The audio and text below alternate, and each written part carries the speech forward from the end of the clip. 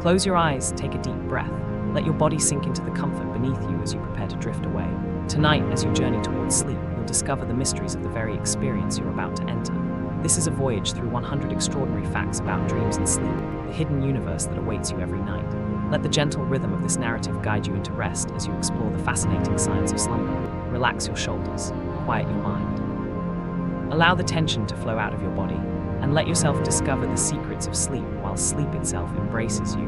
Welcome to Explore During Sleeping. Fact 1. The years we spend in darkness. The average human being spends approximately 26 years asleep over the course of a lifetime. For someone who lives to be 78 years old, that equals 227,760 hours of sleep, more time than most people spend working in their entire careers, more time than they spend eating, traveling, or engaging in hobbies. Sleep consumes more of human existence than any other single activity, except waking consciousness itself. Yet this enormous investment of time isn't wasted. During these thousands of nights, the brain performs essential maintenance operations that cannot happen during waking hours. The body undergoes crucial restoration processes requiring complete shutdown of conscious awareness. Every cell uses these hours to repair damage, eliminate waste, and prepare for another cycle of life. Without sleep, the human organism breaks down within days. Studies of extreme sleep deprivation demonstrate that humans can survive longer without food than without sleep.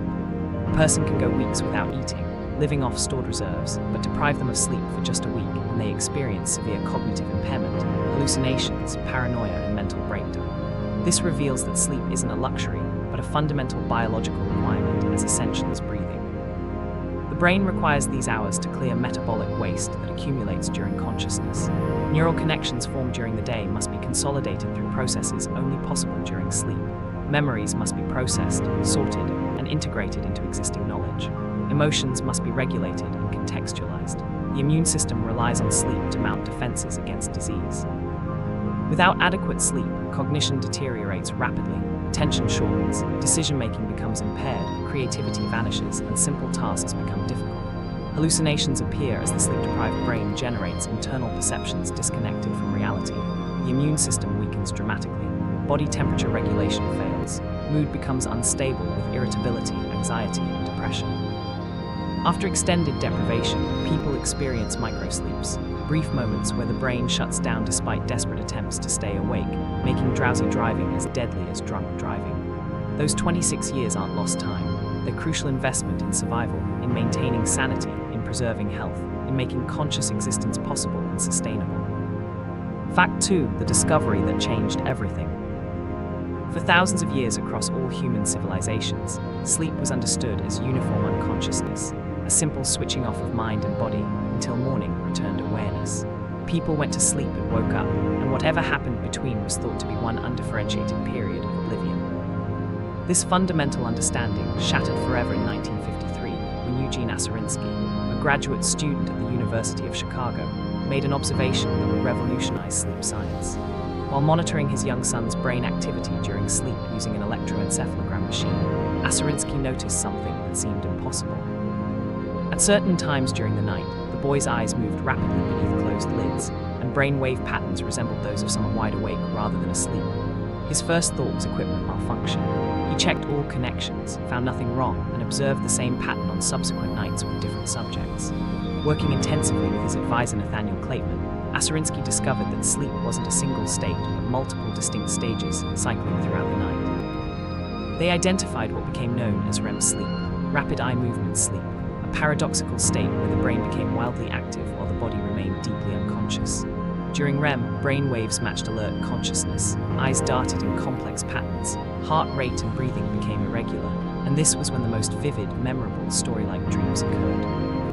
This revelation showed that the sleeping brain wasn't simply idling in darkness, but actively cycling through profoundly different states of consciousness, each serving specific purposes. The discovery transformed sleep from a philosophical puzzle into a major field of neuroscience and medicine. It led to thousands of subsequent discoveries, illuminating fundamental aspects of memory formation, emotional regulation, learning, and the nature of consciousness itself. The finding opened questions researchers still work to answer more than 70 years later. Why does the brain cycle through these radically different states? What specific functions does each stage serve that others cannot? How did this complex architecture evolve?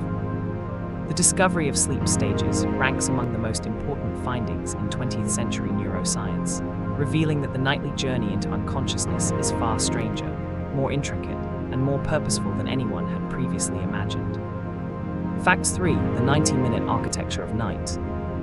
Throughout each night of sleep, the human brain embarks on a repeating journey lasting approximately 90 to 110 minutes from beginning to end. This is the sleep cycle. The cycle doesn't occur just once, but repeats 4 to 6 times during a typical night, like waves rolling steadily onto a shore. Each cycle follows the same general path, beginning with light stage 1 sleep, progressing into deeper stage 2, descending into the deepest stage 3 slow wave sleep, then rising back through stage 2 before entering the completely different state of REM sleep, after which the cycle begins again. However, the architecture of these cycles changes systematically as night progresses, revealing deep biological purpose. In early cycles, deep slow-wave sleep dominates, lasting 30 to 60 minutes or more, while REM periods are brief, perhaps only 5 to 10 minutes. The brain prioritizes physical restoration during these early hours, spending maximum time in stages where growth hormone surges, tissues repair intensively, immune defenses strengthen, and energy stores replenish. The brain itself undergoes cleansing as cerebrospinal fluid flushes through neural tissue, clearing metabolic waste including proteins linked to Alzheimer's disease. As dawn approaches, this balance shifts dramatically. Deep sleep becomes scarce, appearing only briefly or not at all in final cycles. Meanwhile, REM sleep grows progressively longer, 50 minutes in the second cycle, 25 minutes in the third, and by the final cycle before waking, REM can last 45 minutes to an hour or more. The brain has completed urgent physical restoration and now emphasizes memory consolidation, emotional processing, and creative problem solving. This carefully calibrated pattern represents millions of years of evolution, optimizing the distribution of different sleep types across available hours. Remarkably, this 90-minute rhythm doesn't disappear during waking, but continues influencing function throughout the day. Alertness, focus, creativity, and energy follow roughly 90-minute cycles during waking hours, creating natural peaks and valleys in performance. Studies of elite performers show their practice sessions often naturally cluster around 90-minute durations, suggesting intuitive alignment with biological rhythms. The cycle represents temporal architecture as fundamental to brain function, as spatial organization of different regions. Fact 4. The threshold between worlds. Stage 1 sleep represents the gossamer-thin boundary between wakefulness and true sleep, a liminal zone where consciousness begins its nightly dissolution. This transitional phase typically lasts only 1 to 7 minutes, comprising just 2 to 5% of total sleep time. Yet despite its brevity, this stage represents one of the most phenomenologically fascinating aspects of sleep, the actual process of letting go of consciousness, of crossing from one fundamental state of being into another.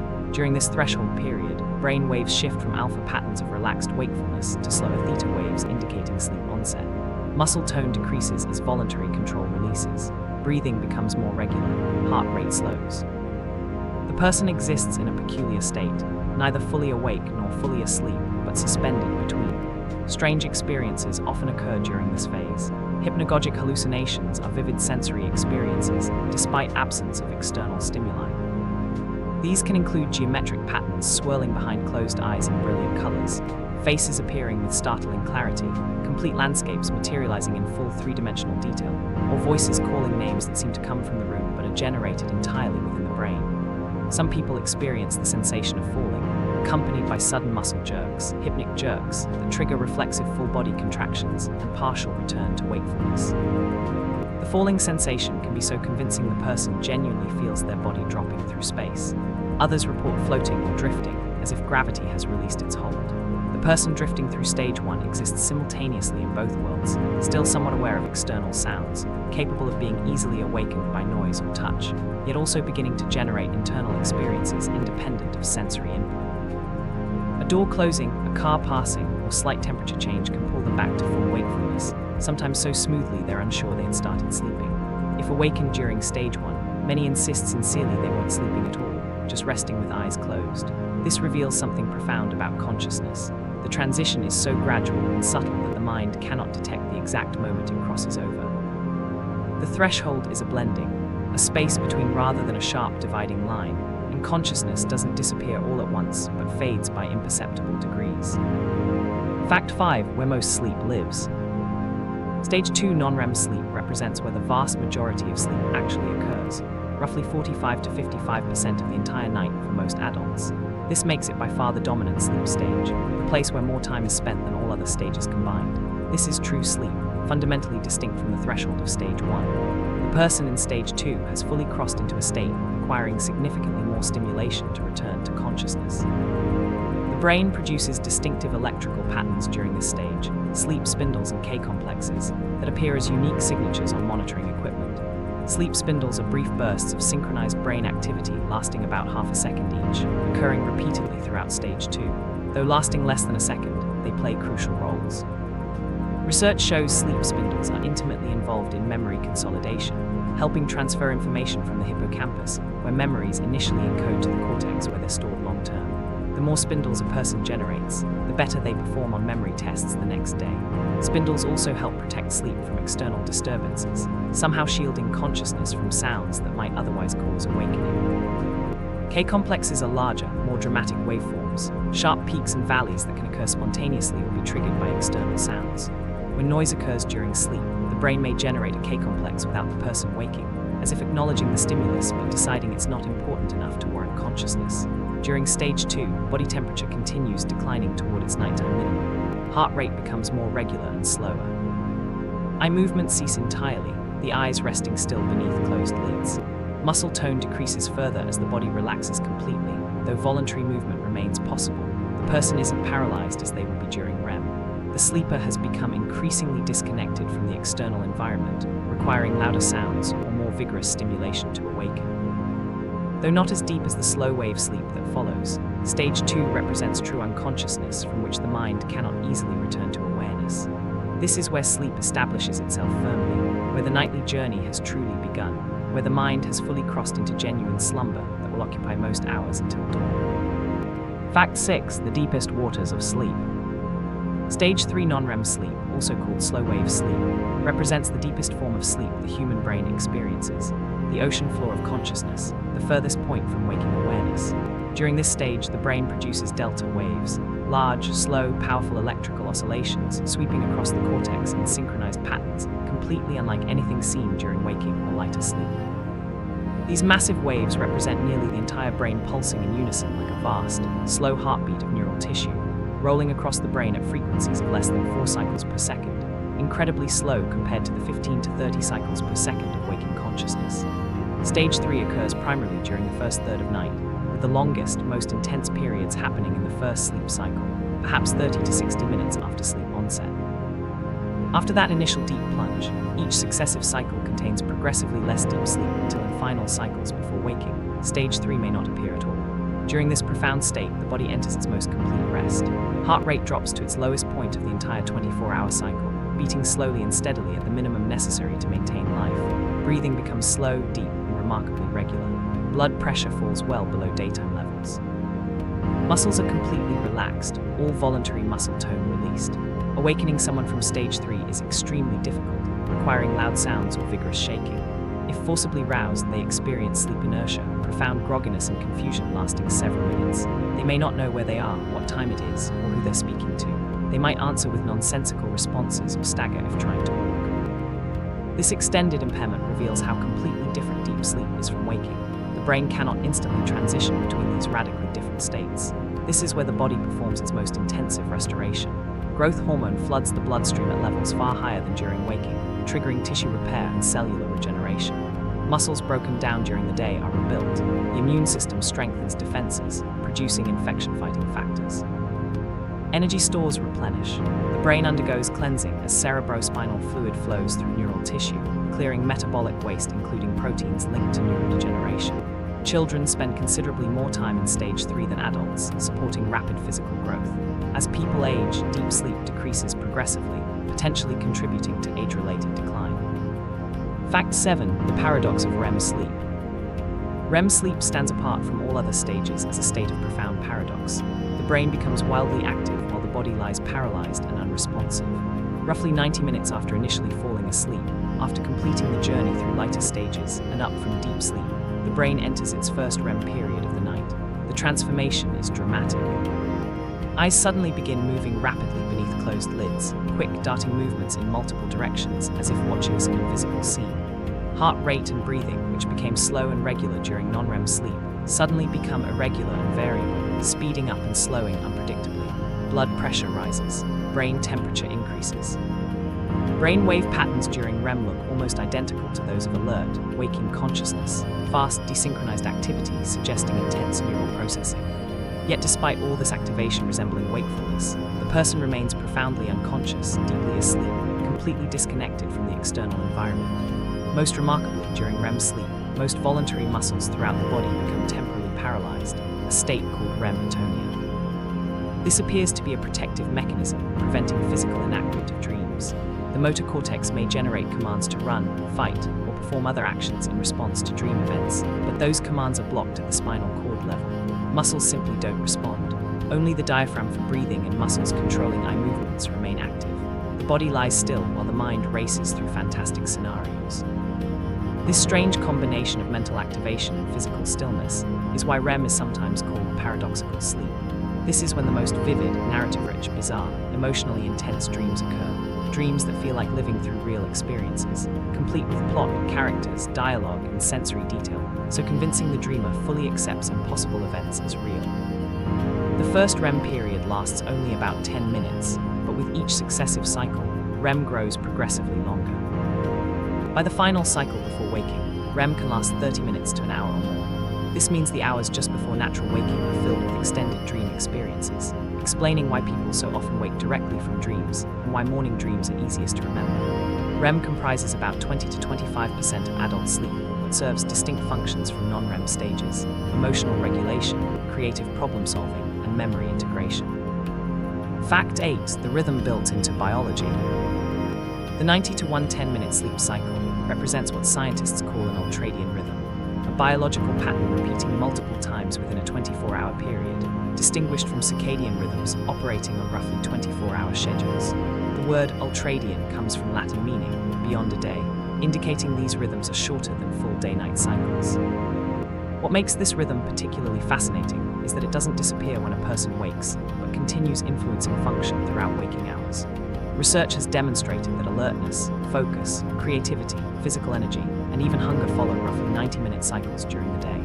The brain naturally alternates between periods of high concentration lasting about 90 minutes, followed by phases where attention naturally wanes and performance declines. This explains the common experience of being able to concentrate intensely on work for a certain period, before hitting a wall where focusing becomes difficult and breaks become necessary. These waking ultradian rhythms match the duration of nighttime sleep cycles, suggesting this 90-minute pattern is hardwired into human neurobiology at a fundamental level. The brain appears to operate in cycles whether asleep or awake, oscillating between different modes of function. During waking, it cycles between states optimized for focused attention and states better suited for rest and integration. During sleep, it cycles between stages optimized for physical restoration and stages optimized for memory consolidation and emotional processing. This fundamental rhythm appears across many mammalian species, not just humans. Rats, cats, dogs, and other mammals all show sleep cycles of varying lengths, with duration roughly correlating with body size and metabolic rate. This cross-species consistency suggests the ultradian rhythm serves fundamental functions related to how nervous systems process information and maintain optimal functioning over extended periods. Some researchers and productivity experts have proposed that optimal performance might be achieved by working with these natural rhythms rather than fighting them, taking breaks roughly every 90 minutes to align with the brain's inherent oscillatory patterns. Studies of elite performers in various fields have found their practice sessions naturally cluster around 90-minute durations, suggesting they may intuitively work with their biology. The rhythm may represent a basic organizational principle of brain function, a temporal architecture as fundamental to neural operation as the spatial architecture of different brain regions. Fact 9. Dreams across millennia. The oldest recorded dream in human history was inscribed on a clay tablet in ancient Mesopotamia, approximately 4,000 years ago during the 3rd millennium BCE. The dream was recorded by a Sumerian king named Dumuzi, who described a troubling vision filled with ominous symbols. In the dream, Dumuzi saw churns lying empty, his drinking cup falling, his shepherd's crook disappearing, an eagle carrying off a lamb, and his goats dragging their beards in dust. These images deeply troubled him, and he sought interpretation from his sister, skilled in dream reading. She told him the dream foretold his death, and according to myth, she was correct. This ancient text demonstrates that humans have been fascinated by and seeking meaning in dreams since civilization's dawn. The fact that one of humanity's earliest written records concerns a dream reveals how central the dream experience has been to human consciousness across all history. Across cultures, continents, and thousands of years, dreams have been interpreted as messages from gods, glimpses of the future, visitations from the dead, or windows into hidden realms of truth.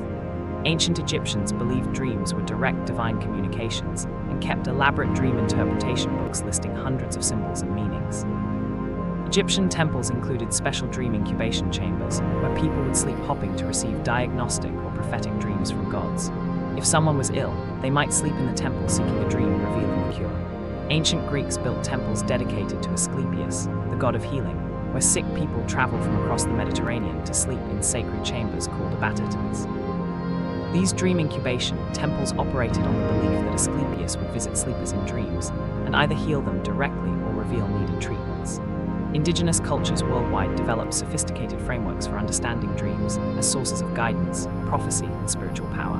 Many Native American tribes considered dreams more real and true than waking experience, messages from spirits, ancestors, or deeper layers of reality.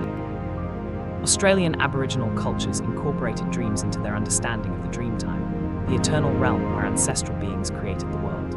This universal human preoccupation with dreams, appearing in every culture, every time period, every technological level, suggests the nightly experience of an alternate reality represents something fundamental to human consciousness, a mystery captivating humanity since people first recorded experiences. Fact 10. How Barbies sleep. Newborn human infants sleep approximately 16 to 17 hours per day, spending more time asleep than awake in the first weeks of life. But infant sleep differs dramatically from adult sleep in ways revealing crucial developmental functions. Barbies don't follow the 90-minute sleep cycle structuring adult sleep. Instead, their cycles are much shorter, lasting only about 50 to 60 minutes from beginning to end. This means Barbies experience many more complete cycles than adults in the same time period. Even more remarkably, newborns spend about 50% of their total sleep time in REM sleep, compared to only 20 to 25% in adults. For roughly half of those 16 to 17 hours daily that a newborn sleeps, the baby's brain is in the highly active state of REM. This extraordinarily high REM proportion isn't random, but serves crucial developmental purposes. The infant brain is growing at an astonishing rate never matched again in life. A newborn's brain roughly doubles in volume during the first year, with neurons forming connections, synapses, at approximately 1.8 million new connections per second at peak periods. During REM sleep, the infant brain shows electrical activity patterns associated with intense neural activity, synaptic formation, and neural network organization. The brain is literally constructing itself during these dream-filled hours, building the neural architecture supporting consciousness, learning, memory, and all cognitive functions throughout life. Research has shown that REM sleep amount in infants correlates with measures of brain development and later cognitive function. Premature infants, whose brains are even less developed at birth, spend an even higher proportion in REM, sometimes up to 80%, as if the brain works overtime to complete development normally occurring in the womb. Newborns also haven't developed the muscle paralysis accompanying adult REM sleep, which is why infants make facial expressions during sleep, smiling, frowning, grimacing, and move their limbs and make sounds. They're experiencing REM with all its brain activity, but without the atonia preventing movement. The sleep-wake cycle of newborns also doesn't align with day-night patterns for the first months. Barbies are born without a functioning circadian rhythm. The suprachiasmatic nucleus isn't yet entrained to the 24-hour day. Instead of sleeping in one long nighttime block, infants cycle between sleep and wakefulness every few hours around the clock. This pattern gradually matures over the first years through brain development and environmental entrainment. By around 6 months, most Barbies can sleep longer stretches at night. By around age 5, a child's sleep architecture finally resembles adults, though children still need more total sleep for years to come. Fact 11. How sleep builds memory.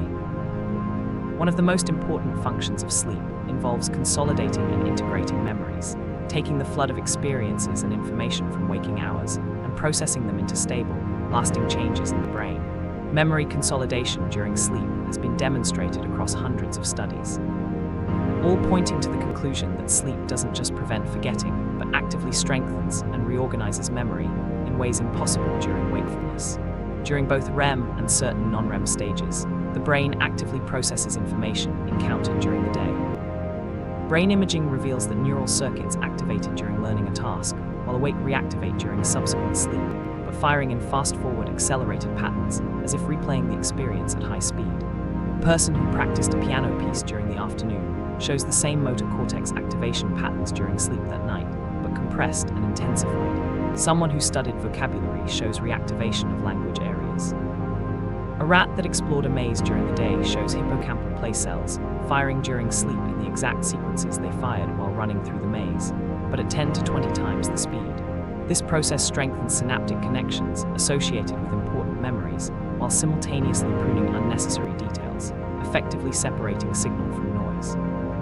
The brain determines what's worth keeping and what can be discarded, what deserves long-term storage, and what was merely temporary, context-specific information. The sleeping brain acts like an editor, reviewing the day's experiences and deciding what to keep for the final cut. The evidence for sleep's role in memory is overwhelming. Students who study material then sleep before testing perform significantly better than those who study the same amount but stay awake. The sleep group doesn't just remember more, they often show better understanding and can apply information more flexibly to new contexts. Motor skills improve during sleep through offline learning. A person practicing a finger-tapping sequence or musical passage improves performance after sleep without additional practice. The improvement happens during sleep itself as the brain consolidates and optimizes the motor program. Different memory types rely on different sleep stages. Motor skills and procedural memories benefit particularly from early night deep sleep. Emotional memories processed during REM sleep, which may explain why REM deprivation leads to emotional instability. Declarative memories get consolidated across multiple stages. Dreams may represent side effects of this memory processing work, fragments of replayed experiences bubbling into awareness, recent events recombined with older memories in strange logic as the brain sorts through archives, linking new information with old, creating connections between disparate experiences. Fact 12. The brain's nightly cleansing. In 2012, researchers led by Macon Nedegard at the University of Rochester made a discovery fundamentally changing understanding of why sleep is necessary. They found that the brain possesses a waste clearance system operating primarily during sleep, especially during deep stages. This system, termed the glymphatic system, combining glia and lymphatic, functions like a biological dishwasher for the brain, clearing metabolic debris accumulating during the energy-intensive activities of consciousness. The discovery revealed a previously unknown mechanism. During sleep, particularly deep slow-wave sleep, the space between brain cells, the extracellular space, expands dramatically, increasing in volume by up to 60%. This expansion allows cerebrospinal fluid, the clear liquid surrounding the brain and spinal cord, to flow more freely through neural tissue. The fluid flows along pathways created by glial cells, particularly astrocytes, support cells surrounding blood vessels and neurons throughout the brain. This flowing cerebrospinal fluid acts like washing solution, carrying away metabolic waste products accumulated during the day. Among the waste products cleared is beta-amyloid, a protein that when it accumulates forms the plaques strongly associated with Alzheimer's disease and other dementias. Beta-amyloid is produced constantly as a byproduct of normal neural activity, but needs clearing to prevent buildup. The glymphatic system performs this clearance primarily during sleep. Studies show beta-amyloid levels in the brain decrease during sleep and increase during waking. The glymphatic system is approximately 10 times more active during sleep than wakefulness. This dramatic difference suggests one crucial sleep function, perhaps the crucial function making sleep universal among animals with complex nervous systems, is literally cleaning the brain. The brain apparently cannot perform this intensive waste clearance while simultaneously processing sensory information, controlling complex behaviors, and maintaining consciousness.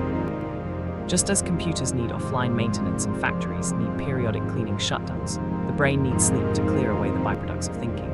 This discovery helps explain why sleep deprivation causes cognitive impairment. A brain cluttered with metabolic debris cannot function optimally. Waste products interfere with synaptic transmission, disrupt neural circuits, and generally impair cognitive processing. It also explains why chronic sleep deprivation increases risk of neurodegenerative diseases like Alzheimer's. Without adequate sleep, beta-amyloid and other potentially toxic proteins accumulate over time, increasing pathology likelihood. The glymphatic discovery provided compelling physical explanation for why all animals with complex nervous systems need sleep, and why that need cannot be circumvented. Fact 13. When games invade dreams. In the mid-1990s, researcher Robert Stickgold at Harvard Medical School conducted an experiment revealing something fascinating about how sleep processes daily experiences. He had volunteers play the video game Tetris for several hours, watching geometric shapes fall, rotating them, and fitting them together to complete lines. Participants played until reaching reasonable proficiency, engaging intensely with the game's visual spatial patterns. That night, as participants drifted off to sleep, many reported seeing Tetris-like imagery in their minds. They saw geometric shapes falling, blocks rotating, fleeting visions of Tetris pieces fitting together or gaps needing to be filled. The imagery appeared particularly during the hypnagogic period of Stage 1 sleep, the threshold between waking and sleeping. Players described the experience as intrusive, images appearing unbidden, the game continuing in their minds even though they were trying to sleep and had no desire to keep playing. This phenomenon, now widely known as the Tetris effect, has since been observed with countless activities beyond video games. Medical students report seeing anatomical diagrams, organs, and surgical procedures during sleep onset after intense study sessions. Musicians hear melodies, scales, and rhythmic patterns. Chess players see boards, pieces, and tactical positions.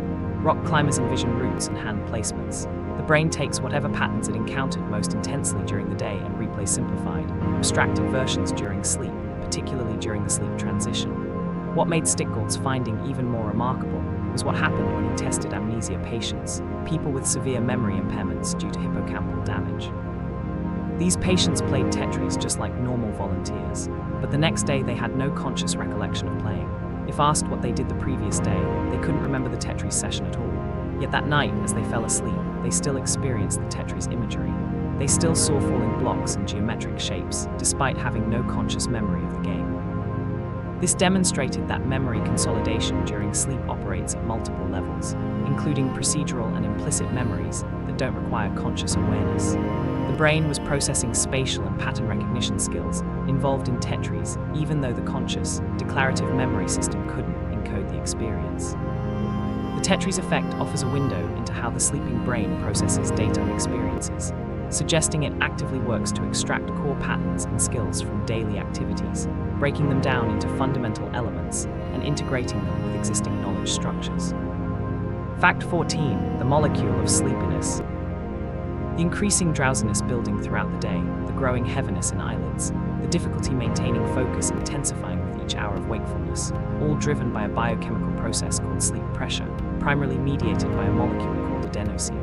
Adenosine is a byproduct of cellular energy metabolism. All cells, including neurons, use ATP adenosine triphosphate as their primary energy currency. When ATP breaks down to release energy for cellular work, it converts to AD, then AMP, and eventually to adenosine itself. As neurons consume energy during the demanding work of consciousness, processing information, transmitting signals, maintaining awareness, adenosine accumulates in the brain as metabolic waste. This accumulating adenosine doesn't just float harmlessly. It binds to specific receptors in the brain, particularly concentrated in the basal forebrain and other regions regulating sleep and wakefulness. When adenosine binds to these receptors, it triggers cascades of effects promoting sleep and reducing arousal. Neural circuits promoting wakefulness become inhibited. Circuits promoting sleep become activated. Subjectively, this manifests as increasing drowsiness, declining alertness, difficulty concentrating, and growing desire to close eyes and surrender to sleep. The longer a person stays awake, the more adenosine builds up, and the stronger the pressure to sleep becomes. This creates homeostatic sleep drive, a biological force pushing towards sleep that intensifies with time awake, regardless of time of day. Someone awake for 16 hours has much higher adenosine levels and stronger sleep pressure than someone awake only 4 hours. This homeostatic drive is independent of circadian rhythm. It builds based on time awake, not based on the sun's position. During sleep, adenosine levels drop as the molecule clears away through metabolic pathways. This is why people wake refreshed after adequate sleep. Adenosine has cleared, sleep pressure has been relieved, and the drive to sleep has reset to low levels. This also explains why insufficient sleep leads to carrying over sleep debt. If sleep is cut short before adenosine fully clears, a person wakes still carrying elevated levels, starting the day already partially fatigued. Caffeine, consumed by billions daily in coffee, tea, and energy drinks, works by blocking adenosine receptors. The caffeine molecule is similar enough in structure to adenosine to fit into the same receptors, but different enough that it doesn't activate them. When caffeine occupies adenosine receptors, it prevents adenosine from binding and creating sleep-promoting effects. This is why coffee creates alertness, not by providing energy, but by temporarily masking the brain's natural fatigue signals. However, adenosine doesn't disappear just because caffeine blocks its receptors. It continues accumulating. When caffeine wears off after a few hours, all the masked adenosine suddenly makes its presence felt, causing crashes as hours of accumulated sleep pressure hit at once. Fact 15. Two forces shaping sleep. Human sleep is governed not by one system, but by two interacting processes working in concert. This is the two-process model of sleep regulation. The two processes are the homeostatic sleep drive, labeled process S, and the circadian rhythm, labeled process C. Understanding how these processes interact explains not just normal sleep, but also phenomena like jet lag, shift work difficulties, and the afternoon slump. Process S, the homeostatic sleep drive, is mediated primarily by adenosine accumulation. This process builds pressure to sleep based purely on how long someone has been awake. It's like a slowly rising tide of fatigue beginning the moment a person wakes and continuing to climb with each hour of wakefulness. After 2 hours awake, sleep pressure is low. After 8 hours, it's moderate. After 16 hours, it's high. After 24 hours, it's overwhelming. This drive is independent of time of day. It simply accumulates based on time awake. Process C, the circadian rhythm, operates on a roughly 24-hour cycle, controlled by the suprachiasmatic nucleus in the hypothalamus. This process produces an alertness signal that rises and falls in a daily pattern, aligned with Earth's rotation and the light-dark cycle. Circadian alertness is typically lowest in early morning hours around 3 to 5 a.m., rises throughout the morning, peaks in late morning or early afternoon, dips slightly in mid-afternoon, peaks again in early evening, then falls dramatically after sunset. This rhythm continues cycling whether someone has been awake 2 hours or 20 hours. It's driven by time of day, not sleep pressure. These two processes interact in complex ways. Consider a normal day. Someone wakes at 7 a.m. with homeostatic sleep pressure at 0 and circadian alertness beginning to rise. As morning progresses, sleep pressure slowly builds while circadian alertness climbs higher. The rising circadian signal masks the building sleep pressure, keeping the person alert despite accumulating adenosine. By late afternoon, perhaps around 4 to 6 p.m., something interesting happens, the wake maintenance zone. Homeostatic sleep pressure is quite high after 10 to 12 hours awake, but circadian alertness is also elevated near its evening peak. These forces work in opposition. Despite significant sleep pressure, many people feel a second wind, finding it difficult to nap even if sleep deprived. The circadian alertness signal is strong enough to override homeostatic drive. After sunset, typically around 9 to 11 p.m., the circadian process undergoes dramatic shift. Melatonin begins secreting, circadian alertness plummets, body temperature drops. Now both processes align. Homeostatic pressure is very high after 15 to 16 hours awake, and circadian drive for sleep is also very high. The combined signals create powerful drive towards sleep onset. This model explains jet lag beautifully. When someone flies across time zones, homeostatic and circadian systems desynchronize. Their circadian system operates on home time, while local time differs by hours. This misalignment creates the difficulty falling asleep, daytime fatigue, and general misery of jet lag. Fact 16. The brain's tiny timekeeper. Deep within the hypothalamus, just above where optic nerves cross, lies one of the most important structures in the entire organism, despite its minuscule size. This is the suprachiasmatic nucleus, abbreviated SCN, a cluster of approximately 20,000 neurons measuring less than half a millimeter across in humans, smaller than a grain of rice. Despite its tiny dimensions, this structure serves as the master circadian clock for the entire body, orchestrating the timing of sleep-wake cycles, hormone release, body temperature fluctuations, blood pressure rhythms, and countless other daily patterns repeating roughly every 24 hours. The remarkable property of the SCN is that its neurons generate autonomous oscillations in their electrical activity, with periods of approximately 24 hours, even in complete isolation from any external time cues. If SCN tissue is removed and kept alive in a culture dish, individual neurons continue firing in rhythmic patterns, some neurons more active during what would be subjective day, others more active during subjective night, each cell maintaining its own internal sense of time. These cells express clock genes that turn on and off in feedback loops taking about 24 hours to complete, creating cellular oscillators ticking like molecular metronomes. Individual SCN neurons communicate with each other through synaptic connections and released molecules, synchronizing their rhythms. Through this communication, thousands of individually oscillating cells coordinate their activity to create a coherent, unified timekeeper. The synchronized SCN then broadcasts this timing signal throughout the brain and body via neural connections and hormonal messengers, coordinating the circadian rhythms of peripheral organs and tissues throughout the organism. The liver has its own clock governing metabolism. The kidneys have clocks regulating filtration. Muscle tissue has clocks affecting performance. All these peripheral clocks are synchronized to the master clock in the SCN. The SCN receives direct input from specialized light-sensitive cells in the retina through a dedicated neural pathway called the retinohypothalamic tract. These retinal cells contain a photopigment called melanopsin, responding to light, particularly blue wavelengths abundant in daylight. Importantly, this pathway is separate from the visual system. A person can be completely blind, unable to perceive images or see anything, but still have their circadian rhythm influenced by light if these melanopsin-containing cells remain functional. The light information travels directly to the SCN, allowing it to align its internal 24-hour rhythm with the external day-night cycle through a process called entrainment. Without light input, the human circadian rhythm typically runs slightly longer than 24 hours, about 24.2 hours on average. This means in the absence of time cues, people tend to go to bed a little later each day, slowly drifting around the clock. Light exposure, particularly morning light, acts to reset this clock each day, pulling it back into alignment with the 24-hour day. Fact 17, the hormone of darkness. As evening arrives and light fades, the suprachiasmatic nucleus sends signals to the pineal gland, a small, pine cone-shaped structure deep in the brain, triggering the release of melatonin into the bloodstream. Melatonin, sometimes called the hormone of darkness, is secreted in response to declining light levels and suppressed by light exposure. Melatonin levels are essentially zero during the day, but begin rising approximately 2 hours before habitual bedtime in what's called the dim light melatonin onset. This is considered one of the most reliable markers of circadian phase. The timing of this onset reveals where a person's biological clock is set.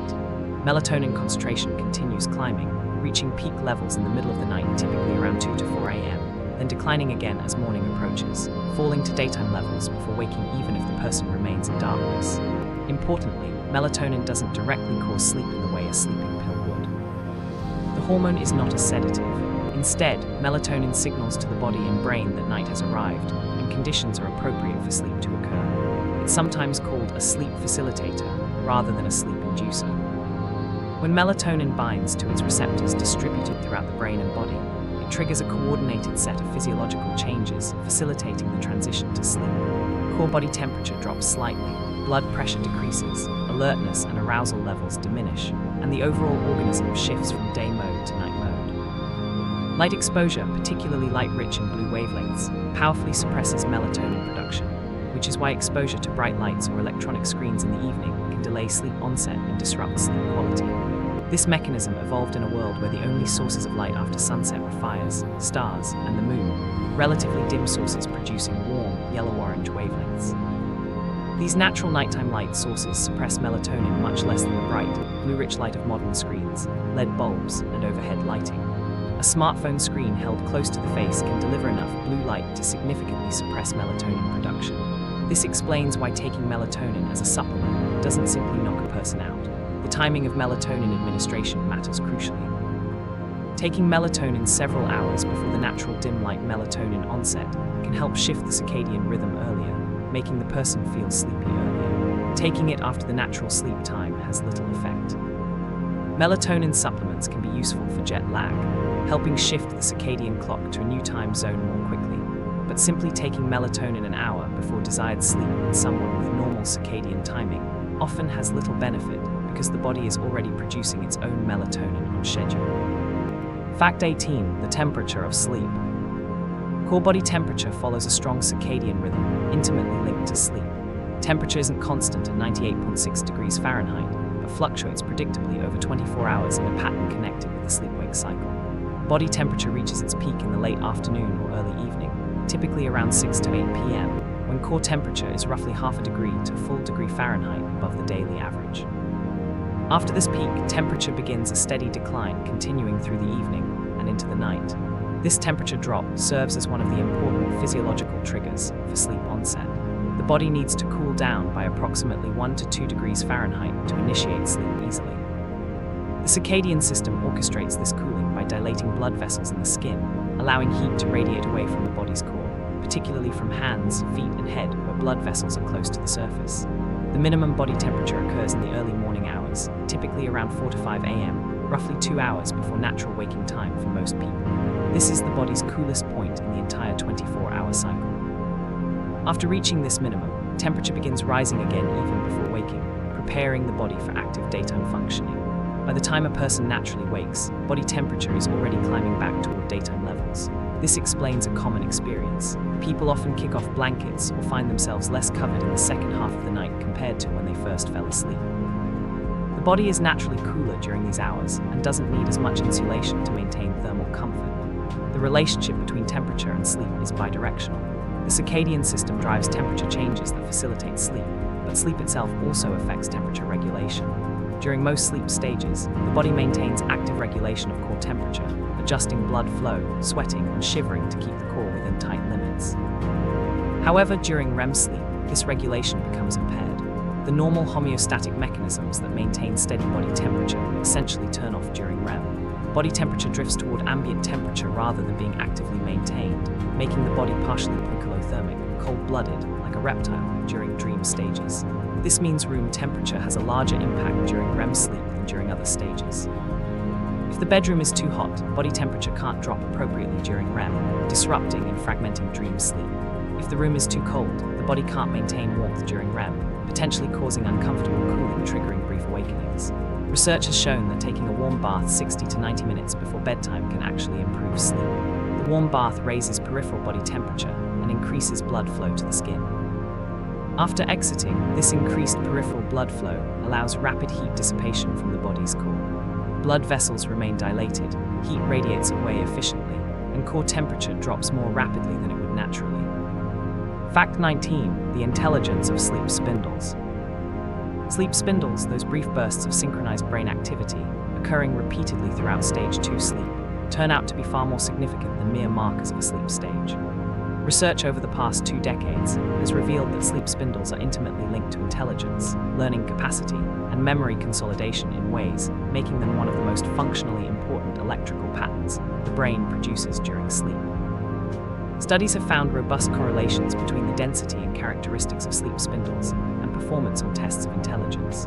People who generate more sleep spindles during a night of sleep tend to score higher on IQ tests, particularly on measures of fluid intelligence, the ability to reason, recognize patterns, and solve novel problems without relying on previously acquired knowledge. This correlation holds across age ranges and appears quite reliable. Even more specifically, characteristics of spindles such as their frequency, their duration, and their amplitude all relate to cognitive measures. The connection between spindles and intelligence likely relates to their role in memory processing and synaptic plasticity. Sleep spindles appear to coordinate activity between 2 crucial brain regions: the hippocampus, where new memories are initially encoded during waking experience, and the cortex, where they're stored for long-term retention. The spindles may facilitate the transfer of information from temporary storage in the hippocampus to permanent storage distributed across cortical networks. This transfer is essential for learning. Without it, new experiences remain isolated in the hippocampus and vulnerable to interference and forgetting. Experimental evidence supports this role. Studies have shown that sleep spindle activity increases following intensive learning sessions, as if the brain generates more consolidation events in response to having more information to process. People with more robust spindle generation show greater improvement on learned tasks after sleep. The density of spindles during a night of sleep predicts how much information will be retained by morning.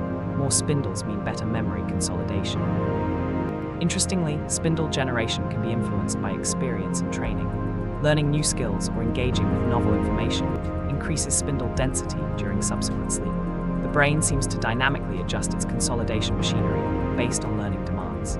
This has led researchers to explore whether sleep spindles could be externally enhanced to boost learning and memory. Several studies have attempted to increase spindle activity through targeted auditory stimulation, playing specific sounds or tones during sleep at frequencies and timings designed to trigger more spindles.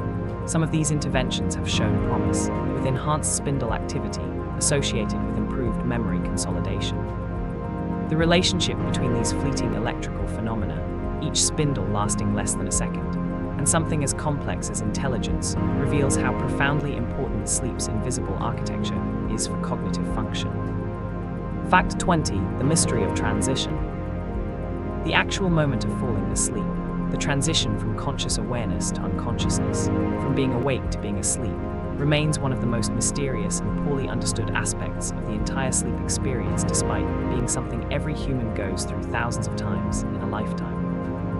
Even after decades of intensive sleep research, using increasingly sophisticated brain imaging and electrical monitoring, Scientists still cannot precisely define the exact instant when a person crosses from waking into sleep, nor can they fully explain what changes in the brain to create the subjective disappearance of the conscious self. The transition isn't instantaneous like flipping a light switch. It's not a discrete moment where consciousness simply vanishes and unconsciousness appears. Instead, the shift from waking to sleeping appears to be a gradual process occurring over several minutes, during which different aspects of consciousness fade at different rates, and different brain regions change state in a staggered sequence rather than all at once. Brain imaging studies using fMRI and other techniques have revealed that different brain regions don't all go offline simultaneously at some clear dividing line between waking and sleeping. Instead, there's a progressive, staged deactivation of various neural networks. The thalamus, which serves as a relay station for sensory information flowing from sense organs to the cortex, begins to reduce its transmission of external stimuli. The thalamus doesn't shut down completely, but becomes less likely to pass signals through, filtering out more of the sensory environment. The default mode network, brain regions particularly active during wakeful rest, mind wandering, and self-referential thinking, shows changing patterns of activity during the descent into sleep. Areas involved in executive control, decision-making, and voluntary attention show declining activation. Primary sensory cortices begin responding less vigorously to external stimuli. Yet paradoxically, people often don't recognize sleep onset when it happens. Someone might lie in bed for 10 or 15 minutes, drifting through stage 1 sleep and even into stage 2, then be awakened by a sound and insist they haven't slept at all, genuinely believing they were lying awake the entire time. This phenomenon, called sleep state misperception, reveals that the subjective experience of consciousness doesn't align perfectly with objective measurements of sleep stages. The hypnagogic period creates experiences that seem to belong neither to pure waking nor pure sleeping, but to some liminal third state. Thoughts become fragmentary and illogical. Mental imagery appears that wasn't consciously generated. The sense of time becomes distorted. Awareness of the external environment fades in and out unpredictably. What exactly changes in the brain to create the subjective disappearance of the conscious self? These questions touch on one of the deepest problems in neuroscience and philosophy, the nature of consciousness itself. As you continue your journey through the mysteries of sleep, let your body relax even deeper. The first 20 facts revealed the architecture of sleep, the stages, the cycles, the biological clocks keeping time. Now, the exploration ventures into stranger territory. The next 20 facts will guide you into the realm of dreams themselves, into the peculiar experiences that fill the sleeping mind, into the questions that have puzzled humanity since consciousness first turned inward to examine itself. Breathe slowly, let go of any remaining tension, and discover what happens when the brain creates worlds from nothing but neural firing patterns. Welcome back to Explore During Sleeping. Fact 21: Why we dream. The question of why humans dream has puzzled philosophers, scientists, and poets for millennia, and despite decades of intensive research, there is still no single agreed-upon answer. Multiple theories have been proposed, each supported by evidence, suggesting that dreams may serve several functions simultaneously rather than one primary purpose. The most well-established theory is that dreams play a crucial role in memory consolidation and emotional regulation. During REM sleep, when most vivid dreaming occurs, the brain shows activation patterns similar to those during waking learning experiences, suggesting it's replaying and processing the day's events. The emotional centers of the brain, particularly the amygdala, show intense activity during REM, while the prefrontal cortex, responsible for logical reasoning and reality testing, shows decreased activation. This pattern may allow the brain to process emotional experiences without the constraints of waking logic, helping to integrate difficult or intense feelings into personal narratives. Research has shown that people deprived of REM sleep show impaired emotional regulation and difficulty processing traumatic experiences. Another prominent theory, proposed by researcher Antti Revonsuo, suggests that dreams serve an evolutionary function as a kind of threat simulation.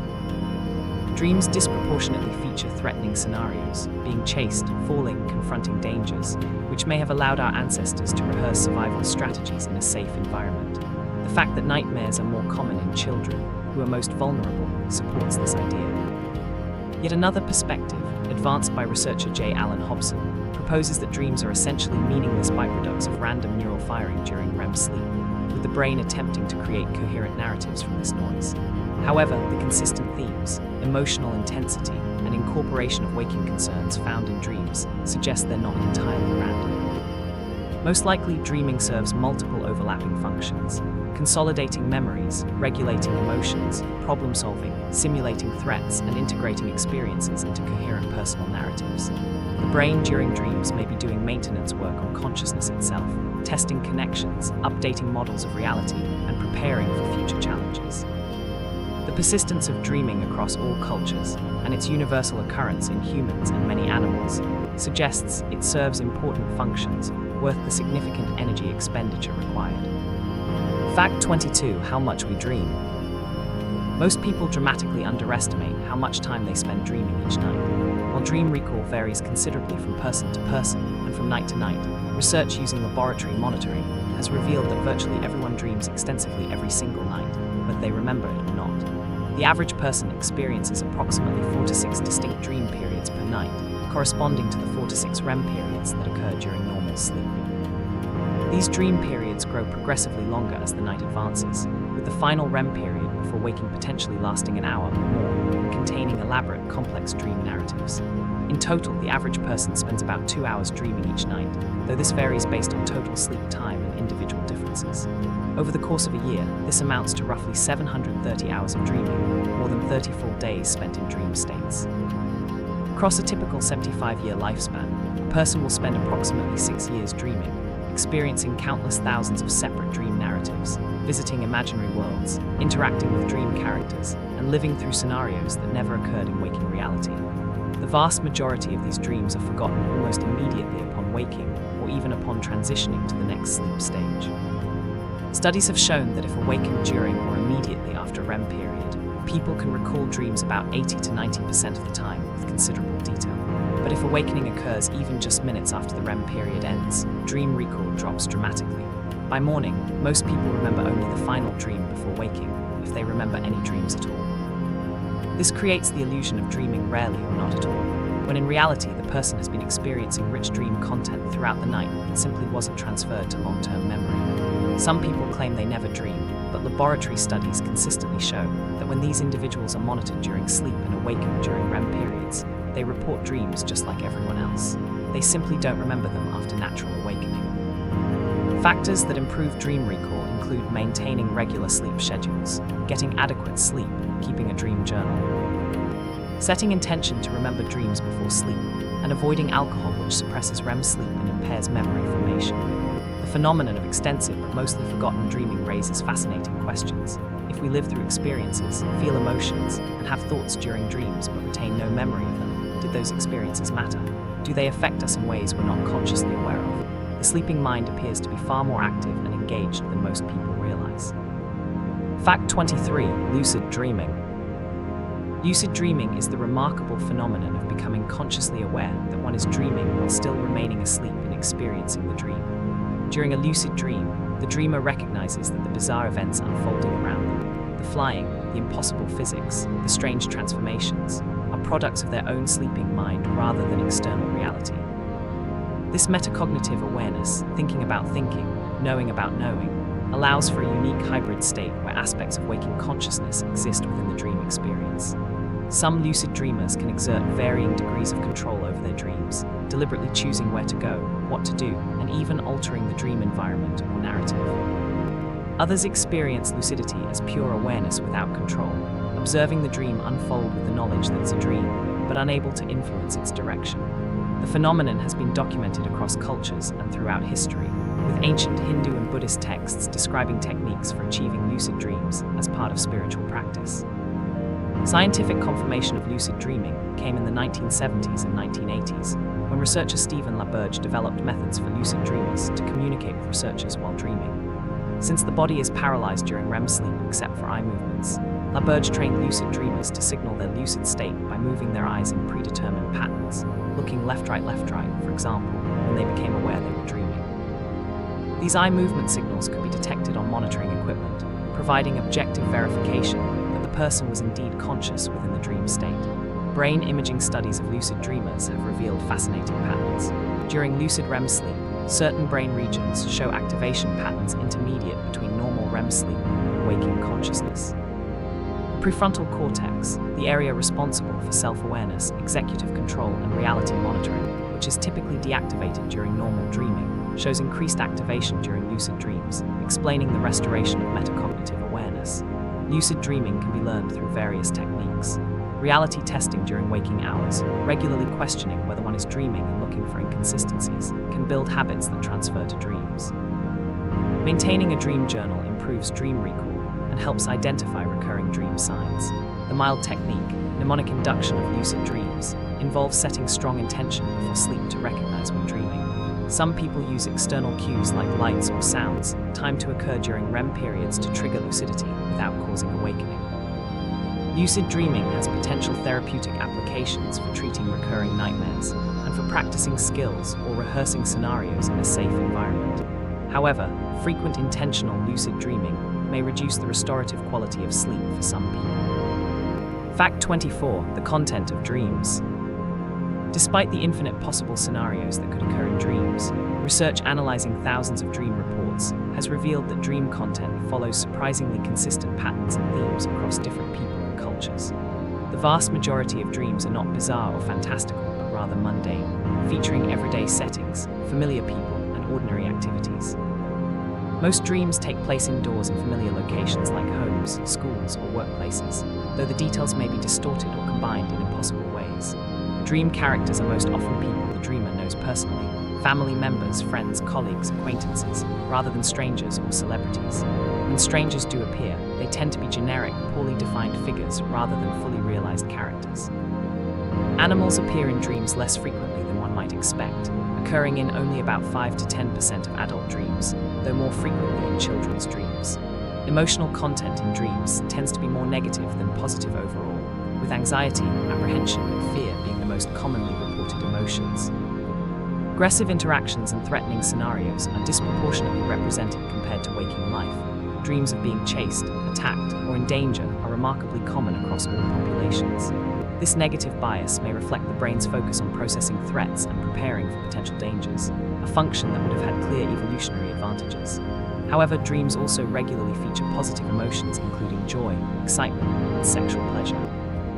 Sexual dreams are common, occurring in about 8 to 10% of dream reports, and can involve partners, acquaintances, strangers, or even inappropriate or taboo scenarios, without the dreamer having any waking desire for such experiences. This likely reflects the brain's reduced inhibition and decreased prefrontal control during dreaming rather than hidden desires. Recent concerns and ongoing situations from waking life regularly appear in dreams, though often transformed or incorporated symbolically rather than replayed directly. If someone is worried about a presentation at work, they might dream of being unprepared for an exam at school, or of speaking in front of a crowd with no voice, or of forgetting important information. This phenomenon, called day residue, shows that dreams incorporate elements from recent waking experiences, typically from 1 to 2 days prior. Notably absent from most dreams are reading, writing, and using technology.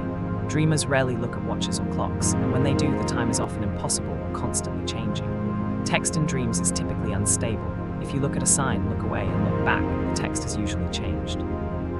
These instabilities may relate to the fact that language processing and logical sequencing are reduced during REM sleep. Fact 25. Sleep paralysis.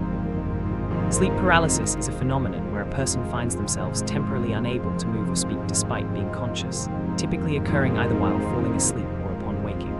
The experience can last from a few seconds to several minutes and is often accompanied by a sense of pressure on the chest, difficulty breathing, and intense fear or dread.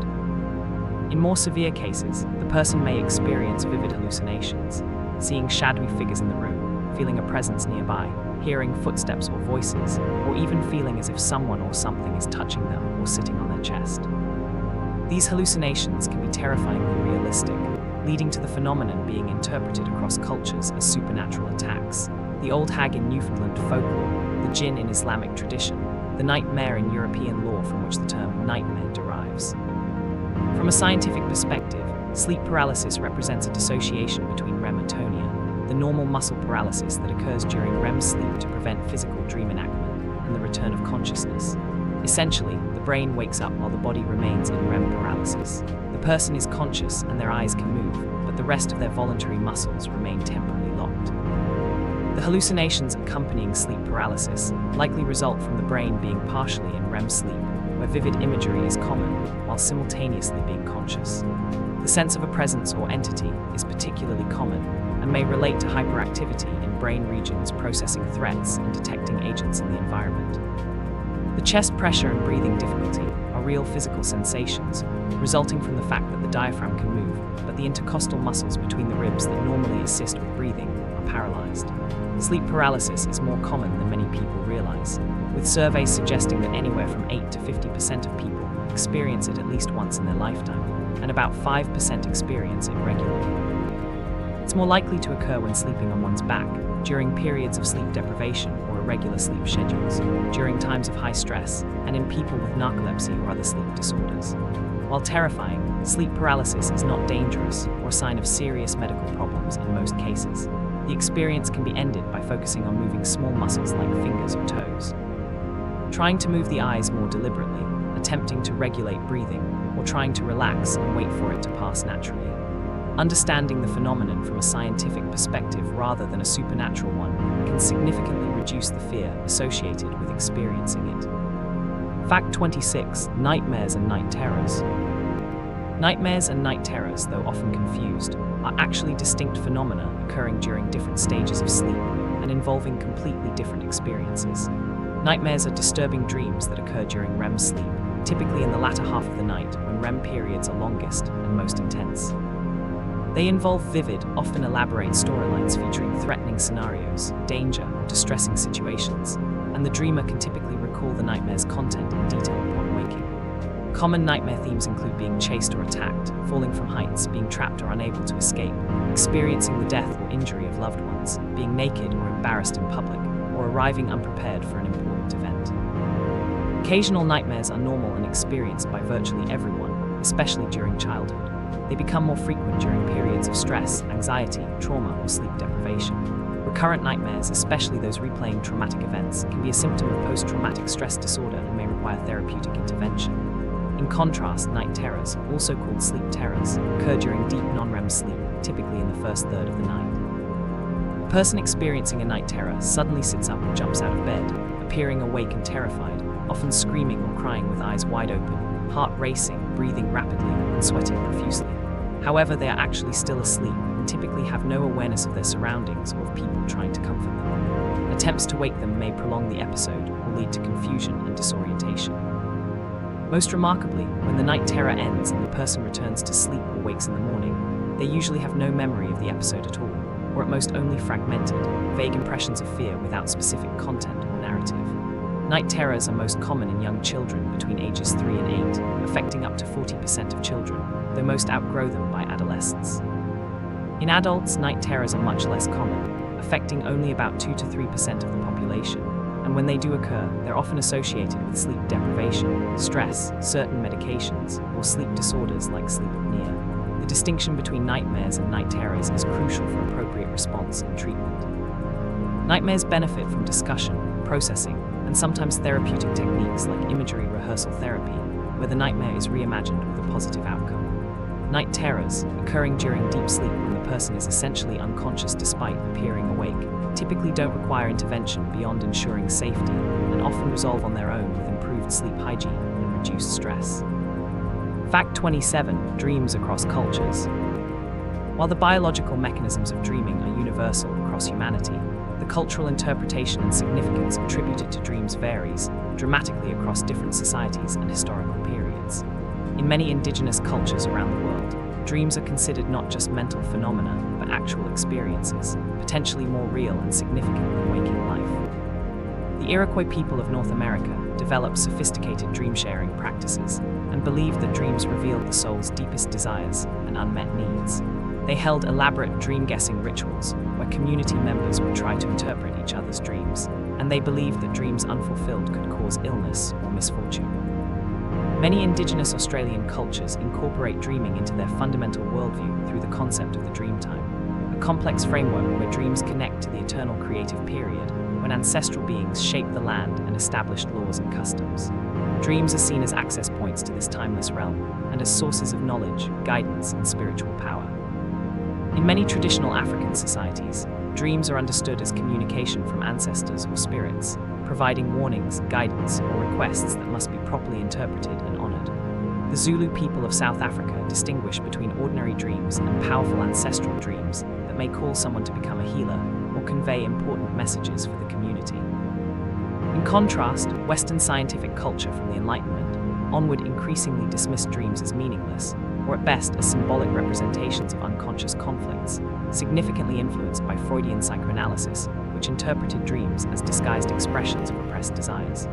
Modern neuroscience views dreams primarily as byproducts of memory consolidation and neural maintenance, though many researchers acknowledge dreams may serve multiple functions. In East Asian cultures, dream interpretation has long been systematized through texts like the Zhou Gong Dream Dictionary in China, which provides standard meanings for common dream symbols, while also recognizing dreams as potential sources of creative inspiration and problem solving. Islamic tradition holds a nuanced view of dreams, distinguishing between true dreams from Allah, which may contain prophecy or guidance, dreams from one's own thoughts and concerns, and false dreams from Shaitan intended to cause distress. The Prophet Muhammad is reported to have taken dreams seriously and encouraged their interpretation. Interestingly, research has found that cultural factors influence not just dream interpretation, but also dream content itself. People in collectivist cultures report more dreams involving groups and social interactions, while people in individualist cultures report more dreams focused on personal achievement and individual actors. The very structure and narrative of dreams appears partially shaped by cultural frameworks and expectations, demonstrating the profound way culture influences even our most private mental experiences. Fact 28. Can dreams predict the future? Throughout history, countless individuals have reported experiencing dreams that seem to predict future events, from personal occurrences to major historical happenings. Abraham Lincoln reportedly dreamed of his own death shortly before his assassination, seeing a funeral in the White House and asking who had died, only to be told the president. Mark Twain claimed to have dreamed of his brother's death in exact detail, including the coffin arrangement and flowers, weeks before a boating accident killed him in circumstances matching the dream. During World War II, some survivors of the Aberfan disaster in Wales, where a coal waste landslide buried a school killing 144 people, including 116 children, reported having had premonitory dreams in the days before. Such accounts raise the question, can dreams actually predict the future, or are these examples of coincidence, selective memory, and confirmation bias? From a scientific perspective, there is no established mechanism by which the brain could access information about future events that haven't occurred yet. However, several factors can create the compelling illusion of precognitive dreams. First, people dream extensively every night about countless scenarios, many involving death, disaster, or significant events. Given the sheer volume of dreams and the variety of content, some will inevitably coincidentally match future events purely by chance. When a dream happens to align with reality, it's remembered vividly and shared widely. The thousands of dreams that didn't match anything are forgotten, creating a strong selection bias. Second, memory is malleable and reconstructive. After an event occurs, people may unconsciously alter their memory of a prior dream to align more closely with what happened, genuinely believing they dreamed exact details that were actually added retrospectively. Third, dreams often incorporate our worries, concerns, and anticipated scenarios. If someone is anxious about a sick relative, they're likely to dream about that person dying. If the person does eventually die, the dream seems prophetic, though it actually reflected existing knowledge and concern, rather than impossible future information. Fourth, dreams may help us notice and process subtle cues we've picked up unconsciously during waking life. Someone might dream about a friend being in danger because they've unconsciously noticed warning signs in the friend's behavior or situation, making the dream seem predictive when it's actually processing present information. Despite the lack of scientific evidence for true precognition, the phenomenon of seemingly prophetic dreams persists across cultures and individuals, likely because the experience feels so powerful and convincing when it occurs, and because the human mind is remarkably good at finding patterns and connections, even where none objectively exist. Fact 29. Dreams and creativity. Some of history's most significant creative breakthroughs and artistic works have been attributed to inspiration from dreams. The structure of the benzene molecule, a fundamental discovery in organic chemistry, reportedly came to Auguste Kekulé in a dream of a snake biting its own tail, leading him to realize the molecule formed a ring. Dmitri Mendeleev claimed the arrangement of the periodic table came to him complete in a dream after struggling with the problem for years.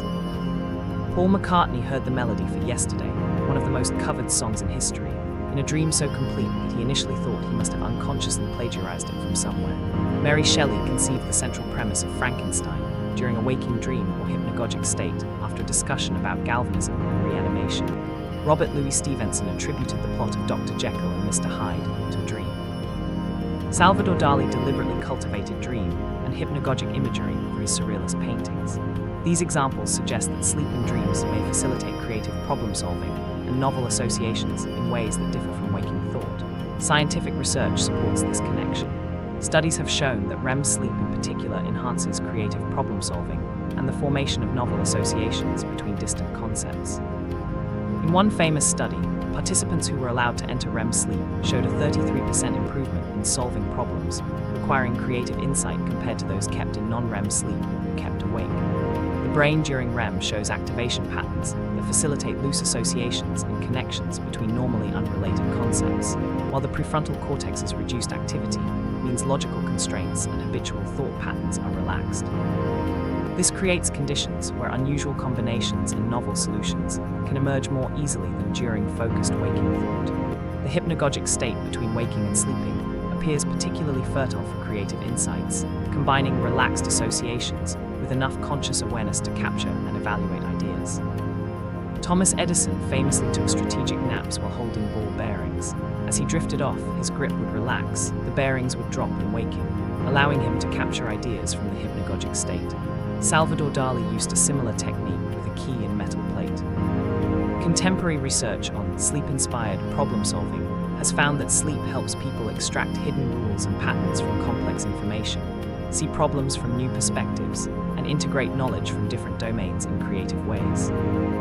While not every dream contains creative gold, and many dreams are mundane or nonsensical, the altered state of consciousness during sleep and the brain's different operational mode during dreaming appear to provide genuine creative advantages for certain types of problems, particularly those requiring novel associations or unconventional perspectives. Fact 30. The blind and dreams. People who are blind experience dreams, but the sensory content of those dreams varies dramatically depending on when sight was lost. Individuals who had vision and lost it later in life continue to experience visual dreams, often for decades after losing sight, drawing on visual memories accumulated before blindness. Over time, the visual component may gradually diminish, but many late blind individuals report vivid visual dream imagery throughout their lives. In contrast, people who were born blind or who lost sight in early childhood before visual memories could form do not experience visual imagery in dreams. However, this doesn't mean their dreams are impoverished or less vivid, quite the opposite. Congenitally blind individuals experience rich, detailed, immersive dreams using their other senses. Their dreams are filled with sounds, voices, music, environmental noises, often with remarkable clarity and spatial positioning. Touch and tactile sensations feature prominently, including textures, temperatures, and physical contact with dream characters or objects. Smells and tastes can be vivid components of dreams for blind individuals. Movement through dream space, body positioning, and kinesthetic sensations are strong elements. Many blind individuals report that their dreams feel just as real, complete, and immersive as sighted people describe their visual dreams to be, just constructed from different sensory inputs. Research comparing the dream reports of blind and sighted individuals has found that while blind people's dreams lack visual imagery, they actually show enhanced auditory, tactile, and olfactory components compared to sighted individuals' dreams, which tend to be overwhelmingly visual with other senses playing supporting roles. This suggests the brain constructs dream experiences from whatever sensory information it has available and expertise in processing. Interestingly, people who are blind show the same REM sleep patterns, the same sleep architecture, and the same evidence of dreaming as sighted individuals. Brain imaging during REM sleep shows that in congenitally blind individuals, the visual cortex, the brain region normally processing sight, is actually active during dreams despite never having received visual input. This cortex appears to have been recruited for processing other sensory information and participates in creating the non-visual dream experience. Some blind individuals report occasionally experiencing dreams where they somehow perceive or understand spatial relationships and objects in ways that don't correspond to any waking sense, but feel like a kind of direct knowing. A phenomenon that's difficult to describe because sighted language lacks adequate vocabulary for non-visual spatial perception. Studies of dreams in blind individuals have provided valuable insights into the nature of consciousness, perception, and the brain's remarkable plasticity in constructing experiential reality from available information, regardless of which specific sensory channels provide that information. Fact 31. Sleep talking. Sleep talking, scientifically known as somnoloquy, is the production of speech or sounds during sleep without the person being aware they're speaking. It can range from incoherent mumbling and nonsense syllables to complete, grammatically correct sentences, and occasionally even entire conversations, though the speaker typically has no memory of the episode upon waking. Sleep talking is remarkably common, with studies suggesting that up to 66% of people talk in their sleep at least occasionally, though regular sleep talking is less frequent, occurring in about 5 to 10% of adults and somewhat more frequently in children. Sleep talking can occur during any stage of sleep, though the characteristics of the speech vary by stage. During lighter stages of sleep, sleep talking is more likely to be intelligible, consisting of actual words and comprehensible sentences, sometimes related to recent waking experiences or concerns. During deeper sleep stages, vocalizations are more likely to be mumbling, moaning, or nonsense sounds. During REM sleep, sleep talking may relate to dream content and can occasionally provide entertaining or bizarre commentary on whatever scenario is unfolding in the dream. Despite popular belief and dramatic portrayals in fiction, sleep talking very rarely reveals genuine secrets or confessions. The vast majority of sleep talking is mundane, fragmentary, or nonsensical. The cognitive processes involved in speech during sleep are different from waking speech, and the content typically doesn't represent truthful disclosure of hidden information. In fact, sleep talkers sometimes say things that are demonstrably false or completely contrary to their waking beliefs and experiences, suggesting the sleeping brain generates speech without the normal constraints of truth, consistency, or self-monitoring that operate during waking consciousness. Sleep talking can be triggered or worsened by several factors including sleep deprivation, irregular sleep schedules, stress and anxiety, fever and illness, certain medications, alcohol consumption, and other sleep disorders like sleep apnea or REM sleep behavior disorder. It often runs in families, suggesting genetic components. While sleep talking itself is generally harmless and requires no treatment, it can disturb bed partners or lead to embarrassment. It can occasionally indicate underlying sleep disorders if accompanied by other symptoms like violent movements. Difficulty breathing or excessive daytime sleepiness, in which case evaluation by a sleep specialist may be warranted. The content of sleep talking can sometimes provide researchers with insights into the sleeping mind, though interpreting such speech is challenging given its fragmentary and often nonsensical nature.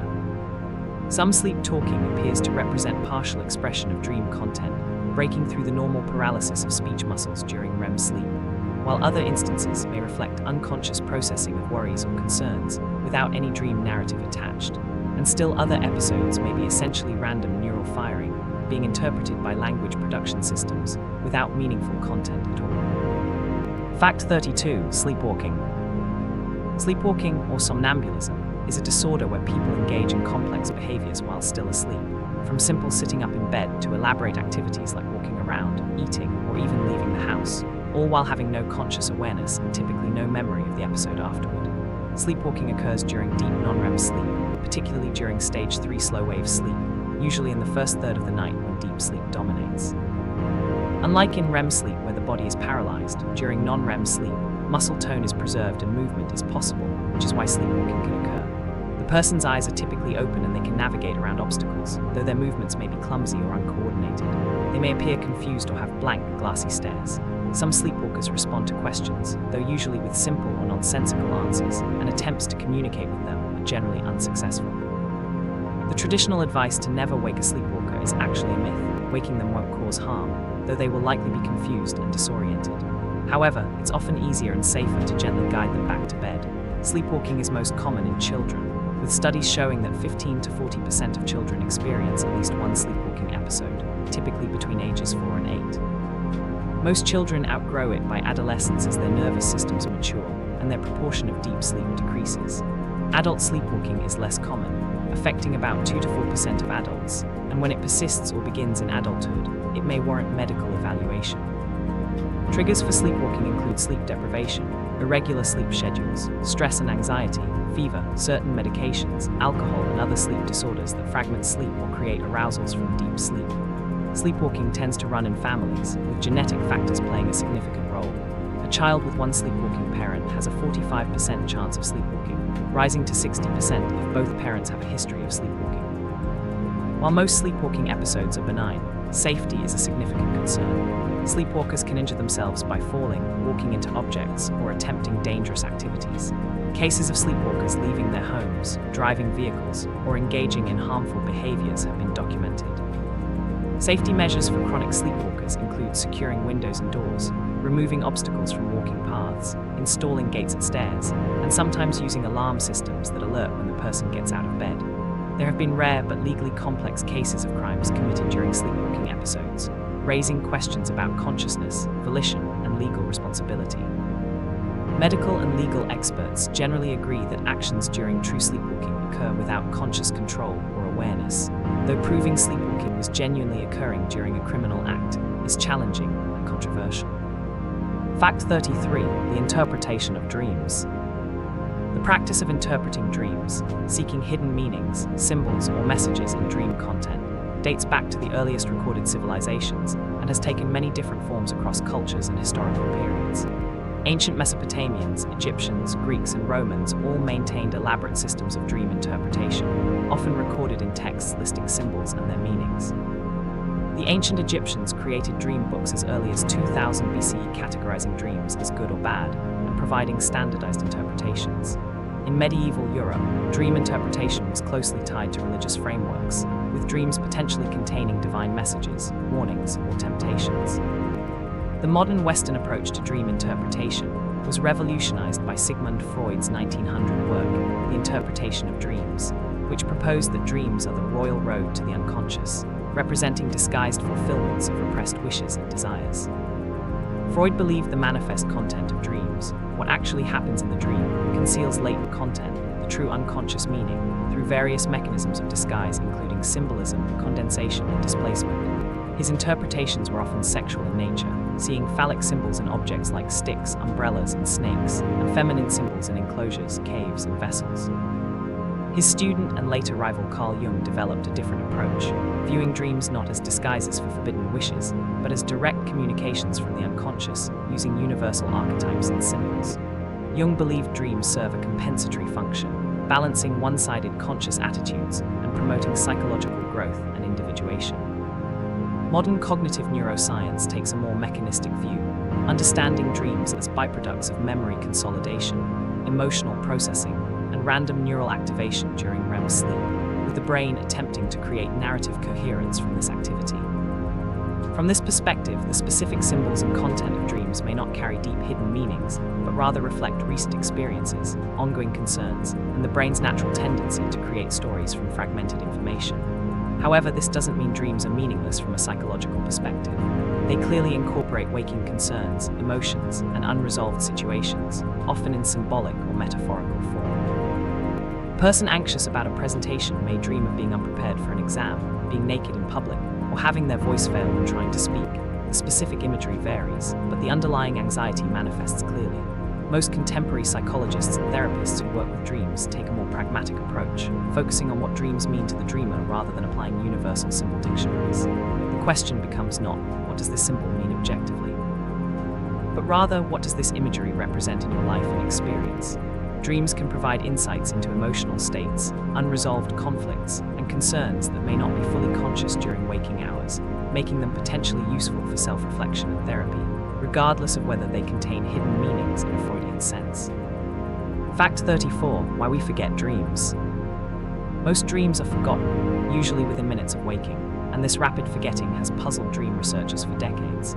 People who feel certain they never dream actually dream just as much as everyone else. They simply don't remember it. Even people who do remember some dreams typically recall only a small fraction of their nightly dream experiences. Several factors contribute to this massive dream amnesia.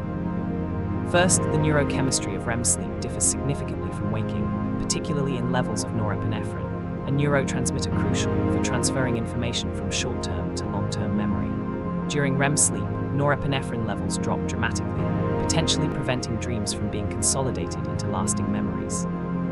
The brain during REM is actively processing and consolidating memories from waking life, but it's not encoding the dream experience itself into permanent storage. Second, the prefrontal cortex, which plays important roles in memory formation and self-reflective awareness, shows reduced activation during dreaming. Without full engagement of these memory encoding systems, dream experiences may simply never be stored in a form that can be later retrieved. Third, there's a phenomenon called state-dependent memory. Information encoded in one state of consciousness is more easily retrieved in that same state. Since dreams occur in the unique state of REM consciousness, which differs neurochemically and functionally from waking, attempting to recall dreams from the waking state faces a retrieval barrier. Fourth, most people transition through multiple sleep stages between their last REM period and waking, effectively creating interference that overwrites or obscures dream memories. Dreams are most easily recalled if a person awakens directly from or immediately after a REM period. Fifth, unless a dream is particularly vivid, emotionally intense, or immediately rehearsed and thought about upon waking, it simply fades from accessible memory within minutes. The dream memory competes with waking concerns, flooding in the alarm, the day's schedule, immediate needs, and without reinforcement, vanishes. Research has shown that dream recall can be improved through several practices. Keeping a dream journal and writing down dreams immediately upon waking significantly increases recall over time, apparently training the memory systems to prioritize dream encoding. Setting intention before sleep to remember dreams, essentially priming the cognitive system to value dream memories, increases recall. Waking naturally without an alarm rather than being jolted awake allows gentler transitions that preserve dream memory. Getting adequate sleep ensures enough REM periods and increases the chance of waking from REM. Interestingly, certain substances affect dream recall. Alcohol suppresses REM sleep and dream recall, while discontinuing certain antidepressants that suppress REM can lead to vivid dream rebound with intense dream recall. Fact 35. Recurring dreams. Many people experience recurring dreams, dreams with the same or very similar themes, settings, characters, or narratives that repeat over weeks, months, years, or even entire lifetimes. These repetitive dreams can range from pleasant or neutral scenarios to anxiety-provoking situations or full-fledged nightmares that visit the dreamer again and again. Common themes in recurring dreams include being chased or pursued by something threatening, falling from heights, being in danger or experiencing disasters, being unprepared for an exam or important event, being trapped or unable to escape, losing teeth, showing up naked or inappropriately dressed in public, or being unable to run, move, or scream despite urgent need. The specific details may vary from occurrence to occurrence, but the core scenario and emotional tone remain recognizable. From a psychological perspective, recurring dreams are often interpreted as the mind's attempt to process and resolve unresolved emotional issues, persistent anxieties, or traumatic experiences. The repetition suggests the brain keeps revisiting the same psychological territory because something remains unprocessed or unintegrated. Dreams of being unprepared for exams often persist even years after finishing school, potentially reflecting ongoing anxiety about being evaluated, judged inadequate, or unprepared for life's challenges. Dreams of being chased may reflect avoidance of difficult emotions, situations, or aspects of oneself. Dreams of losing teeth might relate to concerns about loss of control, agging, or powerlessness. However, these interpretations are not universal. The same imagery can have different meanings for different people based on their experiences, associations, and current life situations. Recurring dreams often change or cease when the underlying issue is resolved or when the person's life circumstances significantly change. Sometimes the dream itself evolves over time, with the dreamer eventually confronting what was chasing them, discovering they can fly in the falling dream, or finding a way out of the trap, potentially reflecting psychological progress and mastery. Alternatively, simply becoming lucid during the recurring dream, recognizing it as a dream, can change the experience and sometimes reduces or ends the recurrence. From a neuroscientific perspective, recurring dreams might represent neural patterns or circuits that are particularly easily activated during REM sleep, creating a kind of default dream template that the brain falls into repeatedly. Chronic stress, anxiety disorders, PTSD, and depression are all associated with increased frequency of recurring dreams and nightmares, suggesting that emotional regulation systems and stress responses influence dream content patterns. Addressing underlying stress, processing traumatic experiences through therapy, and improving general mental health often reduces the frequency and intensity of distressing recurring dreams. Fact 36. Dreams in animals. While we cannot directly ask animals if they dream or what their dreams might contain, extensive research suggests that many animals, particularly mammals and some birds, experience something analogous to human dreaming. The evidence comes from multiple sources. First, many animals show REM sleep characterized by rapid eye movements, muscle paralysis, irregular breathing and heart rate, and brain wave patterns similar to those in human REM sleep. Dogs and cats clearly exhibit REM periods during sleep, and careful observation reveals they sometimes twitch, paddle their paws, make running movements, vocalize, or show other behaviors suggesting they're experiencing dream content, probably related to their waking activities like chasing, playing, or eating. Rats show particularly clear evidence of dreaming. In landmark studies, researchers recorded neural activity from play cells in the rat hippocampus, neurons that fire when the rat is in specific locations. When rats explored mazes during waking, distinct firing patterns corresponded to specific paths and locations. During subsequent REM sleep, researchers observed these same neural firing sequences reactivating, playing back in the same order but at 10 to 20 times faster speed, as if the rats were mentally replaying their waking experiences. Even more remarkably, by decoding these neural patterns, researchers could determine which parts of the maze the sleeping rat was dreaming about at any given moment. Birds also show REM sleep, and research on singing birds like zebra finches has found that during sleep, the neural circuits involved in producing song show activation patterns are remarkably similar to those when the bird is actually singing. The sleeping bird's brain appears to be practicing and rehearsing songs learned during the day. Fish and reptiles show behavioral states that might be considered sleep, though whether they experience anything like REM sleep or dreaming remains unclear and controversial. Octopuses, despite being evolutionarily very distant from mammals, show behavioral and color-changing patterns during sleep that some researchers interpret as possible dream states, though this interpretation is speculative. The function of dreaming in animals likely relates to the same processes proposed for humans: memory consolidation, emotional processing, and neural maintenance. Young animals spend more time in REM sleep than adults, just as human infants do, supporting the idea that REM sleep aids brain development and learning. The widespread occurrence of REM sleep and probable dreaming across diverse species suggests it serves important functions that have been preserved and elaborated through evolution. Fact 37. Dream symbols are personal. Popular culture and innumerable dream interpretation books promote the idea that dream symbols have universal fixed meanings, that dreaming of water always means emotions, snakes always represent sexuality or danger, flying always indicates freedom or escape, and so forth. However, research in dream content analysis and contemporary psychological approaches to dreams strongly suggest that dream symbols are largely personal and context-dependent rather than universal. While certain themes and concerns appear across many people's dreams because humans share common experiences, fears, and challenges, the specific imagery representing those themes varies enormously based on individual experience, culture, personality, and current life situation. Consider water as an example. For someone who loves swimming and finds oceans peaceful, dreaming of water might evoke calm and pleasure. For someone who nearly drowned as a child, water in dreams might represent danger and fear. For someone dealing with overwhelming responsibilities, being underwater might symbolize feeling in over their head. The water itself doesn't carry inherent meaning. The meaning comes from the dreamer's associations, experiences, and emotional relationship with water. Similarly, dreaming of a house might represent the self, security, family, or shelter for many people. But for someone who was trapped in a burning house, houses in dreams might represent danger. For a real estate agent, a house might simply be a work-related residue with no deeper symbolic meaning. Carl Jung, despite believing in some universal archetypes, emphasized that dream interpretation must consider the individual's personal associations and life context. Modern dream work focuses on asking the dreamer what specific images mean to them rather than imposing standardized interpretations. A therapist working with dreams might ask, what does that dog in your dream represent to you? What feelings or associations does it bring up? Does it remind you of anything in your waking life? This approach recognizes the dreamer as the ultimate authority on their dream's meaning. Cultural factors also strongly influence dream symbolism. Colors, animals, objects, and scenarios carry different connotations in different cultures.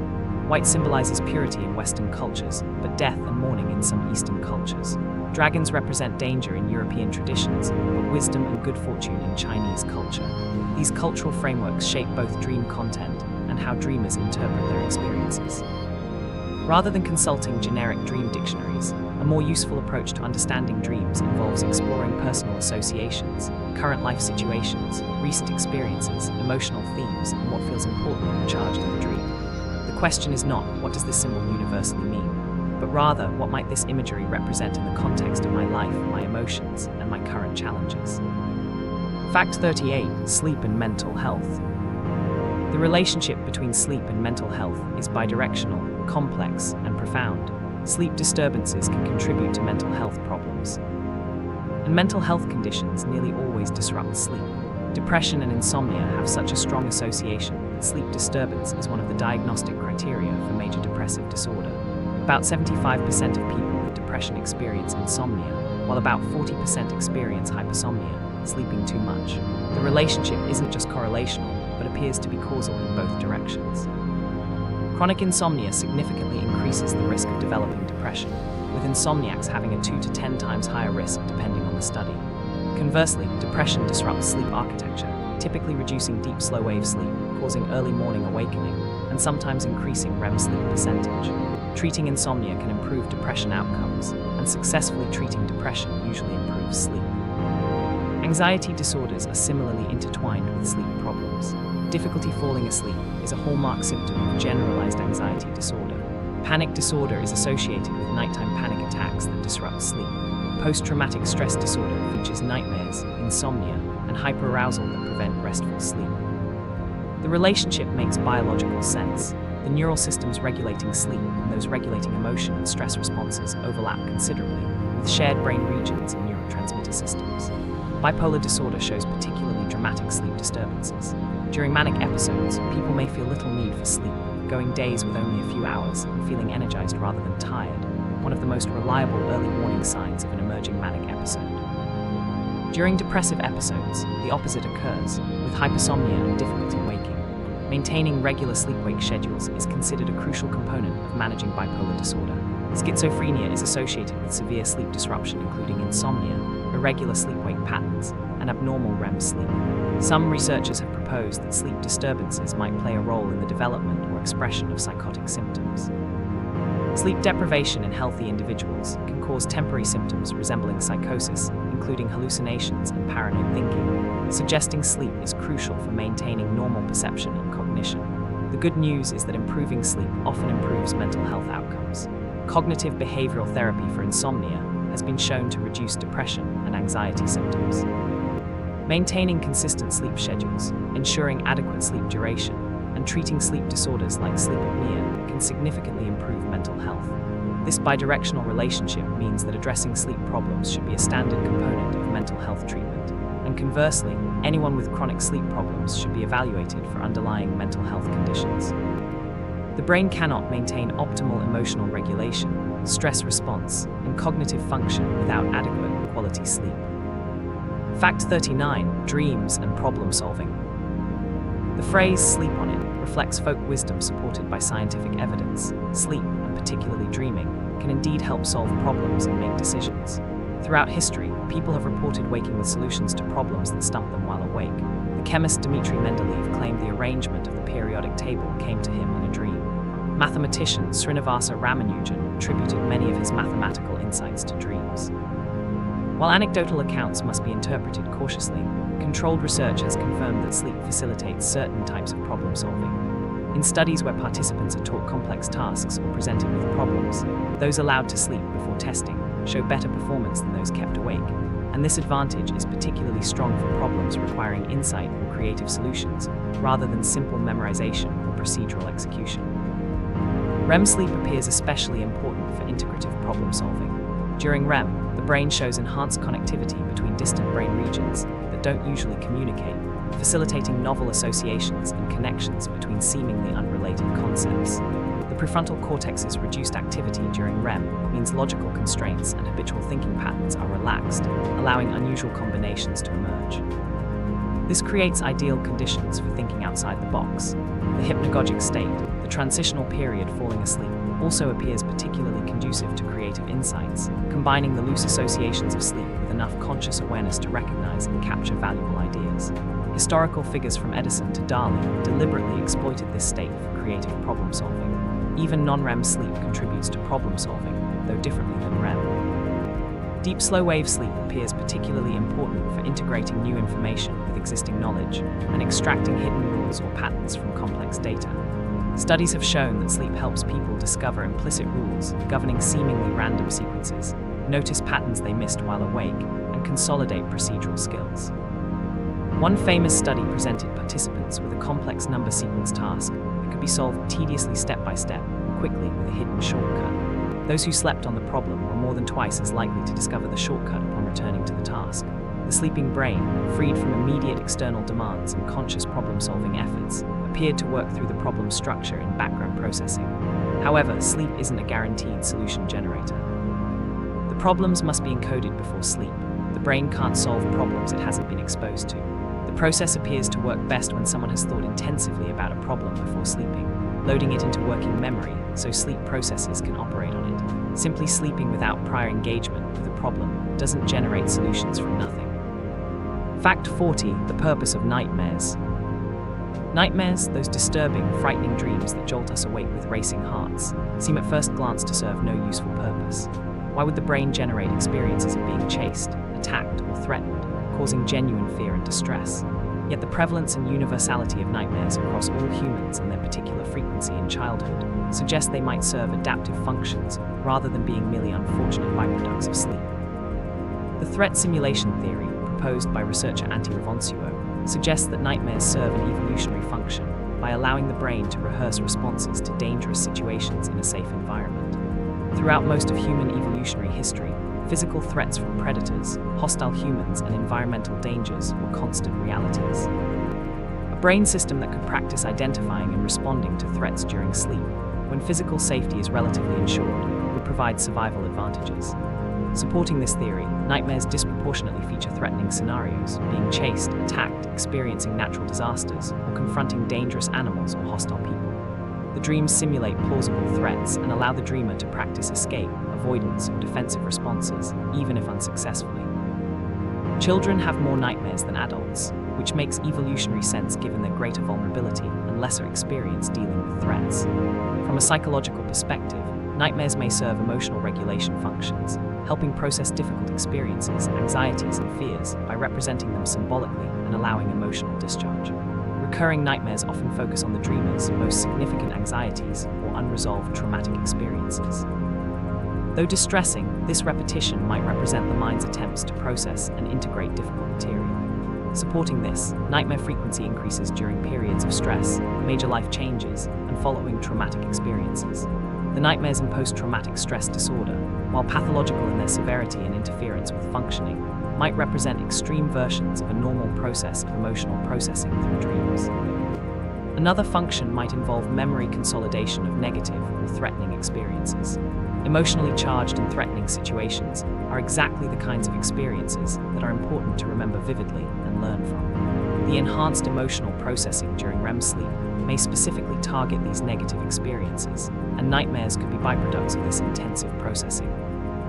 While nightmares are distressing, their very unpleasantness might ensure that lessons from threatening situations are strongly encoded and remembered.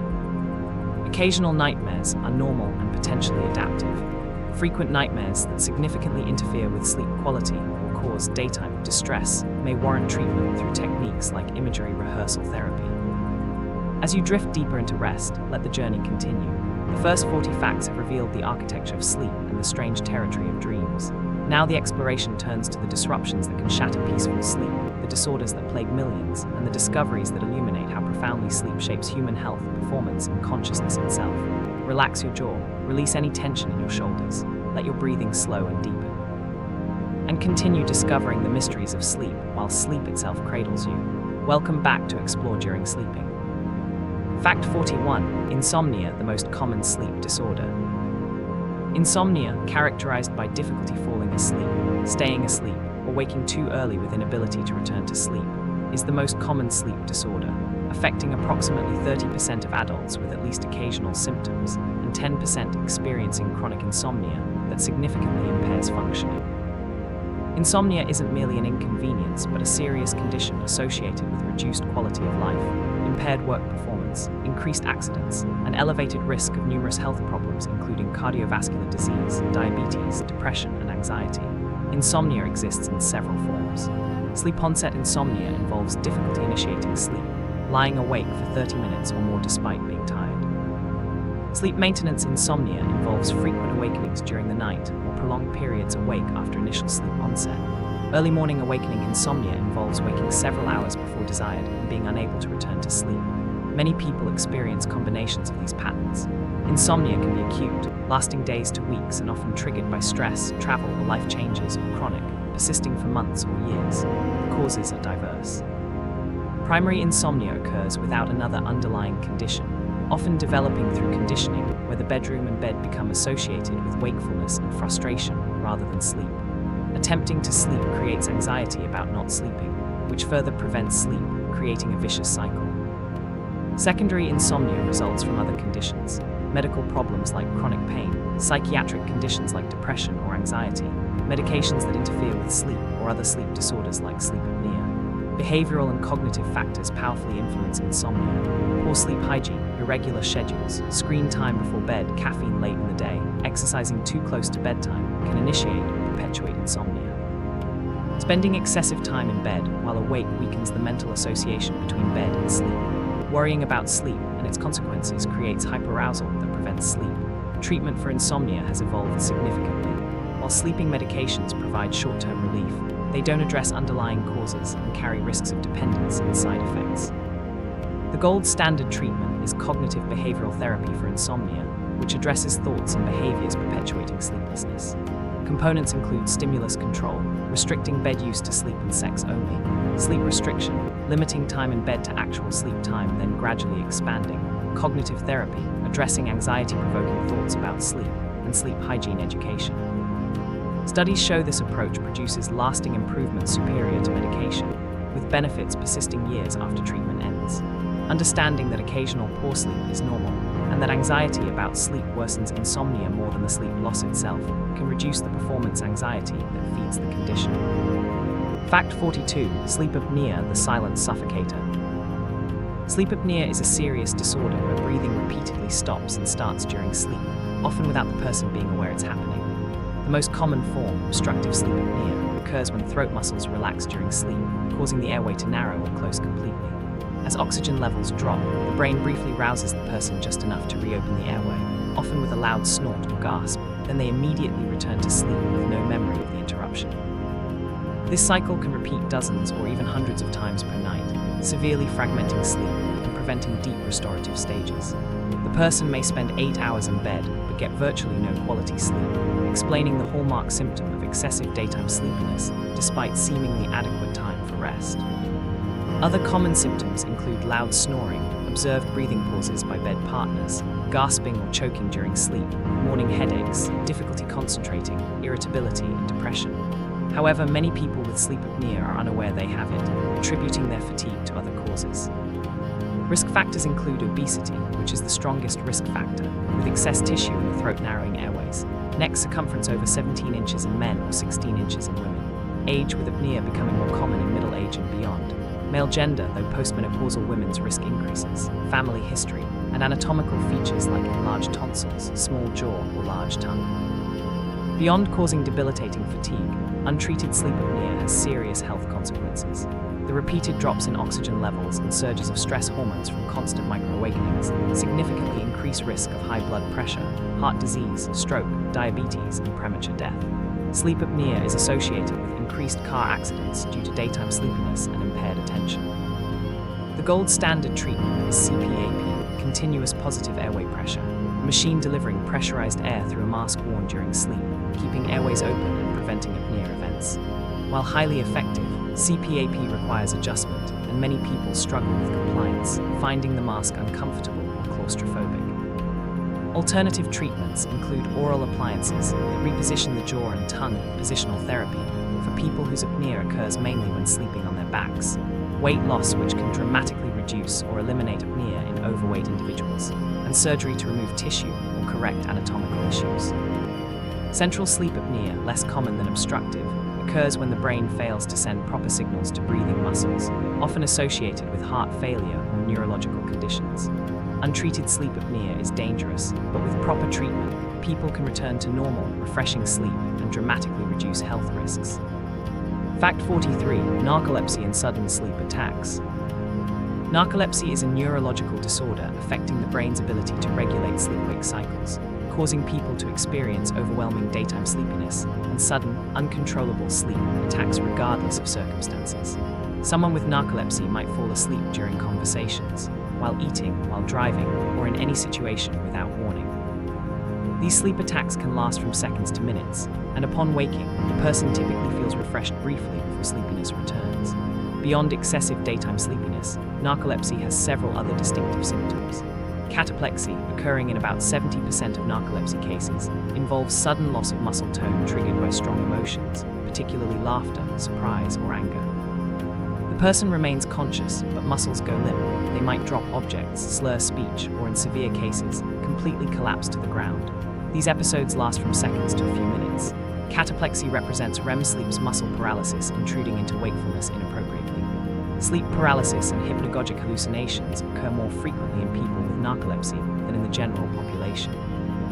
The person may experience vivid, often frightening hallucinations when falling asleep or waking, combined with temporary inability to move. Disrupted nighttime sleep is common, with frequent awakenings fragmenting what should be continuous rest.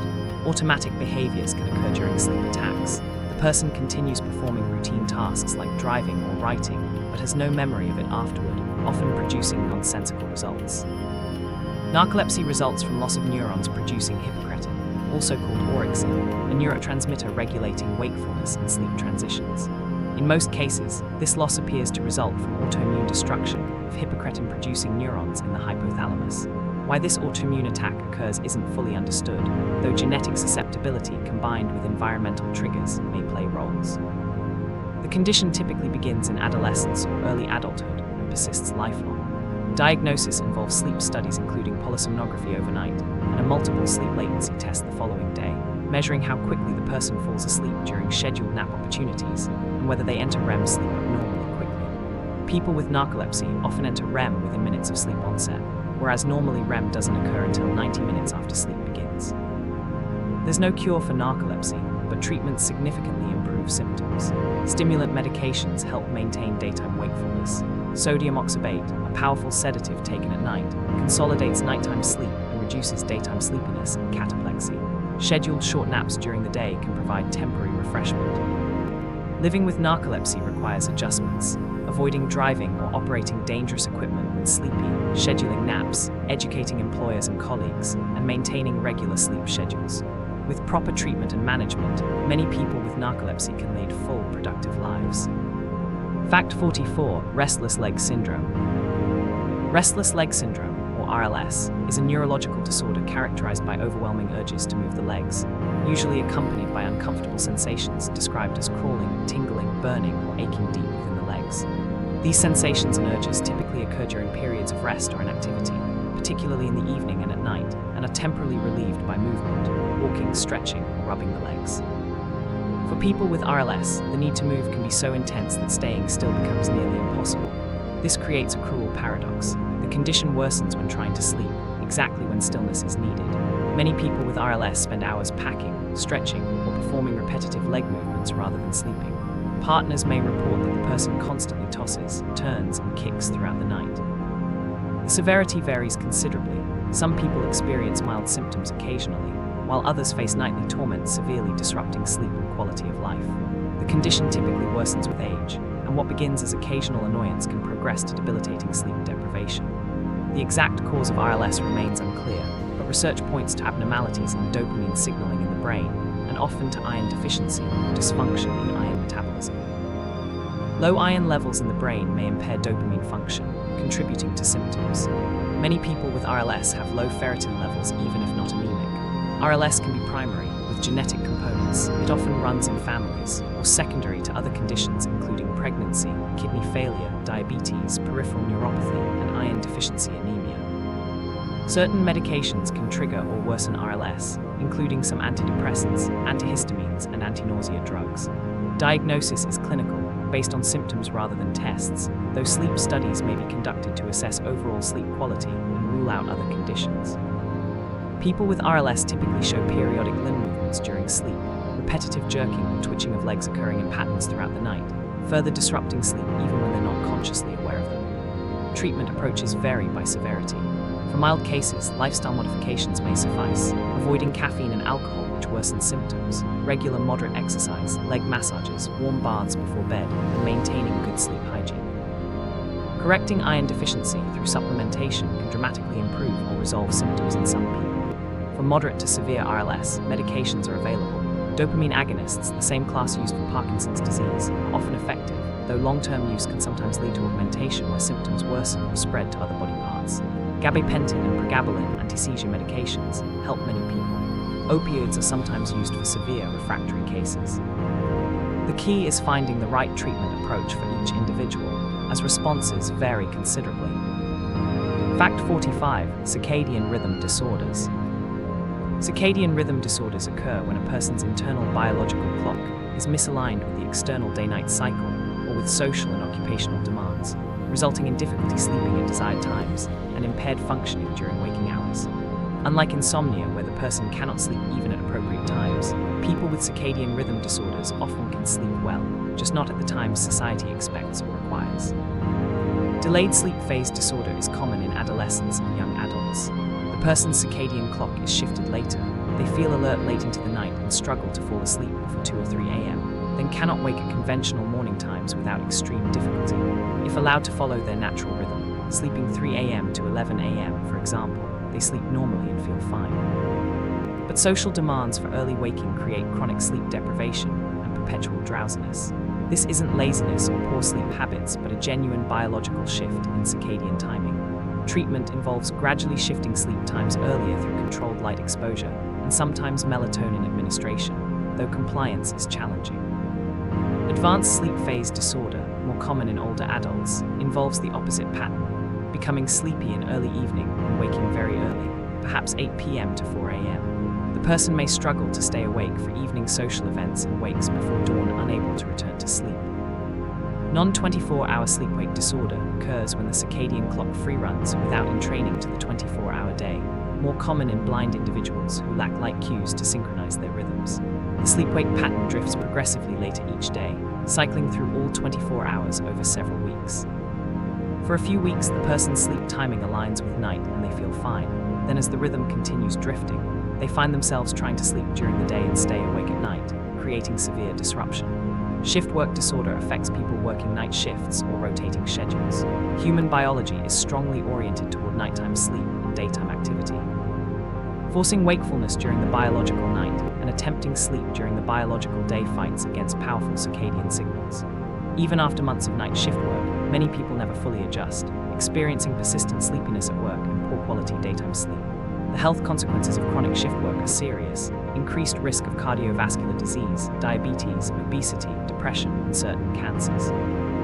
Jet lag disorder occurs when rapid travel across time zones creates temporary misalignment between the internal clock and local time. The direction matters. Traveling east typically produces worse jet lag than traveling west because it's easier to extend the day than compress it, aligning with the natural tendency for the circadian rhythm to run slightly longer than 24 hours. Treatment for circadian disorders involves light therapy, timed melatonin administration, scheduled sleep-wake times, and sometimes medications, tailored to the specific disorder and individual circumstances. Fact 46. REM sleep behavior disorder. In normal REM sleep, the body experiences atonia, nearly complete paralysis of voluntary muscles, except those controlling eye movements and breathing. This paralysis is a protective mechanism preventing physical enactment of dream content. However, in REM sleep behavior disorder, this protective paralysis is absent or incomplete, allowing people to physically act out their dreams, often with vigorous and sometimes violent movements. People with RBD may punch, kick, thrash, jump out of bed, or run during episodes. They may shout, scream, or speak, often with content related to the dream they're experiencing. The behaviors can be simple or complex, from small arm movements to elaborate sequences of activity. Critically, the person is asleep during these episodes and typically has no awareness of their actions.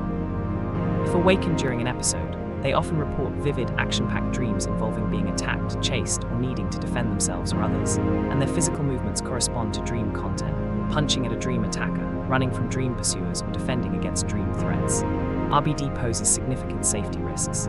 People can injure themselves by falling out of bed, running into furniture, or colliding with walls.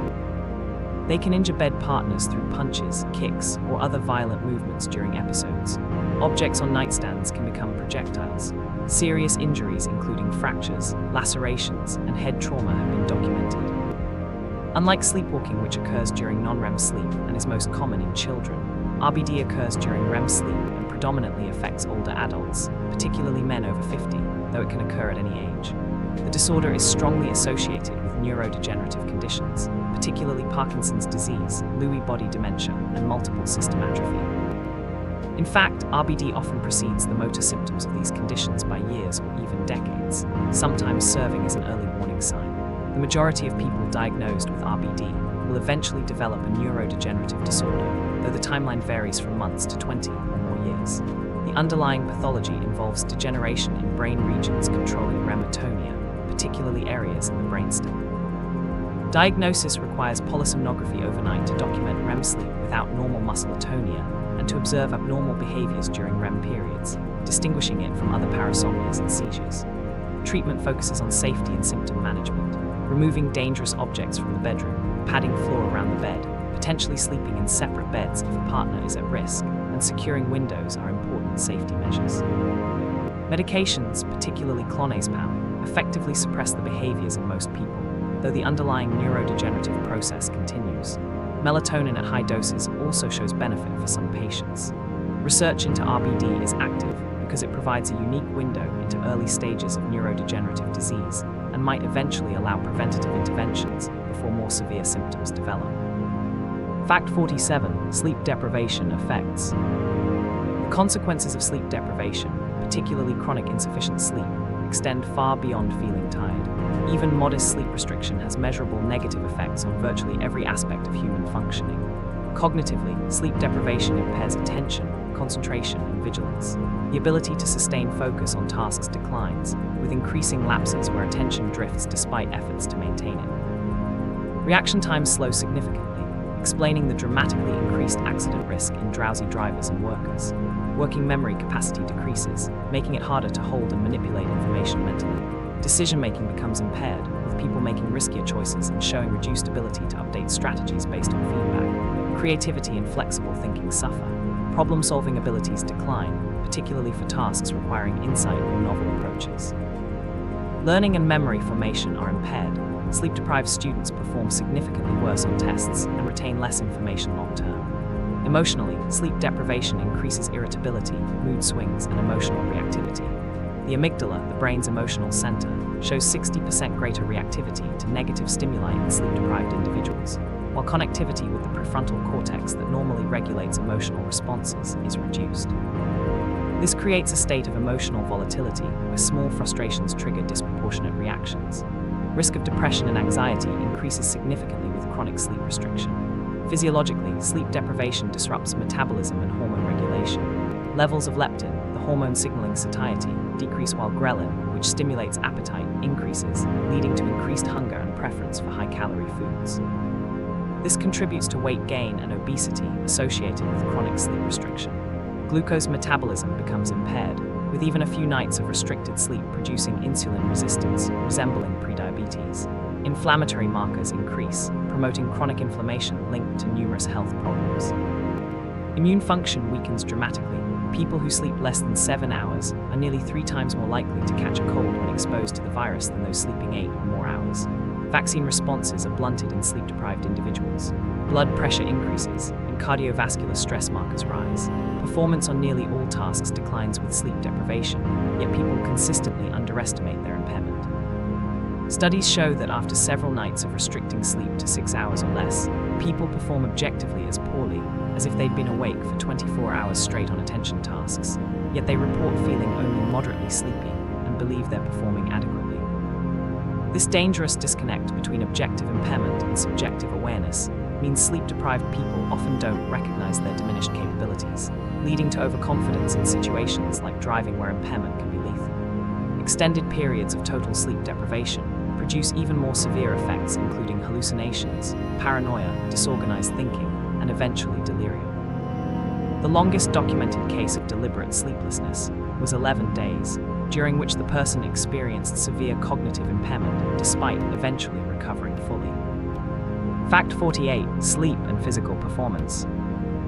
Sleep profoundly affects physical performance, recovery, and athletic achievement. Professional athletes increasingly recognize sleep as a critical component of training, with some elite performers prioritizing 9 to 10 hours of sleep nightly. The effects span multiple dimensions.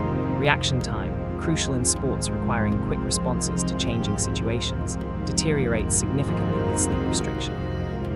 A tennis player's serve speed might not change, but their ability to react to an opponent's return slows measurably. Accuracy suffers. Basketball players show reduced free throw and three-point shooting accuracy after sleep restriction, and this decline worsens progressively over days of insufficient sleep. Motor skill execution becomes less precise and consistent.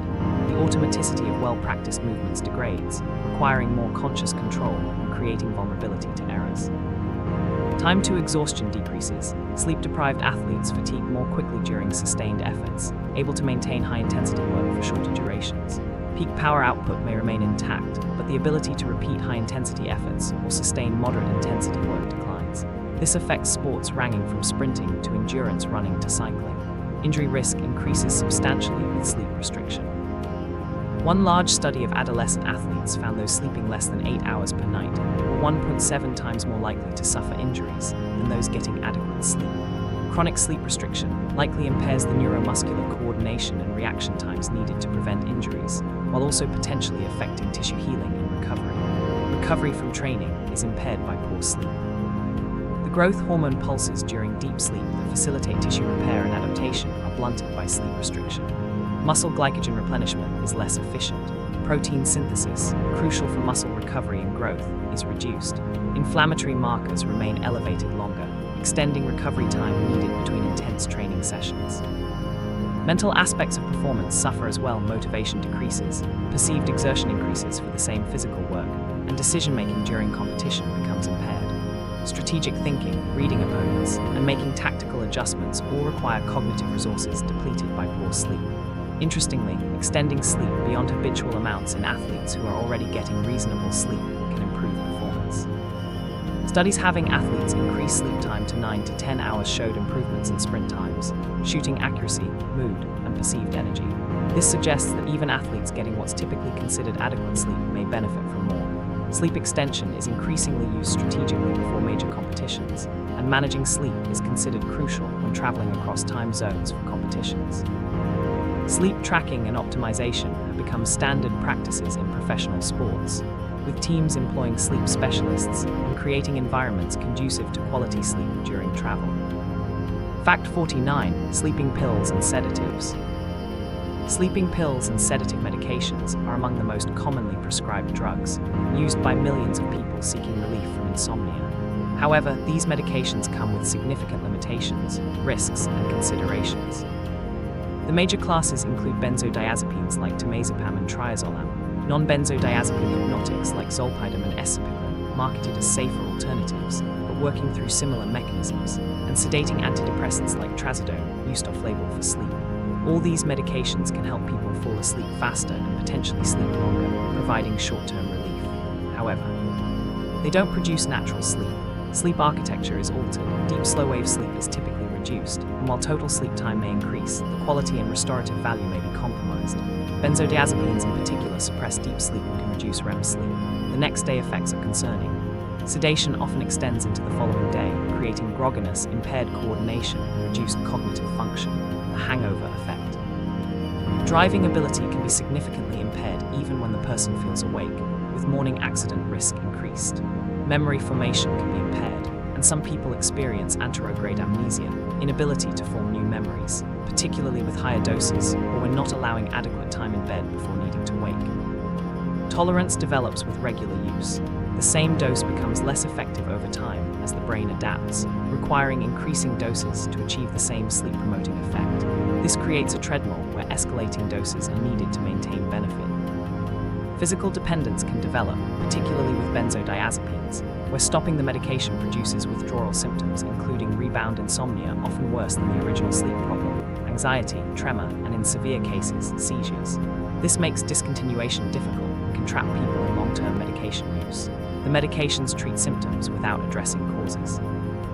Someone whose insomnia stems from sleep apnea, anxiety, poor sleep habits, or circadian misalignment won't have those underlying issues resolved by sleeping pills.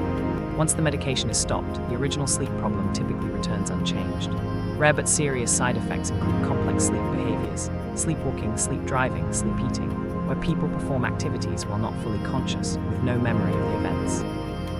These parasomnias are particularly associated with zolpidem. Long-term use of benzodiazepines is associated with increased risks of falls and hip fractures, particularly in elderly users, and may increase dementia risk.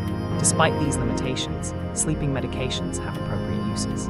Short-term use during acute stress or major life events can prevent acute insomnia from becoming chronic. Use during travel or when scheduled disruptions prevent normal sleep can be helpful. The key is time-limited use, days to weeks rather than months or years, and addressing underlying sleep problems rather than relying on pills indefinitely. Cognitive behavioral therapy for insomnia produces better long-term outcomes than medications and should be the first-line treatment for chronic insomnia. Fact 50. Melatonin supplements. Melatonin supplements are widely used as sleep aids, available over the counter in many countries and perceived as natural and safe. However, understanding how melatonin actually works reveals it's not simply a sleeping pill, and its effectiveness depends heavily on timing, dose, and the nature of the sleep problem. Melatonin is a hormone naturally produced by the pineal gland, with levels rising in the evening as darkness falls, staying elevated through the night, then falling in the morning. Supplemental melatonin doesn't induce sleep directly like sedative medications. Instead, it works primarily by shifting circadian timing and providing a darkness signal to the body. When taken several hours before natural melatonin onset, it can help advance the circadian rhythm, making the person feel sleepy earlier and facilitating earlier sleep onset. This makes it potentially useful for delayed sleep phase disorder, where the circadian clock is shifted late, and for jet lag when traveling east, where the goal is to shift the clock earlier to align with the new time zone. However, taking melatonin at the wrong time can be counterproductive or ineffective. Taking it too early in the day can shift rhythms in undesired directions. Taking it after the body's natural melatonin has already risen provides little additional benefit. The effective dose is surprisingly low. Physiological doses are typically 0.3 to 0.5 mg, yet supplements commonly contain 3, 5, or even 10 mg. These higher doses produce blood levels far above natural nocturnal levels and may not increase effectiveness, potentially creating side effects like grogginess, vivid dreams or nightmares, or next-day drowsiness. Lower doses may actually be more effective, more closely mimicking natural physiology. Quality and purity of supplements varies considerably. Studies analyzing over-the-counter melatonin products found actual melatonin content ranged from 83% less to 478% more than labeled amounts, with high variability even between different batches of the same product. Some products contain serotonin, a neurotransmitter that shouldn't be present. This lack of regulation means consumers can't be certain what dose they're actually getting. Melatonin is generally safe for short-term use, with relatively few side effects at appropriate doses. However, long-term safety data is limited, particularly for children and adolescents whose endocrine systems are still developing. Melatonin can interact with various medications including blood thinners, immunosuppressants, diabetes medications, and birth control pills. It may affect blood pressure and blood sugar. People with autoimmune conditions, seizure disorders, or depression should consult healthcare providers before using melatonin. The supplement is most effective for circadian rhythm disorders and jet lag, moderately effective for general insomnia, and likely ineffective for sleep maintenance insomnia, where falling asleep isn't the problem, but staying asleep is. For many people with common insomnia, melatonin provides minimal benefit because their circadian timing is already appropriate. Their problem isn't when they feel sleepy, but the inability to initiate or maintain sleep, which melatonin doesn't directly address. Understanding melatonin as a chronobiotic, a substance that affects biological timing, rather than a sedative, helps set appropriate expectations for its use. Fact 51. Caffeine and sleep. Caffeine is the world's most widely consumed psychoactive substance, used by approximately 90% of adults daily, primarily to enhance alertness and counteract sleepiness. Understanding caffeine's mechanisms and effects on sleep is crucial given its ubiquity. Caffeine works by blocking adenosine receptors in the brain. Adenosine, a byproduct of neural activity, accumulates during waking and promotes sleepiness by binding to receptors in sleep-regulating regions.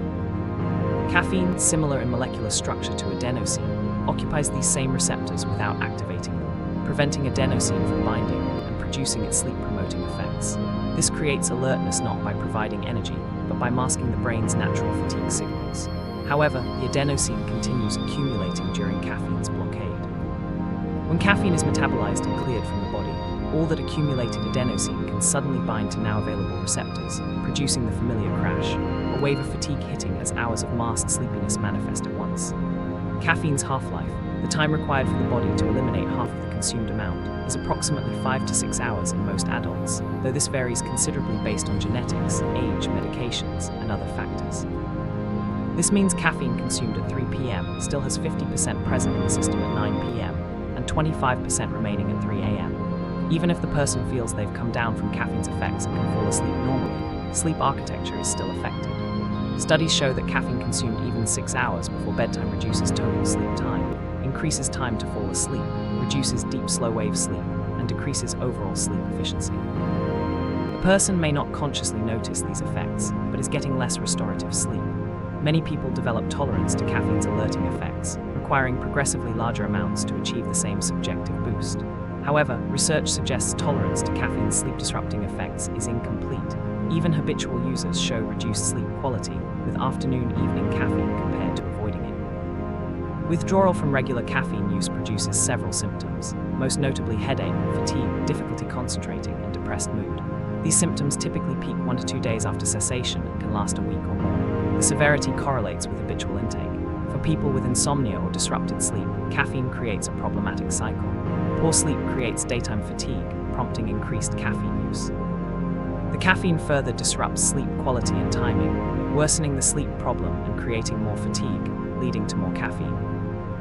Breaking this cycle often requires temporarily enduring withdrawal symptoms and several days of worse fatigue before sleep quality improves and natural alertness is restored.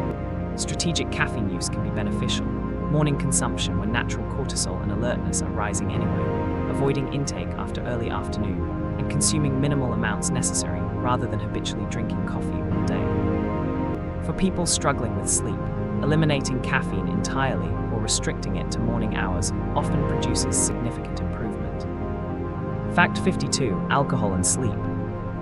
Alcohol is frequently used as a sleep aid, with many people reporting that drinking helps them fall asleep faster. While alcohol is indeed a sedative that can induce drowsiness and reduce sleep onset latency, its effects on sleep quality are significantly negative, making it a poor sleep aid despite its popularity. Alcohol consumed before bed does typically help people fall asleep faster, often dramatically so. It enhances the effects of GABA, the brain's primary inhibitory neurotransmitter, creating sedation and reduced neural activity. However, this is not natural sleep, but rather sedation, a fundamentally different state. As the body metabolizes alcohol during the night, typically after 4 to 5 hours, a rebound effect occurs. The sedative effects wear off, often causing awakening in the second half of the night. Many people who drink before bed report waking around 3 or 4 a.m. and having difficulty returning to sleep. This is alcohol withdrawal on a miniature scale, as blood alcohol levels drop. Sleep architecture is significantly disrupted by alcohol. Deep slow-wave sleep may initially increase slightly in the first half of the night, but REM sleep is markedly suppressed. As alcohol is metabolized, REM sleep shows a rebound in the latter night, but this REM is often fragmented and of poor quality. The overall result is unrefreshing, fragmented sleep with reduced time in the most restorative stages. Alcohol is a muscle relaxant, which sounds beneficial but actually worsens sleep-disordered breathing. People who snore louder and more frequently after alcohol consumption. People with sleep apnea experience more frequent and severe apnea events when they've consumed alcohol, with oxygen levels dropping lower and for longer durations. Even people without diagnosed sleep apnea may experience breathing disruptions after drinking that wouldn't occur otherwise. The diuretic effects of alcohol increase nighttime urination, creating additional awakenings. Metabolism of alcohol generates aldehydes and other byproducts that can cause restlessness and sweating, further disrupting sleep. Morning grogginess, headaches, and poor cognitive function result not just from alcohol's direct effects, but from the poor sleep quality it produces. Regular use of alcohol as a sleep aid creates tolerance, requiring progressively larger amounts to achieve the same sleep-inducing effect, increasing risk of alcohol dependence. The sleep disruption from alcohol worsens over time with regular use. For people with insomnia who turn to alcohol for relief, it typically worsens the underlying problem while creating new issues. The pattern becomes: poor sleep leads to alcohol use, alcohol produces fragmented sleep and daytime fatigue, fatigue and poor sleep continue, prompting more alcohol use, a destructive cycle. Abstaining from alcohol, particularly in the hours before bed, significantly improves sleep quality for most people. If alcohol is consumed, finishing several hours before bedtime allows more complete metabolism before sleep, reducing though not eliminating the negative effects. The sleep improvement from eliminating bedtime alcohol is one of the most dramatic changes many people experience in their sleep quality. Fact 53. Marijuana and sleep. Cannabis use for sleep has increased significantly, particularly in regions where it's legal, with many users reporting it helps them fall asleep faster and sleep more deeply.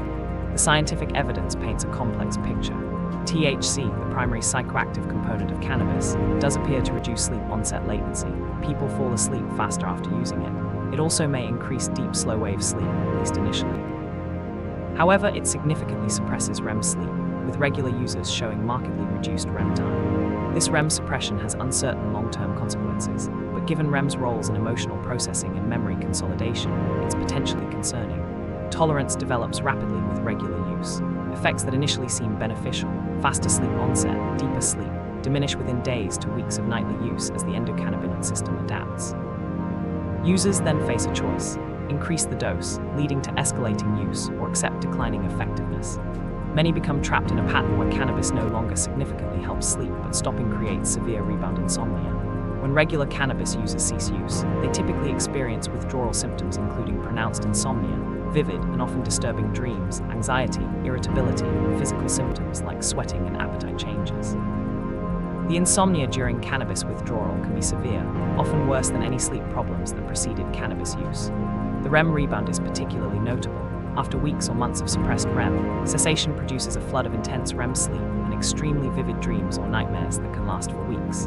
This makes discontinuation difficult, as the sleep disruption during withdrawal prompts users to resume use for relief, perpetuating dependence. Different cannabis strains and consumption methods produce varying effects. High THC products produce more pronounced REM suppression and greater tolerance development. CBD, another cannabis component, may have different effects, potentially reducing anxiety without the same REM suppression, though research is limited and product quality varies enormously. Smoke inhalation itself, whether cannabis or tobacco, can worsen sleep-disordered breathing and increase sleep disruption. Long-term heavy cannabis users show poorer sleep quality, more frequent awakenings, and less refreshing sleep compared to non-users. Though causality is unclear, people with pre-existing sleep problems may be more likely to use cannabis, creating a selection effect. The cognitive and motivational effects of regular cannabis use, reduced motivation, impaired memory, slowed processing, extend beyond sleep but are compounded by poor sleep quality. For people considering cannabis for sleep, the evidence suggests short-term, occasional use might provide some benefit, but regular nightly use leads to tolerance, dependence, and ultimately worsened sleep. Non-drug approaches to insomnia produce better long-term outcomes without dependence risk. Fact 54. Sleep and memory consolidation types. Sleep doesn't consolidate all memories equally, but rather affects different memory types in different ways, with specific sleep stages playing specialized roles. This selective consolidation may explain why we remember some experiences vividly while others fade, and why sleep deprivation affects certain cognitive abilities more than others. Declarative memory, memory for facts and events, the conscious recollection of information, benefits from both non-REM and REM sleep, with complex interactions between stages. Deep slow-wave sleep appears particularly important for consolidating factual knowledge. Studies show that deep sleep enhances memory for word pairs, facts, and spatial layouts. The slow oscillations during deep sleep may coordinate the transfer of memories from the hippocampus, where they're initially encoded, to the cortex for long-term storage. Declarative memories replayed during deep sleep show better retention than those not replayed. Procedural memory, memory for skills and procedures, knowing how to do things rather than knowing facts about things, shows strong consolidation during sleep, particularly benefiting from early night sleep rich in deep non-REM stages. Motor skill learning, playing a musical instrument, typing, sports skills, improves overnight without any additional practice, a phenomenon called offline learning. Remarkably, this improvement is sleep-dependent, not just time-dependent. Participants who practice a finger-tapping sequence then sleep show significant improvement upon retesting, while those who practice then stay awake show no improvement. The sleeping brain appears to be actively practicing and optimizing motor programs. Emotional memory consolidation is particularly associated with REM sleep. The amygdala, brain region processing emotional significance, shows enhanced connectivity with other brain regions during REM. Emotional experiences are preferentially retained over neutral experiences, and this emotional memory enhancement is sleep-dependent. However, sleep doesn't just strengthen emotional memories, it appears to strip away some of the visceral emotional reactivity while preserving the content. You remember what happened, but with reduced emotional intensity. This emotional depotentiation may be crucial for processing traumatic or distressing experiences. The failure of this process in PTSD, where traumatic memories retain full emotional intensity, may relate to disrupted REM sleep. Spatial memory and navigation benefit particularly from deep sleep. Studies in rats show that hippocampal play cells, which activate in specific locations, replay navigational sequences during sleep, and this replay predicts how well spatial information is retained. Human studies show similar effects. People learning virtual navigation tasks improve after sleep, with improvement correlating with time spent in certain sleep stages. Source memory, remembering where and when information was learned, appears to benefit differently from different sleep stages. Context details may be consolidated during REM, while core facts consolidate during non-REM. This might explain why we sometimes remember information clearly, but forget where we learned it. The selectivity of sleep-dependent memory consolidation means the sleeping brain isn't passively storing everything, but actively deciding what's important to keep and what can fade, consolidating survival-relevant, emotionally significant, and recently relevant information, while allowing trivial details to be forgotten. Fact 55. Sleep and immune function. The relationship between sleep and immune function is profound and bidirectional. Sleep supports immune function, and immune responses affect sleep, creating a complex interaction crucial for fighting infections and maintaining health. When the body is fighting an infection, sleep increases in both duration and intensity. You've likely experienced this when sick, overwhelming sleepiness, spending much of the day in bed, sleeping far more than usual. This isn't weakness or laziness, but an adaptive response. The immune system and sleep systems communicate through cytokines, signaling molecules released by immune cells. Inflammatory cytokines like IL-1 and TNF-alpha promote sleep, particularly deep slow-wave sleep. These same molecules are released during infections, explaining increased sleepiness when sick. The deep sleep induced by these cytokines isn't incidental but functional. During sleep, particularly deep sleep, the immune system shows enhanced activity. The production of certain cytokines peaks during sleep. T cells, crucial for adaptive immunity, show enhanced function. The integration of immune memory, training the immune system to recognize previously encountered pathogens, occurs partially during sleep. Sleep deprivation impairs immune function along multiple dimensions. Natural killer cells, which eliminate virus-infected and cancerous cells, show reduced activity after even a single night of sleep loss. Vaccine responses are blunted in sleep-deprived individuals. People who sleep less than 6 hours per night produce fewer antibodies in response to vaccination than those sleeping 7 to 8 hours, potentially leaving them less protected. Cytokine production shifts toward inflammatory patterns with chronic sleep restriction, promoting chronic low-grade inflammation associated with numerous health problems, including cardiovascular disease, diabetes, and cancer. Susceptibility to infections increases dramatically with insufficient sleep. In a famous study, participants were exposed to cold virus, then monitored. Those sleeping less than 7 hours per night were nearly 3 times more likely to develop a cold than those sleeping 8 or more hours. The relationship followed a dose-response pattern. Less sleep meant higher infection risk. Similar effects are seen with influenza and other infections. The mechanisms are multiple. Sleep deprivation impairs the production of infection-fighting cells and antibodies. It disrupts the normal circadian rhythms of immune components, many of which show time-of-day variations that become dysregulated with poor sleep. It increases stress hormones like cortisol, which suppress certain immune functions. It impairs the gut barrier function, potentially allowing more pathogens and inflammatory molecules to enter circulation. Chronic sleep restriction creates a state of chronic immune activation and inflammation, even without active infection, potentially contributing to the increased disease risk associated with insufficient sleep. The immune-sleep relationship also explains why cytokine therapy, used for certain cancers and infections, produces severe fatigue and sleep disturbance. The exogenous cytokines activate the same pathways that endogenous cytokines use during infection. For people fighting infections, prioritizing sleep isn't being lazy, but providing the immune system optimal conditions to mount responses. Chronic sleep restriction, conversely, leaves the body more vulnerable to infections and less able to mount robust immune responses to vaccines and exposures. Fact 56. Napping. Napping, daytime sleep, is viewed differently across cultures and circumstances, considered either evidence of laziness and lost productivity, or a culturally accepted practice and performance optimization tool. The scientific evidence supports strategic napping as beneficial, though the timing, duration, and individual factors matter considerably. Brief naps of 10 to 20 minutes, sometimes called power naps, can significantly improve alertness, performance, and mood without causing sleep inertia, the grogginess and disorientation that can follow waking from deeper sleep. These short naps typically don't involve deep slow-wave sleep, allowing quick return to full functioning. They reduce subjective sleepiness, improve reaction time, enhance logical reasoning, and boost mood. The effects last 1 to 3 hours. Such naps are particularly effective for shift workers, students, and anyone experiencing afternoon sleepiness. Longer naps of 60 to 90 minutes allow a complete sleep cycle, including both deep sleep and REM. These longer naps provide greater cognitive benefits, including enhanced creative problem-solving and memory consolidation. However, they risk significant sleep inertia upon waking, particularly if awakening occurs from deep slow-wave sleep. The grogginess can last 30 minutes or more, temporarily impairing performance below pre-nap levels. Strategic timing can minimize this, naps timed to end before or just after entering deep sleep, or allowing full 90-minute cycles to complete, tend to produce less sleep inertia than waking from the middle of deep sleep. Timing naps appropriately within the 24-hour cycle is crucial.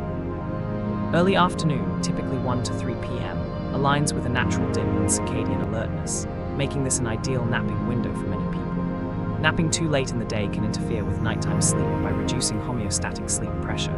If you sleep during the day, you need less sleep at night, potentially delaying sleep onset or reducing sleep quality. For people with insomnia, daytime napping often worsens the nighttime sleep problem by dissipating the sleep pressure needed to fall asleep easily at bedtime. Cultural attitudes toward napping vary dramatically. Many Mediterranean and Latin American cultures have siesta traditions, with businesses closing in early afternoon for rest. Some Asian countries have accepted workplace napping. In contrast, many Western cultures, particularly the United States, view daytime sleep as lazy or evidence of poor nighttime sleep. However, attitudes are shifting as research demonstrates performance benefits. Some companies now provide nap rooms for employees. NASA research on pilots showed that 26-minute naps improved performance by 34% and alertness by 54%. Factors determining whether napping is beneficial include sleep quality the previous night. If nighttime sleep was poor, naps can help compensate. Time of day, afternoon better than evening. Duration, brief or full cycle rather than waking from deep sleep. And individual sleep needs and patterns. Some people naturally feel an afternoon dip in alertness and benefit from naps, while others never feel drowsy midday and don't benefit from napping. For people getting adequate nighttime sleep, whether to nap is personal preference. For those with sleep debt, strategic naps can partially compensate for nighttime sleep loss, though they don't fully replace the benefits of sufficient nighttime sleep. Fact 57. Sleep and learning. The relationship between sleep and learning is not just that sleep-deprived students perform poorly, though they certainly do, but that sleep actively enhances learning through multiple mechanisms, operating at different stages of the learning process. Before learning, sleep deprivation impairs the brain's ability to encode new information. The hippocampus shows reduced activation in sleep-deprived individuals during learning tasks, suggesting impaired ability to form initial memory traces. Attention and focus, prerequisites for effective learning, are compromised by insufficient sleep, creating double impairment. Both encoding and attention suffer. After learning, sleep consolidates newly acquired information, transforming fragile temporary memories into stable, lasting ones. This consolidation is selective. The brain doesn't simply store everything encountered, but rather processes information based on relevance and emotional significance. Information the learner believes will be tested, or is important, is preferentially consolidated during sleep compared to information believed to be irrelevant. Sleep doesn't just preserve information passively, but actively reorganizes and integrates it. Newly learned information gets connected with existing knowledge structures, creating a web of associations rather than isolated facts. This integration explains why people often understand complex concepts better after sleeping on them. The sleeping brain has created connections and insights not present during initial learning. Sleep facilitates extraction of hidden rules and patterns from complex information. Studies present participants with sequences following hidden rules. Those who sleep after exposure are more likely to discover the underlying structure than those who stay awake for equivalent time, suggesting sleep allows a form of unconscious processing and pattern recognition difficult during waking consciousness. The educational implications are significant. All-night studying before exams is counterproductive. Students will retain more and perform better by studying, sleeping, then briefly reviewing in the morning rather than cramming through the night. Spaced learning with sleep between sessions produces better retention than massed learning in a single session. Schools starting very early in the morning, particularly for adolescents whose circadian rhythms naturally shift later, force students to choose between adequate sleep and being on time, creating chronic sleep deprivation that impairs learning throughout the day. Research has demonstrated that delaying school start times by even 30 to 60 minutes improves academic performance, reduces tardiness and absences, decreases car accidents among teen drivers, and improves mental health. The opposition to such changes often centers on logistics and sports schedules rather than student well-being and learning. Beyond formal education, sleep's role in skill acquisition extends to music, sports, languages, and professional skills. Musicians improve technical performance and musical interpretation after sleep. Athletes consolidate motor skills and strategic knowledge. Language learners show better retention of vocabulary and improved grammatical intuitions after sleep. The implications are clear. Treating sleep as expendable time that can be sacrificed for studying or practicing is counterproductive. Sleep is when much of the actual learning happens. Fact 58. Sleep across the lifespan. Sleep needs, patterns, and architecture change dramatically across the human lifespan, from infancy through old age. Understanding these changes reveals how developmental stage affects sleep and how aging impacts rest. Newborns sleep 16 to 17 hours per day in short cycles, with roughly 50% REM sleep supporting rapid brain development. By 6 months, sleep consolidates increasingly to nighttime, though many infants still wake for feeding. By 12 months, most infants sleep through the night, though individual variation is enormous. Toddlers and preschoolers need 11 to 14 hours of sleep, typically sleeping through the night with 1 or 2 daytime naps gradually reducing to no naps by age 5. Deep sleep is particularly abundant in young children, supporting growth and brain development. School-age children need 9 to 11 hours of sleep.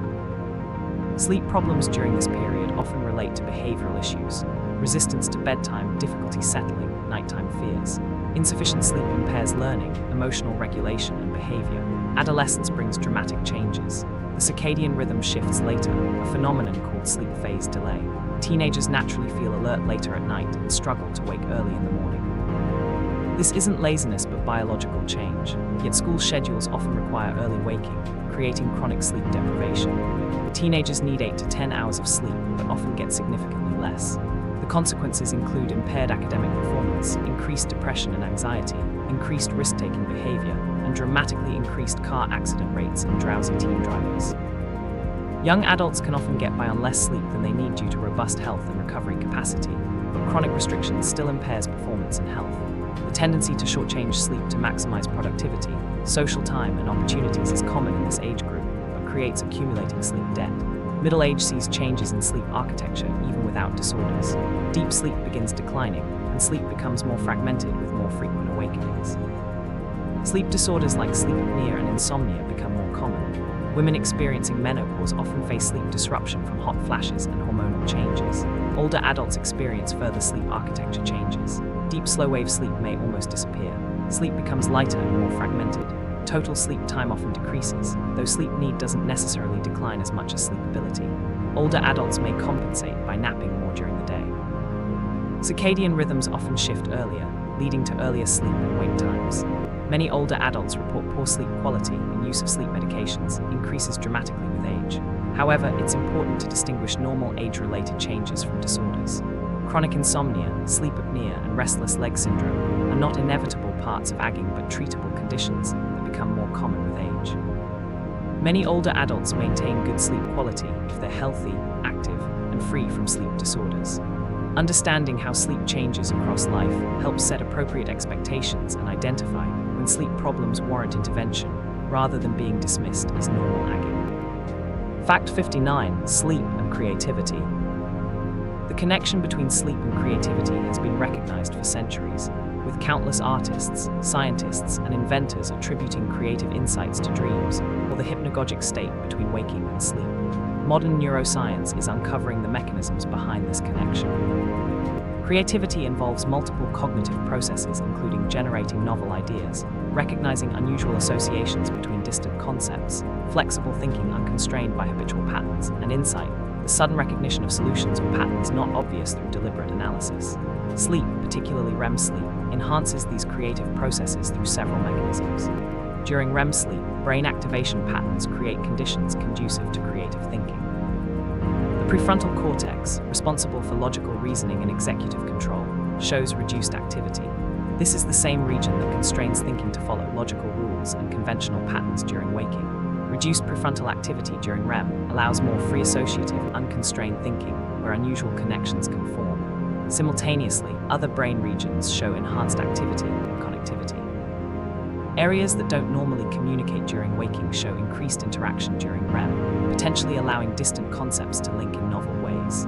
The neurotransmitter environment during REM, High acetylcholine, low norepinephrine, low serotonin creates conditions where associations form more loosely and widely than during focused waking thought. Studies have demonstrated enhanced creative problem solving after REM sleep. Participants presented with problems requiring insight show better performance after periods including REM sleep compared to equivalent time awake or equivalent time in non-REM sleep. The improvement is specific to insight problems rather than analytical problems. REM helps when you need to see problems differently, not when you need to grind through procedural solutions. The formation of remote associations, connecting concepts that are semantically or categorically distant, is enhanced by REM sleep. Studies using word association tasks show that after REM-rich sleep, people generate more unusual, creative associations compared to after waking or after non-REM sleep. This suggests REM reorganizes semantic networks in ways that facilitate creative connections. The hypnagogic state, the transitional period falling asleep, combines loosened associations with enough consciousness to recognize and potentially capture ideas, creating what some consider the optimal state for creative insights. Throughout history, creators have deliberately cultivated this state. Thomas Edison would nap holding ball bearings. As he fell asleep, his grip would relax, the bearings would drop and wake him, allowing him to capture ideas from the hypnagogic state. Salvador Dali used similar techniques with a key and metal plate. Non-REM sleep, particularly slow-wave sleep, may contribute differently to creativity by facilitating the integration of new information with existing knowledge and the extraction of abstract patterns from specific examples. This consolidation and abstraction can reveal relationships not obvious from individual instances. However, it's important to recognize that sleep doesn't create something from nothing. The insights and connections formed during sleep draw on knowledge and experiences encoded during waking. Someone who hasn't thought about a problem at all is unlikely to solve it during sleep. The creative benefits appear when someone has engaged intensively with material, then sleeps, allowing unconscious processing. Fact 60. Sleep tracking technology. The proliferation of consumer sleep tracking devices, wearable fitness trackers, smartwatches, bedside monitors, and smartphone apps has made sleep monitoring accessible to millions of people, creating both opportunities and challenges. These devices use various technologies to estimate sleep. Most wearables use accelerometers to detect movement, combined with heart rate monitoring. Periods of stillness combined with reduced heart rate are classified as sleep, while movement suggests wakefulness. More sophisticated devices add heart rate variability analysis, which differs between sleep stages, and some add peripheral temperature monitoring or respiratory rate estimation. The promise of these devices is appealing. Objective data about sleep patterns, identification of problems, tracking improvements from interventions, and increased awareness of sleep's importance. For many people, sleep tracking provides valuable insights, revealing patterns like consistent insufficient sleep, frequent awakenings correlating with caffeine consumption, or sleep improvements after lifestyle changes. However, the accuracy of consumer sleep trackers compared to gold standard polysomnography varies considerably and is generally limited. Most devices reasonably distinguish sleep from wake in healthy sleepers without major sleep disorders, achieving 85 to 95% accuracy for this basic distinction. However, accuracy degrades significantly for sleep stage classification. Distinguishing light sleep from deep sleep from REM sleep requires brain wave monitoring, which wrist-worn devices cannot do. The algorithms attempt to infer stages from heart rate patterns and movement, with mixed results. Studies comparing wearables to polysomnography show sleep stage agreement typically around 60 to 70%, barely better than chance for some stages. Devices tend to overestimate sleep time and underestimate wakefulness, particularly missing brief awakenings. For people with sleep disorders, accuracy often decreases. Restless sleepers may be classified as awake when sleeping. People with periodic limb movements or sleep apnea confound movement-based algorithms. A significant concern is orthosomnia, a term coined by researchers to describe sleep disruption created by obsessive attention to sleep tracking data. Some people become anxious about achieving perfect sleep metrics, paradoxically worsening sleep through stress about sleep. They may trust device data over their own subjective experience, believing the devices report that they slept poorly even when they feel rested, or conversely dismissing feeling unrested because the device shows good sleep. This creates unhealthy relationships with sleep, where it becomes another performance metric to optimize rather than a natural process. For clinical sleep medicine, consumer devices are not suitable replacements for diagnostic sleep studies. However, they can provide useful longitudinal data about patterns and trends, supplement clinical assessment, track treatment responses, and increase patient engagement. The key is understanding their limitations. They estimate rather than measure sleep. Stages classifications are approximate, and individual variation in accuracy accuracy is high. Used appropriately with reasonable expectations, sleep tracking can be a helpful tool. Used obsessively or with excessive trust in inaccurate data, it can create more problems than it solves. The most important sleep metric remains subjective. Do you feel rested and alert during the day? If yes, regardless of what the device says, your sleep is probably adequate. If no, regardless of what the device says, there may be a problem worth investigating. As you rest in the embrace of sleep, let the exploration continue into deeper mysteries. The previous 60 facts have mapped the landscape of sleep, its stages and cycles, its dreams and disruptions, its disorders and treatments. Now the journey turns to sleep's profound influence on body and mind, on weight and metabolism, on safety and survival, on aging and disease. Let your breathing slow further, release all remaining tension, and discover how the hours you spend unconscious shape every waking moment of your life. Welcome back to Explore During Sleeping. Fact 61. Sleep and weight regulation. The relationship between sleep and body weight is bidirectional, complex, and increasingly recognized as a crucial factor in the obesity epidemic. Numerous large-scale studies across different populations have found that people who sleep less than 7 hours per night are significantly more likely to be overweight or obese than those sleeping 7 to 9 hours. This relationship holds even after controlling for other factors like diet, exercise, age, and genetics. The mechanisms linking insufficient sleep to weight gain operate through multiple pathways. Hormonal regulation of appetite becomes disrupted with sleep restriction. Leptin, the hormone produced by fat cells that signals satiety and suppresses appetite, decreases with insufficient sleep. Simultaneously, ghrelin, the hormone produced primarily in the stomach that stimulates appetite, increases. This creates a double effect: reduced satiety signals combined with enhanced hunger signals. Sleep-restricted individuals report feeling hungrier and less satisfied after meals than when well-rested. The magnitude of these hormonal changes is substantial. Even a few nights of restricting sleep to 4 to 5 hours can alter leptin and ghrelin to levels that would normally drive significant increases in food intake. Beyond hormones, sleep deprivation affects food choices and eating behavior. Functional brain imaging shows that sleep-deprived individuals show reduced activity in the prefrontal cortex, the region involved in decision-making and impulse control, while showing increased activation in reward centers when viewing high-calorie foods. This creates a state where the appeal of donuts, pizza, and ice cream increases while the ability to resist them decreases. Studies monitoring actual food intake find that sleep-deprived people consume more calories overall, with the increase coming predominantly from snacks, sweets, and high-fat foods, rather than increased portions at regular meals. The late-night eating that often accompanies insufficient sleep adds calories when metabolism is slowest. Energy expenditure also changes with sleep restriction. While sleep-deprived people might feel they should burn more calories by being awake longer, resting metabolic rate actually decreases slightly with chronic sleep restriction. Physical activity tends to decrease as fatigue, makes exercise less appealing, and reduces intensity when people do exercise. The combination of increased caloric intake and decreased expenditure creates positive energy balance, driving weight gain. Metabolism itself becomes impaired. Glucose metabolism and insulin sensitivity worsen with sleep restriction, promoting fat storage rather than fat oxidation. Studies show that when people diet to lose weight, those sleeping adequately lose more fat and preserve more lean muscle mass compared to those who are sleep restricted, who lose similar total weight but with higher proportion coming from muscle. The sleep-restricted dieters also report greater hunger and less satisfaction, making diet adherence more difficult. For people struggling with weight, improving sleep quality and duration may be as important as diet and exercise modifications, yet it's often overlooked in weight management programs. Fact 62. Sleep and diabetes risk. The connection between insufficient sleep and type 2 diabetes risk is robust and concerning. Multiple large prospective studies following people over years have found that those sleeping less than 6 hours per night have significantly elevated risk of developing diabetes compared to those sleeping 7 to 8 hours, with some studies showing risk increases of 30 to 50% or more. The mechanisms linking sleep to diabetes involve direct effects on glucose metabolism and insulin sensitivity. Even a few nights of sleep restriction, limiting healthy young adults to 4 to 5 hours of sleep, produces measurable impairment in glucose tolerance, the body's ability to clear glucose from the bloodstream after meals.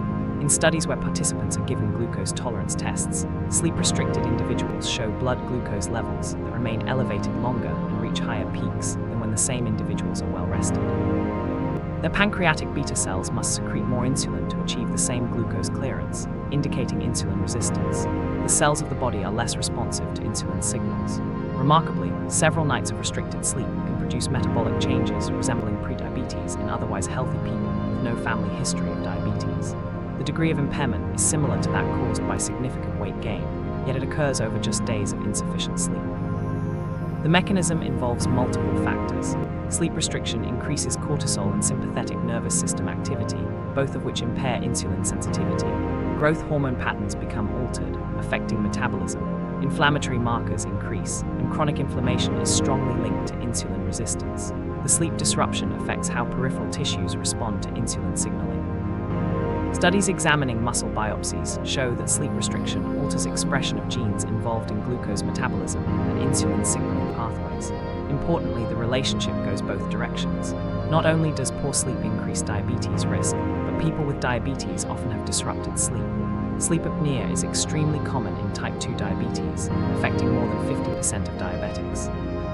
The intermittent oxygen desaturations and sleep fragmentation from apnea worsen insulin resistance and glucose control. People with diabetes are more likely to experience nocturia, frequent nighttime urination due to high blood glucose, which disrupts sleep continuity. Diabetic neuropathy can cause pain or uncomfortable sensations that impair sleep quality. For people with diabetes or prediabetes, improving sleep should be considered an important component of metabolic management, yet it's frequently neglected. Treating sleep apnea in diabetics improves glucose control. Ensuring adequate sleep duration and quality helps optimize insulin sensitivity. The public health implications are significant. The simultaneous epidemics of insufficient sleep and diabetes may not be coincidental but causally related, with modern lifestyle patterns of inadequate sleep contributing substantially to diabetes prevalence. Fact 63: Sleep and cardiovascular disease. Insufficient sleep is associated with increased risk of virtually every form of cardiovascular disease, including coronary artery disease, heart attack, stroke, heart failure, and cardiovascular death. The evidence comes from large epidemiological studies following tens of thousands of people over years or decades. These studies consistently show that people sleeping less than 6 hours per night have significantly elevated cardiovascular risk compared to those sleeping 7 to 8 hours, with increases ranging from 15 to 48% depending on the specific outcome and study. The relationship often follows a U-shaped curve where both very short sleep, less than 6 hours, and very long sleep, more than 9 hours, show increased risk, though the mechanisms likely differ. For short sleep, the mechanisms involve multiple cardiovascular stresses. Blood pressure fails to show the normal nocturnal dip in sleep-restricted individuals. Normally, blood pressure drops by 10 to 20% during sleep, giving the cardiovascular system a nightly respite. This dipping pattern is lost or blunted with insufficient or fragmented sleep, meaning the heart and blood vessels face sustained elevated pressure around the clock. Over time, this non-dipping pattern increases risk of hypertension, left ventricular hypertrophy, and cardiovascular events. Sympathetic nervous system activity remains elevated with chronic sleep restriction. The body stays in a slightly stressed state, with higher levels of stress hormones like cortisol and norepinephrine. Heart rate variability, a measure of autonomic nervous system balance and a predictor of cardiovascular health, decreases with poor sleep. Inflammatory markers increase with sleep restriction, and inflammation plays central roles in atherosclerosis, the buildup of plaques in arteries. C-reactive protein, interleukin-6, and other inflammatory molecules all increase with insufficient sleep, promoting vascular damage and plaque formation. Endothelial function, the ability of blood vessels to dilate and regulate blood flow, becomes impaired with sleep restriction. Studies measuring flow-mediated dilation show reduced vascular responsiveness after sleep restriction, indicating damage to the delicate lining of blood vessels. Metabolic changes contribute as well. The impaired glucose metabolism and insulin resistance associated with poor sleep promote atherosclerosis and cardiovascular disease. Sleep apnea represents a particularly severe cardiovascular risk. The repeated oxygen desaturations, surges in blood pressure and heart rate with each apnea episode, and severe sleep fragmentation create enormous cardiovascular stress. Untreated sleep apnea dramatically increases risk of hypertension, heart attack, stroke, and sudden cardiac death. The good news is that addressing sleep problems reduces cardiovascular risk. Treating sleep apnea lowers blood pressure and improves cardiovascular outcomes. Improving sleep duration and quality reduces inflammatory markers and improves metabolic health. For cardiovascular disease prevention, sleep should be considered alongside traditional risk factors like blood pressure, cholesterol, smoking, diet, and exercise, an essential component of heart health often overlooked. Fact 64. Drowsy driving. Drowsy driving is a massive public safety problem, responsible for thousands of deaths and hundreds of thousands of crashes annually in the United States alone. Yet it receives far less attention than drunk driving despite being comparably dangerous. The National Highway Traffic Safety Administration estimates that drowsy driving causes at least 100,000 crashes, 71,000 injuries, and 1,550 deaths yearly, though the actual numbers are likely much higher since drowsiness is difficult to definitively prove after crashes. Studies using driving simulators and real-world driving tests show that after 18 hours awake, driving impairment matches that of someone with blood alcohol content of 0.05%, approaching legal intoxication limits in many jurisdictions. After 24 hours awake, impairment equals blood alcohol of 0.1%, well above legal limits everywhere. Yet many people regularly drive after 18, 20 or more hours of wakefulness without recognizing their impairment. Sleep deprivation produces multiple driving impairments. Reaction time slows significantly. The delay between recognizing a hazard and responding increases by hundreds of milliseconds, which at highway speeds translates to many extra feet of travel before braking begins. Attention lapses become frequent. The driver might stare at the road but not process what they're seeing, missing vehicles, pedestrians, or obstacles. Microsleeps, brief episodes of sleep lasting a few seconds, can occur despite the driver's best efforts to stay awake. At highway speeds, a 3-second microsleep means the vehicle travels more than 100 yards completely uncontrolled. Decision-making becomes impaired, with increased risk-taking and reduced ability to respond appropriately to changing conditions. Vigilance decreases, particularly for monotonous highway driving, where the lack of stimulation accelerates the slide into drowsiness. Warning signs that a driver is too drowsy to drive safely include difficulty focusing or keeping eyes open, frequent yawning, inability to remember the last few miles driven, drifting from lanes or hitting rumble strips, missing exits or turns, and persistent thoughts of sleep. However, many drowsy drivers don't recognize these signs or underestimate their severity. People consistently overestimate their ability to fight off sleepiness and drive safely, believing they can power through or that willpower alone is sufficient to maintain alertness. This is dangerously wrong. When the brain's need for sleep is severe enough, sleep will occur regardless of circumstances, including while driving. Certain groups face elevated risk.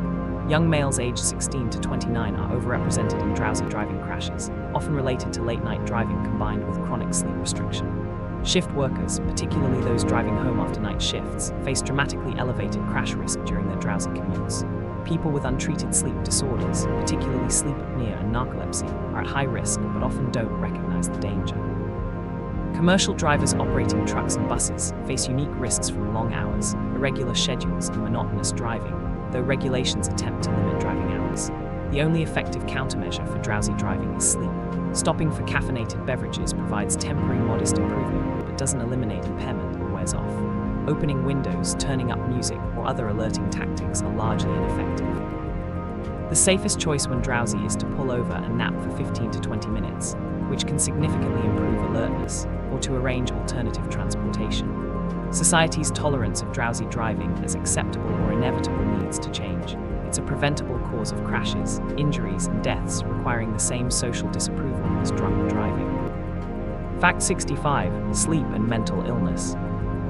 While the relationship between sleep and mental health was discussed earlier, the depth and complexity of this connection warrant further exploration, particularly regarding severe mental illness. Sleep disturbance is not merely a symptom of mental illness, but often plays a causal or maintaining role, and improving sleep can significantly improve psychiatric outcomes. In depression, sleep architecture shows characteristic changes. REM sleep occurs earlier in the night, sometimes within 30 to 45 minutes of sleep onset rather than the normal 90 minutes. REM periods are longer and more intense early in the night. Deep slow-wave sleep is reduced. These changes aren't just correlates of depression, but may contribute to its persistence. Importantly, many antidepressant medications suppress REM sleep, and some researchers have proposed that this REM suppression is mechanistically related to antidepressant effects, though this remains controversial. Sleep deprivation, paradoxically, can produce temporary improvement in depression for some people. Approximately 50 to 60% of people with depression show mood improvement after a night of total sleep deprivation, though the effect typically vanishes after recovery sleep. This suggests complex relationships between sleep, REM, and mood regulation. In bipolar disorder, sleep changes are not just symptoms but can trigger episodes. Decreased need for sleep is often the first sign of emerging mania. During manic episodes, people may go days with only 2 to 3 hours of sleep nightly, feeling energized rather than tired. Sleep deprivation can actually precipitate manic episodes in vulnerable individuals. Conversely, during depressive episodes, hypersomnia is common. Maintaining regular sleep-wake schedules is considered crucial for bipolar stability, with irregular sleep patterns potentially destabilizing mood. Some clinicians consider sleep monitoring one of the most important tools for preventing relapse in bipolar disorder. In schizophrenia and psychosis, sleep disturbance is nearly universal. Relationship may be bidirectional. Psychotic symptoms disrupt sleep, while sleep disruption may worsen positive symptoms like hallucinations and delusions. Sleep deprivation in healthy individuals can produce temporary psychotic-like symptoms, including perceptual distortions and paranoid thinking, suggesting sleep is necessary for maintaining normal reality testing. Some researchers have proposed that sleep disturbance may contribute to the development of psychosis in vulnerable individuals. In anxiety disorders, the relationship with sleep is particularly tight.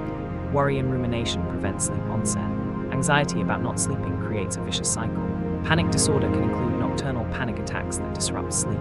Generalized anxiety disorder is strongly associated with chronic insomnia. Treatment of the anxiety often improves sleep, and treating insomnia often reduces anxiety, suggesting they mutually reinforce each other. For PTSD, nightmares and sleep disruption are core features. The failure of normal REM sleep processes to potentiate emotional intensity of traumatic memories may contribute to PTSD persistence. Treatment specifically targeting trauma nightmares, such as imagery rehearsal therapy, can reduce overall PTSD severity, not just improve sleep. The implications for treatment are clear. Addressing sleep should be a standard component of psychiatric care. Cognitive behavioral therapy for insomnia reduces depression and anxiety. Treating sleep apnea improves mood disorders. Maintaining regular sleep schedules helps prevent bipolar relapse. Yet sleep problems in psychiatric patients are often undertreated, seen as mere symptoms rather than treatment targets. The evidence suggests they should be addressed directly and aggressively. Fact 66. Sleep and Alzheimer's disease. The relationship between sleep and Alzheimer's disease is bidirectional and may create a destructive feedback loop. Alzheimer's disease causes sleep disruption through degeneration of brain regions regulating sleep-wake cycles, but poor sleep may also contribute to Alzheimer's development and progression through effects on beta-amyloid clearance. As discussed earlier, the glymphatic system clears metabolic waste from the brain primarily during sleep, particularly deep sleep. Beta-amyloid, the protein that accumulates in plaques characteristic of Alzheimer's disease, is produced continuously during neural activity and must be cleared to prevent buildup. Studies using PET scanning have shown that even a single night of sleep deprivation leads to increased beta-amyloid accumulation in the brain. Chronic sleep restriction over years or decades may promote progressive accumulation, increasing Alzheimer's risk.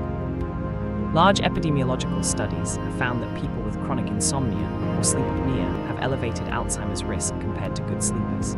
Each hour of sleep lost per night is associated with measurable increases in risk. Treating sleep apnea appears to delay cognitive decline and possibly reduce dementia risk, though more research is needed. The tau protein, another hallmark of Alzheimer's pathology, also shows sleep-related patterns. Tau spreads more readily through brain networks in sleep-deprived states. Animal studies show that sleep deprivation accelerates tau pathology development. Once Alzheimer's disease develops, it disrupts sleep through multiple mechanisms. The suprachiasmatic nucleus, the brain's master clock, shows neurodegeneration in Alzheimer's, causing circadian rhythm deterioration. Patients may experience severe sleep-wake cycle disruption, being awake most of the night and sleeping during the day. Sundowning, increased confusion and agitation in late afternoon and evening, is common, potentially related to circadian dysfunction. Sleep architecture deteriorates, with reduced or absent deep sleep and fragmented REM sleep. The sleep disruption in Alzheimer's creates enormous challenges for caregivers and often precipitates nursing home placement. It also may accelerate cognitive decline by preventing the restorative processes of sleep. This creates a vicious cycle. Alzheimer's pathology disrupts sleep.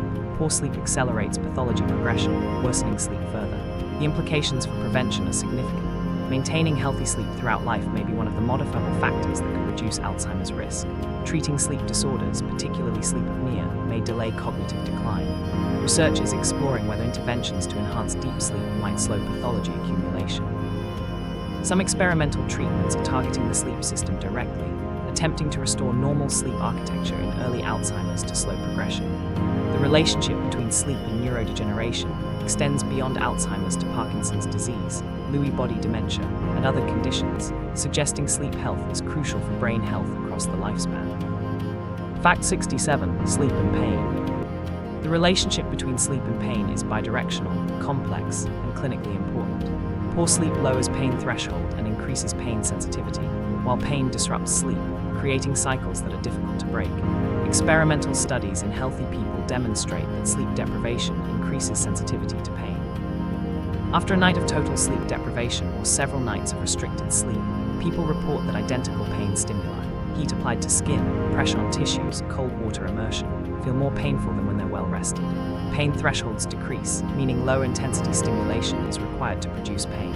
Pain tolerance decreases, meaning people can endure less intense or prolonged pain before reaching their limit. Brain imaging studies reveal that sleep deprivation affects pain processing in multiple regions. The primary somatosensory cortex, which processes the sensory discriminative aspects of pain, where it is, how intense, shows enhanced activation to painful stimuli when sleep deprived.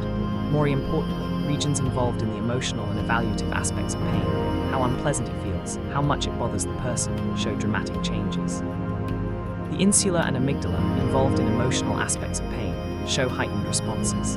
Meanwhile, regions involved in pain modulation and control, including parts of the prefrontal cortex and periaqueductal gray, show reduced activity, suggesting impaired endogenous pain inhibition.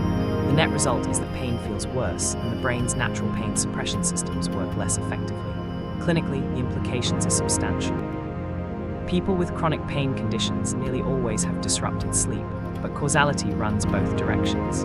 The pain disrupts sleep by making it difficult to find comfortable positions, causing awakenings, and preventing deep sleep, but the resulting sleep deprivation then amplifies pain perception, creating more pain the next day, which further disrupts sleep the following night, a downward spiral.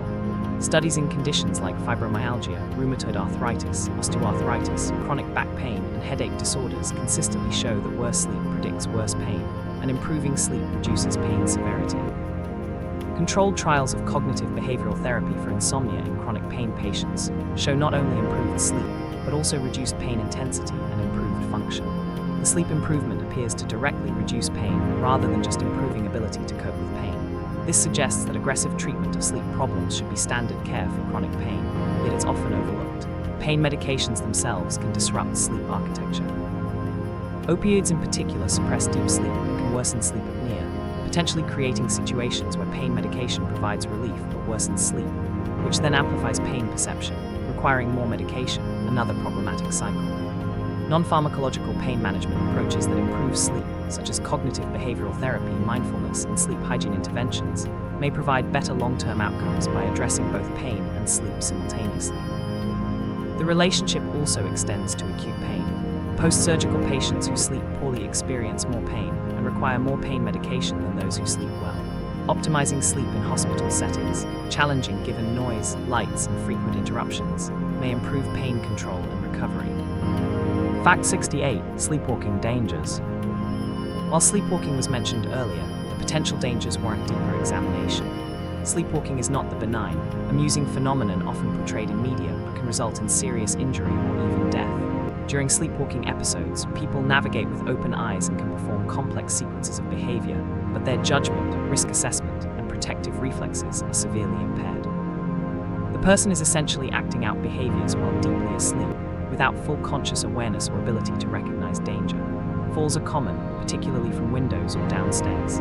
Sleepwalkers have fallen from second-story windows, fallen down staircases, and stumbled over furniture or objects, sustaining fractures, head injuries, and lacerations. Because protective reflexes and ability to catch oneself are impaired, injuries can be severe. The person doesn't recognize the danger of an open window or a steep staircase. Walking outside in inappropriate clothing, going outside in underwear during winter, walking barefoot on rough terrain, can lead to hypothermia, frostbite, or injuries. Sleepwalkers have been found wandering streets, entering neighbors' homes, or in dangerous locations with no memory of how they got there. Driving while sleepwalking, though rare, has been documented in multiple cases. People have gotten into vehicles, started them, and driven significant distances while asleep, causing crashes, property damage, and fatalities. These cases raise complex legal and medical questions about consciousness and responsibility. Eating during sleep, particularly in a condition called sleep-related eating disorder, can involve consuming inappropriate or dangerous items, raw meat, frozen food, cleaning products, cigarettes, without recognition of what they're eating. Injuries from cooking attempts while asleep, including burns and fires, have occurred. Violence during sleepwalking episodes, while rare, can occur. Unlike REM behavior disorder, where violence relates to dream content, sleepwalking violence may occur if someone attempts to restrain or wake the sleepwalker and is perceived as threatening in the sleepwalker's confused state. There have been controversial legal cases involving violence or even homicide allegedly committed during sleepwalking, raising questions about criminal responsibility for actions during unconscious states. Safety measures for people who sleepwalk frequently are crucial.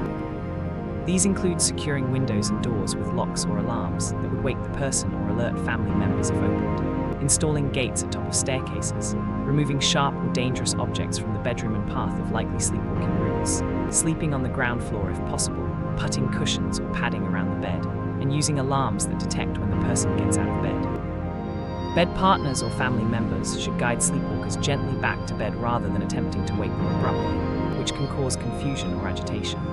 For severe cases, consultation with a sleep specialist is warranted to rule out underlying disorders that might be triggering sleepwalking, to optimize treatment, and to discuss whether medications might be appropriate to suppress the episodes. Fact 69. Shift work sleep disorder. Shift work affects tens of millions of workers worldwide, particularly those in healthcare, emergency services, transportation, manufacturing, and hospitality.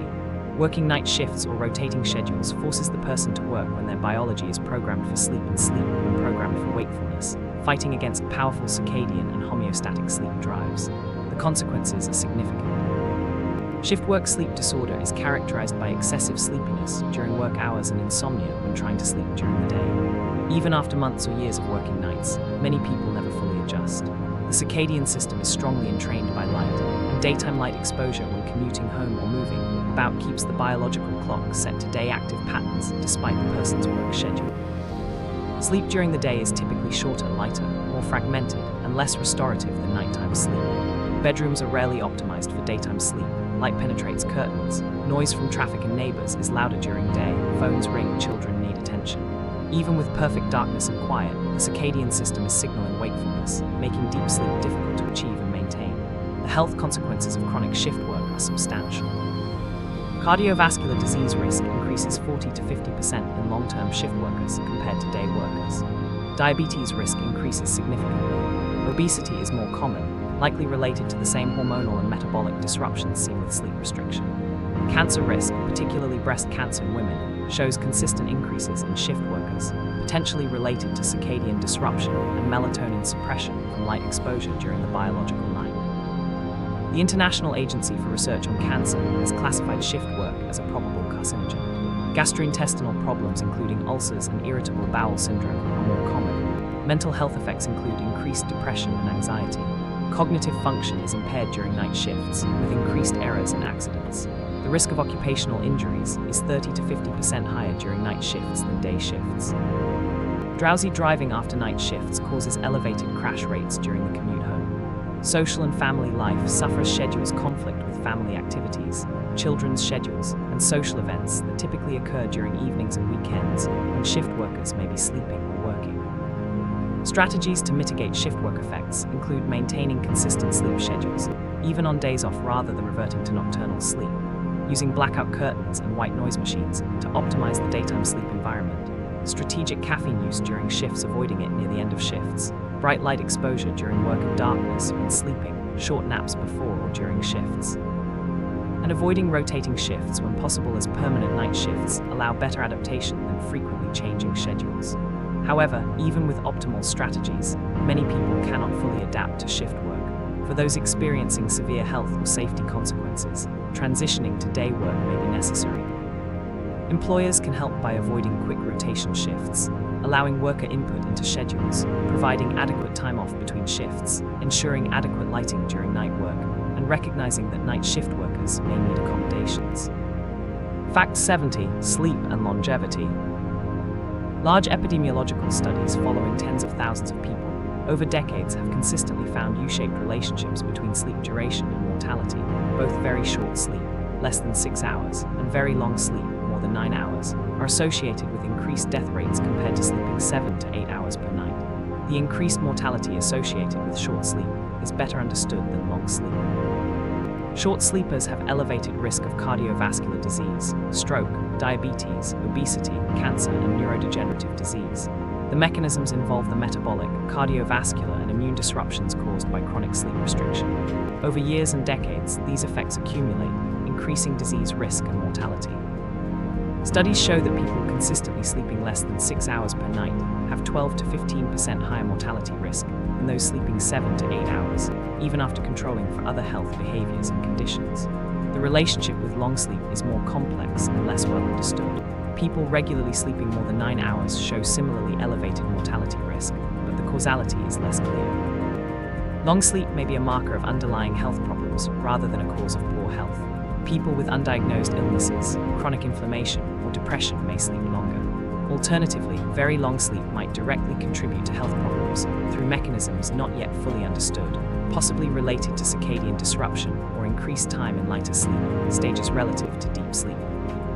Some researchers have proposed that very long sleep may indicate poor sleep quality, with people spending more time in bed to compensate for fragmented or unrefreshtrative sleep. Interestingly, sleep duration has decreased significantly over the past century, with modern adults sleeping approximately 1 to 2 hours less per night than people a century ago. This shift is attributed to electric lighting, shift work, longer commutes, television and internet use, and cultural changes devaluing sleep. Some researchers propose this chronic sleep restriction across entire populations is contributing to the modern epidemics of obesity, diabetes, cardiovascular disease, and mental illness. The data on sleep and longevity suggests that for most people, 7 to 8 hours of sleep per night is optimal for health and longevity. Individual needs vary, but very few people genuinely thrive on substantially less or more than this range. The quality of sleep matters as much as quantity. 7 hours of deep, consolidated, restorative sleep is likely healthier than 9 hours of fragmented, poor quality sleep. Factors beyond duration that affect sleep quality and health include sleep regularity, with consistent sleep-wake times associated with better health than irregular schedules. Sleep efficiency, the percentage of time in bed actually spent asleep. Sleep apnea and other disorders that fragment sleep, and substance use including alcohol, caffeine, and medications affecting sleep. For longevity and health, the prescription seems clear.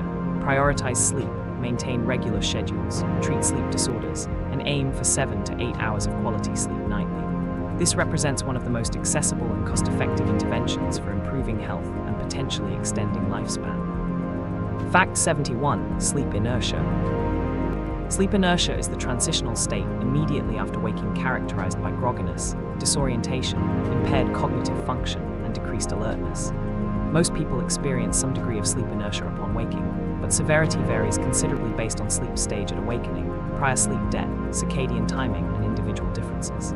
The phenomenon represents the brain's gradual transition from sleep to full wakefulness rather than an instant switch. During sleep inertia, which can last from minutes to over an hour, cognitive performance is significantly impaired. Reaction times are slowed, decision-making is impaired, memory access is reduced, attention and vigilance are diminished, and complex task performance suffers. Studies measuring cognitive function immediately upon waking show performance can be worse than after 24 hours of sleep deprivation, though the impairment gradually improves as inertia dissipates. The severity of sleep inertia depends heavily on sleep stage and awakening. Waking from deep slow-wave sleep produces the most severe inertia, profound disorientation, confusion, potential difficulty recognizing surroundings, or even identity. The person may struggle to understand simple questions, give nonsensical answers, or be unable to perform basic tasks. This severity reflects how different the brain's activity patterns are during deep sleep compared to waking. Waking from REM sleep produces moderate inertia, often accompanied by vivid dream recall. Waking from light stages 1 or 2 produces minimal inertia. This is why alarm clocks that monitor sleep stages and wake people during light sleep can reduce morning grogginess. Time of day affects sleep inertia through circadian influences. Waking at the circadian nadir, the low point of the circadian alertness rhythm, typically around 3 to 5 a.m., produces worse inertia than waking at circadian peaks. This is why waking in the middle of the night feels so terrible, and why night shift workers often experience severe inertia when awakened during their biological night. Prior sleep debt exacerbates inertia. Someone who's been sleep deprived for several days experiences worse inertia upon waking than someone who's well rested. The sleep pressure that's been building makes the transition to wakefulness more difficult. Sleep inertia has important safety implications. Emergency workers, on-call physicians, pilots, and others who must perform critical tasks immediately after waking face significant risks. Mistakes made during sleep inertia have contributed to accidents and errors in medical, aviation, and other settings. Military operations requiring rapid response to alerts must account for sleep inertia in personnel who are sleeping. Strategies to minimize sleep inertia include allowing time for it to dissipate for critical tasks whenever possible, using alarm technologies that wake from light sleep stages, exposing oneself to bright light immediately upon waking, which helps trigger circadian wake-promoting signals, engaging in mild physical activity, which increases arousal, consuming caffeine, which takes 15 to 30 minutes to reach the brain, but then reduces inertia, and avoiding hitting snooze repeatedly, which fragments sleep and often worsens inertia by repeatedly interrupting sleep cycles. Understanding sleep inertia helps explain why people shouldn't make important decisions or perform demanding tasks immediately upon waking. The brain needs time to fully come online. Fact 72. Polyphasic sleep. Polyphasic sleep refers to sleep patterns involving more than 2 sleep periods per day, contrasted with monophasic sleep, 1 consolidated nighttime period, and biphasic sleep, nighttime sleep plus 1 daytime nap. Various polyphasic schedules have been proposed and experimented with, often claiming to dramatically reduce total sleep time while maintaining function. Popular polyphasic schedules include the Huberman schedule, 6 20-minute naps evenly distributed across 24 hours, totaling only 2 hours of sleep, the Everman schedule, 1 core sleep of 3 to 4 hours plus several 20-minute naps, and Dime Action, 4 30-minute naps every 6 hours.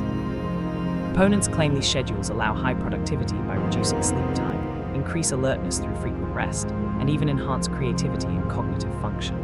However, scientific evidence supporting extreme polyphasic sleep is essentially non-existent, while evidence of harm is substantial. The fundamental problem is that sleep architecture requires certain durations to complete properly. A complete sleep cycle takes 90 to 110 minutes. Deep slow-wave sleep occurs primarily in the first third of nighttime sleep and requires extended periods to accumulate. REM sleep periods grow longer as the night progresses, with the final REM period before waking potentially lasting an hour. Brief 20-minute naps simply cannot provide the full complement of sleep stages, particularly deep sleep and extended REM periods. People attempting extreme polyphasic schedules report difficulties adapting, with weeks of severe sleep deprivation, microsleeps during wake periods, difficulty maintaining the rigid schedule, and eventual abandonment. The few controlled studies examining polyphasic sleep have found impaired cognitive performance, accumulating sleep debt, and no evidence of successful adaptation even after weeks. The brain appears to partially compensate by cramming more REM into the brief naps than would normally occur, but this doesn't fully replace the functions of properly structured sleep. Some individuals claim to have successfully maintained polyphasic schedules for months or years, but such reports are anecdotal, lack objective verification, and may reflect survivor bias. Those who fail to adapt abandon the schedules and don't write about them, while the rare individuals who claim success are visible. Even in these cases, it's unclear whether they're truly thriving or have simply adapted to chronic sleep restriction without recognizing their impairment.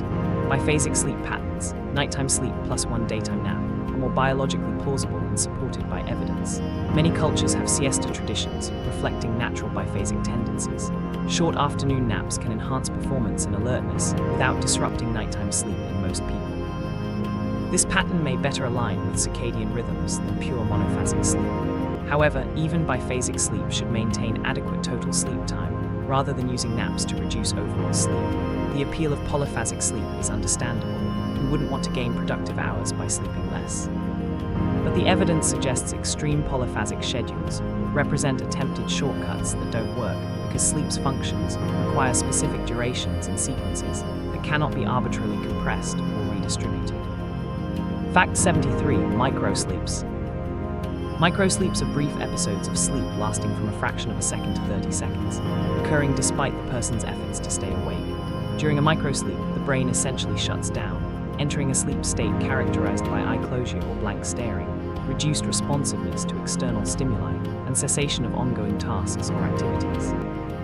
The person is typically unaware the microsleep occurred, having no conscious experience of sleeping, and often believing they remained awake the entire time.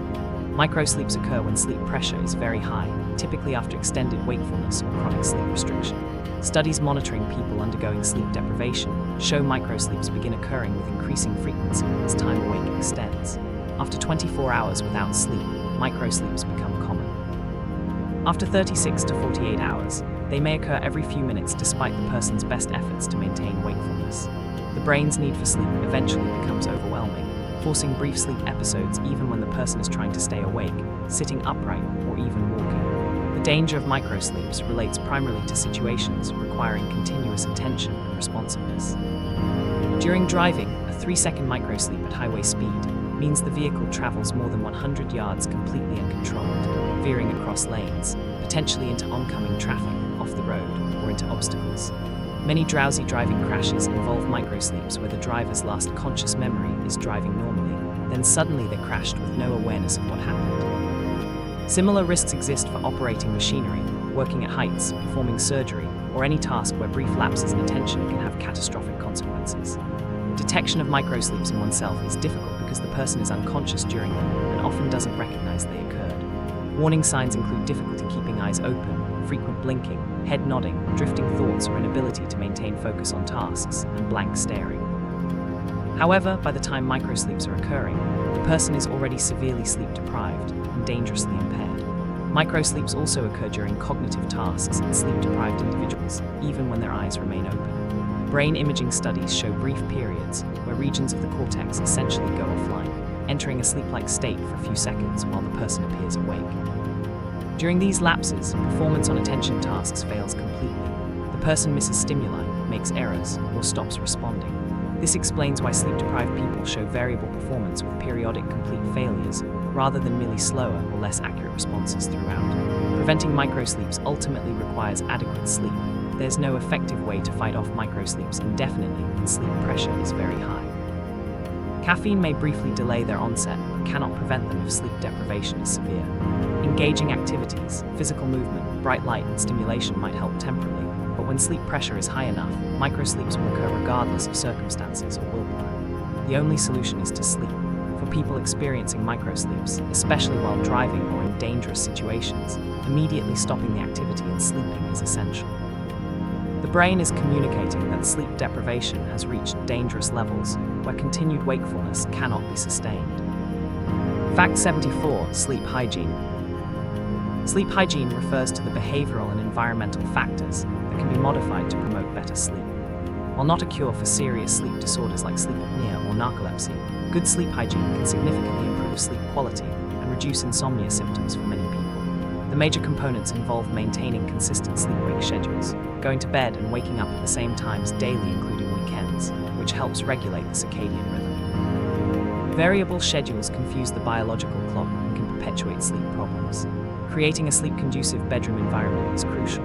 The room should be dark, using blackout curtains or eye masks to block light, which suppresses melatonin and signals the brain to wake. Temperature should be cool, typically 65 to 68 degrees Fahrenheit, supporting the natural temperature drop needed for sleep.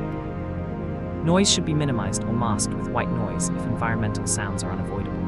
The bedroom should be used primarily for sleep and sex, not for work, television, or other wakeful activities, to strengthen the mental association between bed and sleep. Limiting caffeine intake is important, avoiding it entirely after early afternoon and recognizing it's present not just in coffee, but in tea, soda, chocolate, and many medications. Even if someone feels they can fall asleep fine after evening caffeine, it still disrupts sleep architecture and reduces deep sleep. Alcohol should be avoided close to bedtime as it fragments sleep and suppresses REM despite initially causing sedation. Heavy meals close to bedtime can cause discomfort and reflux that disrupt sleep, though very light snacks can be helpful for some people who wake hungry. Regular exercise improves sleep quality and duration, but vigorous exercise should be completed at least 3 to 4 hours before bedtime as it can be too stimulating if done too close to sleep time. Daytime light exposure, particularly morning sunlight, helps regulate circadian rhythms. Evening bright light, especially blue-rich light from screens, should be limited as it delays melatonin onset and shifts circadian phase later.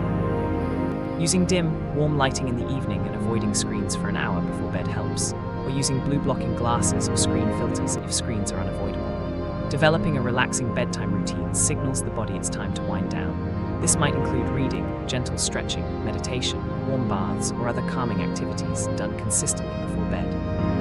Avoiding arousing activities like intense work, exciting television, arguments, or anxiety-provoking news helps ease the transition to sleep. Managing stress and anxiety is crucial as rumination prevents sleep. Techniques like keeping a worry journal earlier in the evening to externalize concerns, scheduling worry time earlier in the day rather than in bed, or using relaxation techniques can help. Getting out of bed if unable to sleep after 20 minutes rather than lying awake, becoming frustrated helps break negative associations between bed and wakefulness. Avoiding clock watching helps reduce anxiety about not sleeping. While these recommendations seem simple, consistently implementing them can produce dramatic improvements in sleep quality, though benefits typically take days to weeks to fully manifest rather than happening immediately. Fact 75. Sleep restriction therapy. Sleep restriction therapy, seemingly paradoxical, involves deliberately reducing time in bed to consolidate sleep and increase sleep drive. It's a core component of cognitive behavioral therapy for insomnia and can be highly effective for people who spend excessive time in bed while awake, which weakens the association between bed and sleep and perpetuates insomnia. The rationale is straightforward. People with insomnia often spend 10 or more hours in bed trying to get 6 hours of sleep, lying awake for hours feeling frustrated. This creates a low sleep efficiency, the percentage of time in bed actually asleep.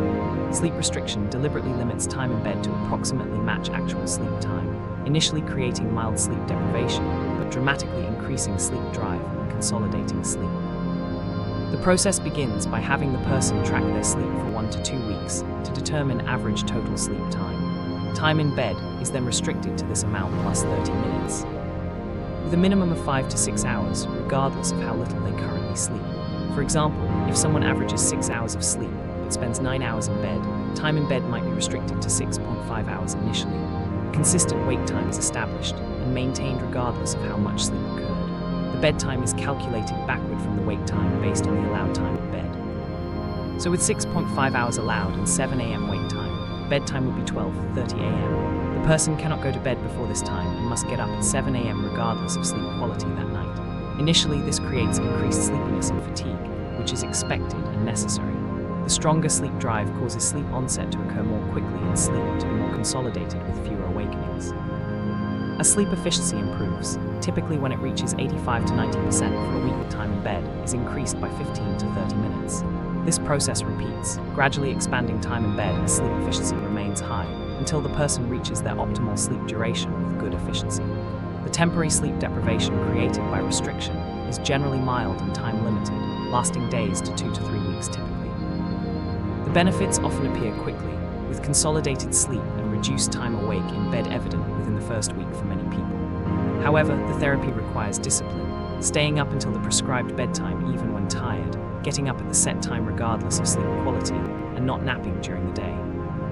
People whose work or activities make daytime sleepiness dangerous, such as those operating heavy machinery or driving long distances, should only undertake sleep restriction under professional supervision.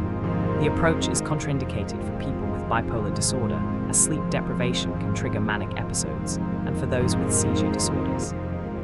Despite these limitations, sleep restriction is one of the most effective components of insomnia treatment, producing lasting improvements that often persist years after treatment ends, unlike sleeping medications, which only work while being taken. Fact 76. Light therapy. Light therapy or phototherapy involves exposure to bright light on a specific schedule to shift circadian rhythms, treat seasonal affective disorder, or improve sleep in circadian rhythm disorders. The therapy works through the retinohypothalamic tract, connecting light-sensitive retinal cells directly to the suprachiasmatic nucleus, allowing light to directly influence the circadian clock.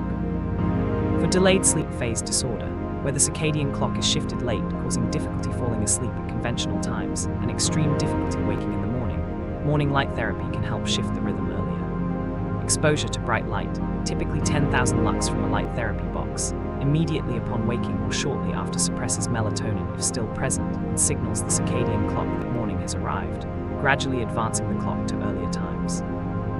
The timing is crucial. Light in the morning advances the clock while light in the evening delays it, so evening light will worsen delayed sleep phase. Treatment typically involves 30 to 60 minutes of light exposure daily for several weeks, with gradual shifting of the clock making earlier sleep and wake times progressively easier. For advanced sleep phase disorder, the opposite pattern where people become sleepy very early evening and wake very early morning, evening light therapy can delay the clock. Exposure to bright light in the early evening suppresses premature melatonin onset and signals the clock that day is continuing, gradually shifting the rhythm later. For seasonal affective disorder, a form of depression occurring during fall and winter when days are short and natural light exposure is reduced, morning light therapy has strong evidence of effectiveness comparable to antidepressant medications. The typical protocol involves 30 minutes of exposure to 10,000 lux light therapy box shortly after waking during the fall and winter months. The mechanism likely involves both circadian effects and direct mood-elevating effects of light on brain regions involved in mood regulation. For jet lag, strategically timed light exposure can accelerate adjustment to new time zones. When traveling east, morning light at the destination helps advance the clock. When traveling west, evening light helps delay it. Combining light therapy with melatonin can enhance effectiveness. For shift workers, properly timed light exposure during night shifts followed by light avoidance and darkness during the day can help shift circadian rhythms to better align with the work schedule, though complete adaptation is difficult. Light therapy is generally safe with minimal side effects. Some people experience eye strain, headache, or mild nausea initially, which typically resolves. People with certain eye conditions, those taking photosensitizing medications, or those with bipolar disorder should consult healthcare providers before starting light therapy. The light boxes used for therapy must provide adequate brightness, 10,000 lux at the distance used, and emit full spectrum light while filtering UV radiation. Simply sitting near windows or using regular room lighting is insufficient as the intensity is too low. Timing is crucial for effectiveness. Light at the wrong time can worsen circadian misalignment. Fact 77: Sleep position and health. The position in which a person sleeps can significantly affect health, comfort, and sleep quality in ways most people don't consider. Back sleeping, or supine position, is generally considered neutral for spinal alignment if proper pillow height supports the neck's natural curve without lifting the head excessively. However, back sleeping worsens snoring and sleep apnea dramatically because gravity pulls the tongue and soft palate backward, narrowing the airway. Many people with positional sleep apnea have apnea events primarily or only when sleeping on their backs. For these individuals, avoiding supine sleep can dramatically reduce apnea severity. Some treatment approaches involve devices or techniques like sewing tennis balls into the back of nightshirts to make back sleeping uncomfortable and encourage side sleeping. Back sleeping can also worsen acid reflux, as gravity doesn't prevent stomach contents from moving up the esophagus. Side sleeping, the most common position, generally supports better spinal alignment than stomach sleeping and reduces snoring and sleep apnea compared to back sleeping. Left side sleeping has specific benefits for acid reflux. The anatomy of the stomach and esophagus means sleeping on the left side positions the stomach contents away from the lower esophageal sphincter, reducing reflux. This is particularly important for pregnant women who often experience reflux, and left side sleeping is also recommended during pregnancy for optimal blood flow to the fetus. Right side sleeping may worsen reflux for some people. Side sleeping can contribute to shoulder pain and hip discomfort from pressure, and facial wrinkles from pressing the face into the pillow for years, though the cosmetic concern is minor compared to health effects. Proper pillow height to maintain neutral neck alignment is important for side sleepers. The pillow should be thick enough to fill the space between the mattress and head, keeping the spine straight. Stomach sleeping, or prone position, is generally considered the worst for spinal health. It requires turning the neck to the side for extended periods, creating strain and misalignment. It can increase lower back strain by flattening the natural lumbar curve. Most sleep specialists recommend avoiding stomach sleeping, though people who preferentially sleep this way often find other positions uncomfortable. For people who must sleep prone, using a thin pillow or no pillow under the head and placing a pillow under the pelvis can reduce spinal strain.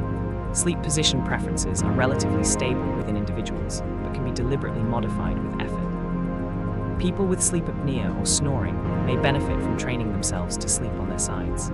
Those with shoulder or hip pain might improve by changing positions or using appropriate pillows and mattress support. Pregnancy typically requires modifying sleep positions as pregnancy progresses, with left side sleeping recommended in later pregnancy.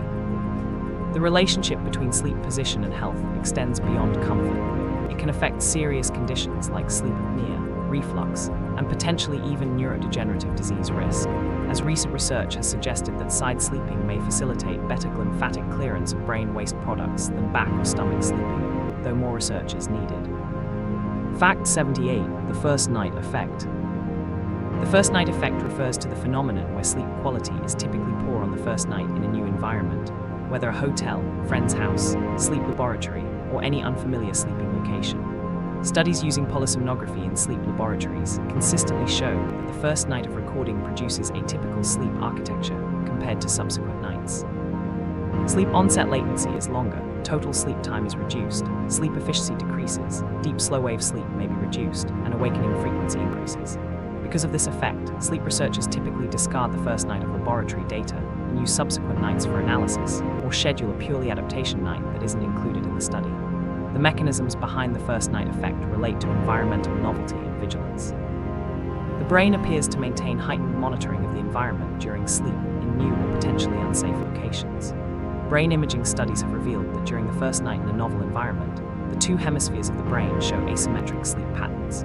The left hemisphere shows more slow-wave activity characteristic of deep sleep, while the right hemisphere shows less slow-wave activity and remains more responsive to external stimuli, essentially maintaining partial vigilance.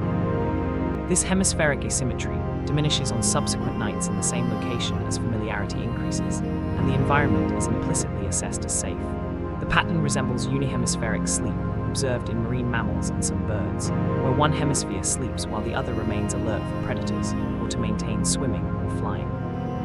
While humans don't exhibit this to the same extreme degree, the first night effect suggests a more subtle version where partial vigilance is maintained in unfamiliar environments. The evolutionary logic is clear. Sleeping deeply in an unknown environment where threats are uncertain is potentially dangerous. Maintaining some level of monitoring makes adaptive sense despite reducing sleep quality. The first night effect has practical implications. When traveling, people should expect poorer sleep the first night and plan accordingly, perhaps avoiding critically important activities the following day when possible. Bringing familiar items like pillows, using white noise to mask unfamiliar sounds, maintaining regular bedtime routines, and creating as similar an environment to home as possible can reduce, though not eliminate, the effect. For people undergoing sleep studies in laboratories, understanding that the first night will be atypical helps set appropriate expectations. The effect diminishes with repeated exposure to the same environment, demonstrating the brain's ability to assess and adapt to new contexts. This also explains why people often sleep better after several nights at the same hotel or vacation location. The environment has become familiar and the vigilance system has relaxed. Fact 79. Sleep divorce. Sleep divorce refers to couples choosing to sleep in separate beds or bedrooms to improve sleep quality when one or both partners' sleep is disrupted by sleeping together. This practice is increasingly common, but often kept private due to social stigma and assumptions that sleeping apart indicates relationship problems. However, sleep divorce can actually improve both sleep and relationship quality when done for appropriate reasons. Common sleep incompatibilities that motivate sleeping apart include snoring, with one partner's snoring preventing the other's sleep, different sleep schedules, with one person being a night owl and the other a morning lark, restless sleep where one partner moves excessively, kicks, or has periodic limb movements disturbing the other, temperature preferences, with one person preferring warm conditions while the other needs coolness, differing firmness preferences for mattresses. Sleep disorders like sleep apnea, where CPAP equipment, or the disorder itself, disrupts the partner, and different sensitivities to noise or light. Studies examining sleep quality, objectively using wrist actigraphy monitors, show that co-sleeping couples do experience more movement and more brief arousals throughout the night compared to sleeping alone, though many people don't consciously notice these disruptions. The effect varies greatly between couples. Some experience minimal sleep disruption, while others experience severe impacts on sleep quality. The decision to sleep apart is highly individual and should be based on actual sleep quality and its effects on functioning and relationship satisfaction, rather than adherence to social expectations.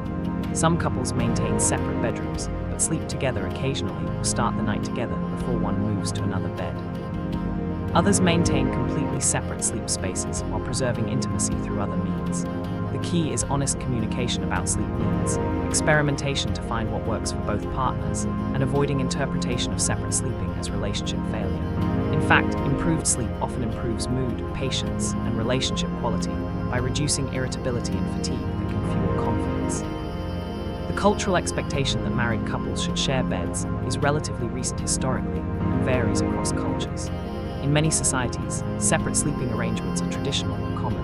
The modern Western expectation of shared beds emerged partially from economic necessity in small homes rather than being inherently necessary for healthy relationships.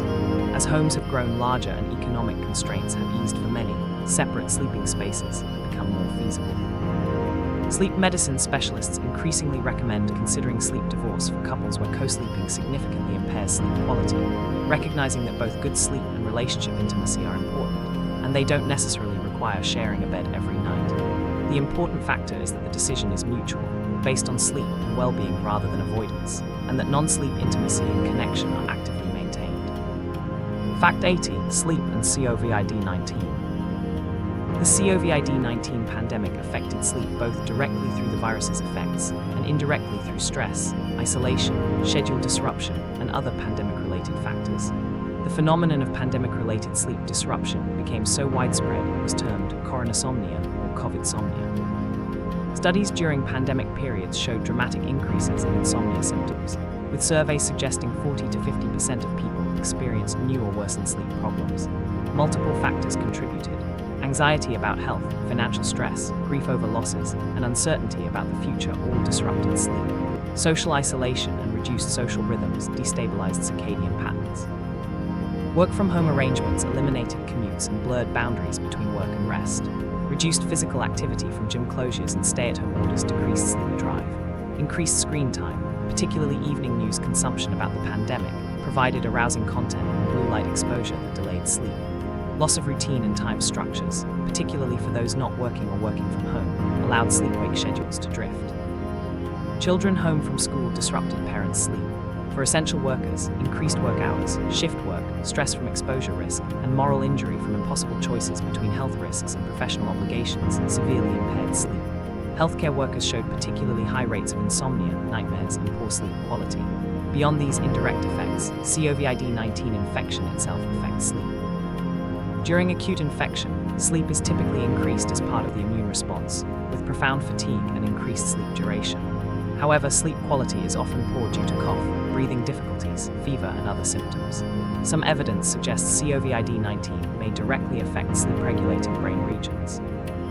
In long COVID or post-acute sequelae of COVID-19, sleep disturbances are among the most common persistent symptoms, with many people reporting ongoing insomnia, unrefreshing sleep, or alterations in sleep patterns months or years after acute infection. The mechanisms may involve persistent inflammation, autonomic nervous system dysregulation, or direct effects on sleep regulatory systems. The pandemic also highlighted connections between sleep and immune function. Studies found that people with chronic insufficient sleep or sleep disorders had increased COVID-19 infection risk and worse outcomes. Conversely, ensuring adequate sleep before COVID-19 vaccination was associated with stronger antibody responses, emphasizing sleep's role in immune function.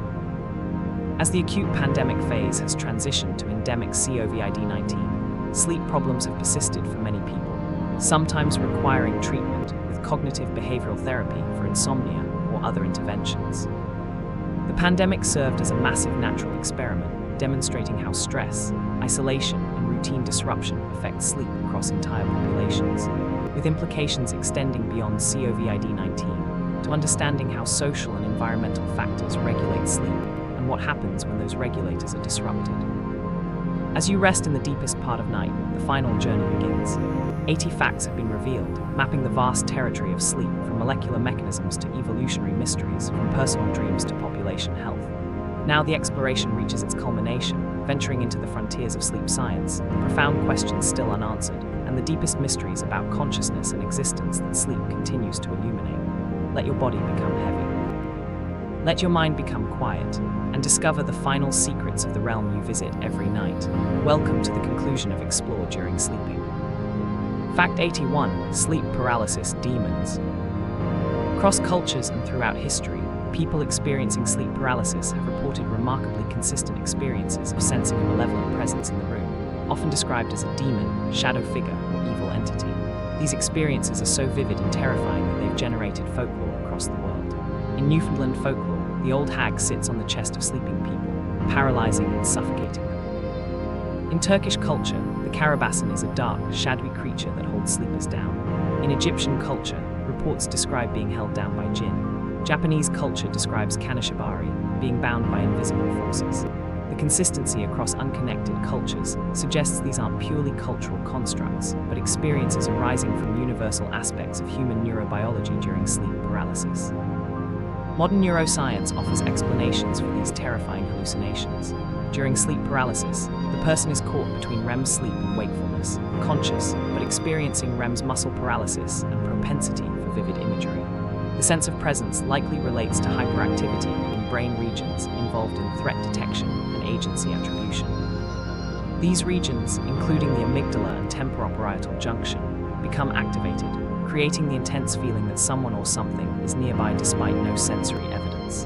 The inability to move or speak intensifies fear, which further activates threat detection systems in a feedback loop. The sensation of pressure on the chest is real. The intercostal muscles between ribs that assist breathing are paralyzed during REM, leaving only the diaphragm functional, creating a sense of restricted breathing and heaviness. Visual hallucinations during sleep paralysis often take forms primed by culture and expectation: demons, aliens, intruders, but the underlying experience of feeling a threatening presence appears universal. Some researchers propose that this represents an ancient threat detection system misfiring, generating false positives of predators or threats when the combination of consciousness and REM creates unusual brain states. Understanding the neurological basis doesn't make sleep paralysis less terrifying when experienced, but it can reduce fear after the fact and prevent people from interpreting episodes as supernatural attacks or signs of mental illness. The experiences are frightening, but not dangerous or indicative of deeper problems in most cases. Fact 82. Why do we yawn? Yawning is a stereotyped behavior observed across many vertebrate species, a deep inhalation with mouth wide open, often accompanied by stretching. Despite being such a common and easily observable phenomenon, the function of yawning remains surprisingly unclear, with multiple competing theories and no definitive answer. The oldest and most intuitively appealing explanation is that yawning increases oxygen intake when the body is oxygen deprived or tired. However, this has been repeatedly tested and found not to be the primary function. Studies manipulating oxygen and carbon dioxide levels in breathing air show no consistent changes in yawning frequency. People in oxygen-rich environments yawn just as much as those in normal air, and increasing carbon dioxide doesn't reliably increase yawning. A more recent theory proposes that yawning serves thermoregulatory functions for the brain. The deep inhalation draws cool air into nasal and oral cavities, which then cools blood flowing to the brain through veins and sinuses. Studies show yawning increases when brain temperature is elevated and decreases in cold environments. Holding cool packs to the forehead reduces yawning frequency. This theory suggests yawning helps maintain optimal brain temperature, which affects alertness and cognitive function. Yawning is strongly associated with transitions between behavioral states: waking to sleep, sleep to waking, rest to activity. It increases during drowsiness and upon waking, suggesting it may serve arousal-regulating functions, though whether it increases or decreases arousal remains debated. Some evidence suggests yawning increases alertness and blood flow to the brain, potentially serving as an arousal booster when the brain is moving towards sleep but needs to maintain wakefulness. The strong contagiousness of yawning, seeing, hearing, or even thinking about yawning triggers yawning in others, suggests social or communication functions. Contagious yawning appears unique to humans, great apes, and a few other social species, and is linked to empathy and theory of mind.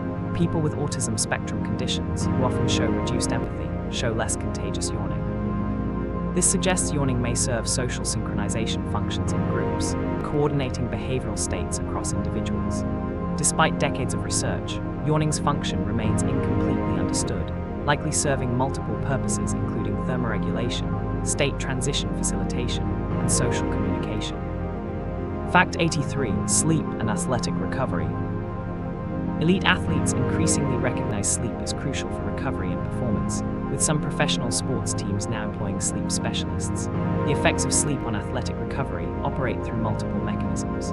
Growth hormone, essential for tissue repair and muscle growth, is released primarily during deep slow-wave sleep, with the largest pulses occurring during the first sleep cycle.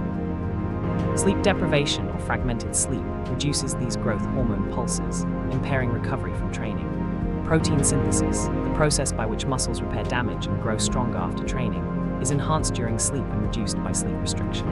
Studies comparing athletes who get adequate sleep versus those who are sleep restricted show differences in markers of muscle recovery, with sleep-deprived athletes showing prolonged inflammation and delayed recovery. Glycogen replenishment, restoring the carbohydrate energy stores in muscles and liver depleted during exercise, occurs more efficiently during sleep. Immune function, crucial for fighting off infections that could interrupt training, is compromised by poor sleep, leaving athletes more vulnerable to illness. Testosterone levels, important for muscle maintenance and growth, are affected by sleep, with chronic sleep restriction reducing testosterone in men. Sleep extension studies, having athletes increase sleep time beyond their habitual amounts to 9 to 10 hours, show improvements in sprint times, shooting accuracy in basketball, serve accuracy in tennis, and subjective ratings of physical and mental well-being. One famous study had Stanford basketball players extend sleep to 10 hours nightly for several weeks. The sprint times improved, free throw accuracy increased by 9%, three-point accuracy improved by 9.2%, and they reported better mood and less fatigue. Similar results have been found in swimmers, tennis players, and football players. Beyond the physical recovery, sleep affects the mental aspects of athletic performance. Motor skill consolidation occurs during sleep, meaning athletes who practice a skill, then sleep show greater improvement than those who practice the same amount but stay awake. Strategic thinking, decision-making, and ability to read opponents all require cognitive resources impaired by sleep deprivation. Motivation and willingness to push through discomfort decrease with poor sleep. Professional sports teams are implementing sleep optimization strategies, scheduling training and travel to protect sleep, educating athletes about sleep hygiene, monitoring sleep with wearable devices, providing sleep-friendly hotel arrangements during travel, and creating team cultures that value sleep rather than glorifying sleep deprivation. The competitive advantages of sleep optimization can be substantial. Small performance improvements of a few percent that result from better sleep can mean the difference between winning and losing at elite levels. Fact 84. Dreams and problem-solving examples.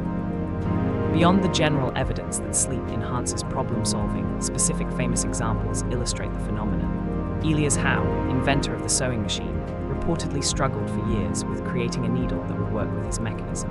In a dream, he saw himself captured by warriors whose spears had eye-shaped holes near the points.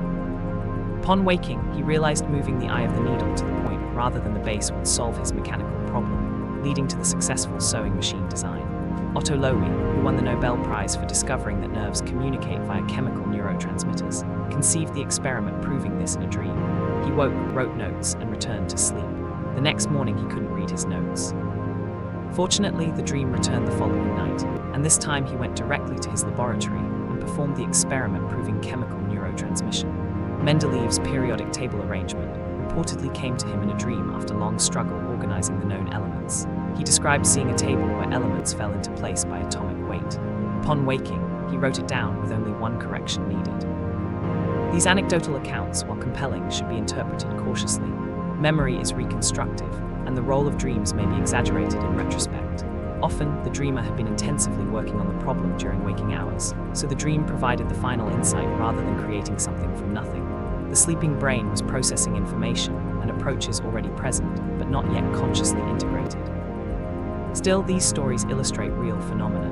The sleeping brain can reorganize information in novel ways, make unexpected connections, and generate insights that were elusive during directed waking thought. Modern controlled studies confirm that sleep, particularly REM sleep, does enhance certain types of problem solving, especially those requiring insight or novel associations rather than grinding through procedural steps. The mechanism likely involves REM's unique brain state, where the prefrontal cortex's logical constraints are reduced, while other regions show enhanced connectivity, allowing unusual combinations of ideas. Fact 85. Sleepwalking violence and legal cases. There have been documented legal cases where individuals committed violent acts, including homicide, while allegedly sleepwalking, raising profound questions about consciousness, volition, and legal responsibility. One famous case is that of Kenneth Parks, a Canadian man who drove 23 kilometers to his in-laws' home in 1987, killed his mother-in-law and seriously injured his father-in-law, then drove to a police station saying, "I think I killed someone." He was charged with murder. His defense argued he was sleepwalking during the entire episode, and therefore lacked the conscious awareness and intent required for criminal responsibility. Sleep experts testified that Parks had a family history of sleepwalking, had been under enormous stress, and showed no motive for the crime. The jury acquitted him, accepting the sleepwalking defense. The case remains controversial, with some experts questioning whether such complex, coordinated behavior could truly occur during sleepwalking. Other cases have followed, with varying outcomes. The key legal question is whether the person possessed the mens rea, guilty mind necessary for criminal conviction. If someone is genuinely unconscious during an act, lacking awareness and volition, traditional legal frameworks struggle to assign responsibility. However, proving sleepwalking is extraordinarily difficult after the fact. There's no objective test that can definitively establish whether someone was sleepwalking during a past event. Defense must rely on family history of sleepwalking, evidence of sleep disorders, lack of motive, absence of attempts to cover up the crime, and expert testimony. Critics argue the sleepwalking defense can be fabricated or exaggerated, and courts must balance openness to legitimate sleep disorder explanations against potential use. Medical experts note that while simple behaviors like walking around the house are common in sleepwalking, complex, purposeful, violent acts are extremely rare and controversial. REM behavior disorder, where muscle paralysis is absent during REM sleep, can produce violent behaviors corresponding to dream content, but these typically involve defensive responses to dream threats rather than coordinated attacks. The question of criminal responsibility during unconscious states extends beyond sleepwalking to cases of medication-induced automatism, where certain sleeping pills have been associated with complex behaviors with no memory. These cases force legal systems to grapple with edge cases where traditional concepts of consciousness, free will, and responsibility don't neatly apply. Fact 86. Sleep deprivation as torture. Sleep deprivation has been used as a torture technique throughout history and continues to be employed despite being recognized as a form of torture under international law. The practice involves forcing prisoners to stay awake for extended periods, sometimes days or weeks, through constant noise, light, physical disturbances, or forced standing. The effects are devastating. After 48 to 72 hours without sleep, cognitive function deteriorates severely, with disorientation, difficulty thinking clearly, paranoia, and hallucinations. After several days, reality testing breaks down. The person may experience delusions, see and hear things that aren't there, become unable to distinguish real from imaginary. Emotional control collapses, with extreme mood swings, crying, rage, or emotional numbness. Physical symptoms include tremors, coordination problems, slurred speech, and hypersensitivity to pain.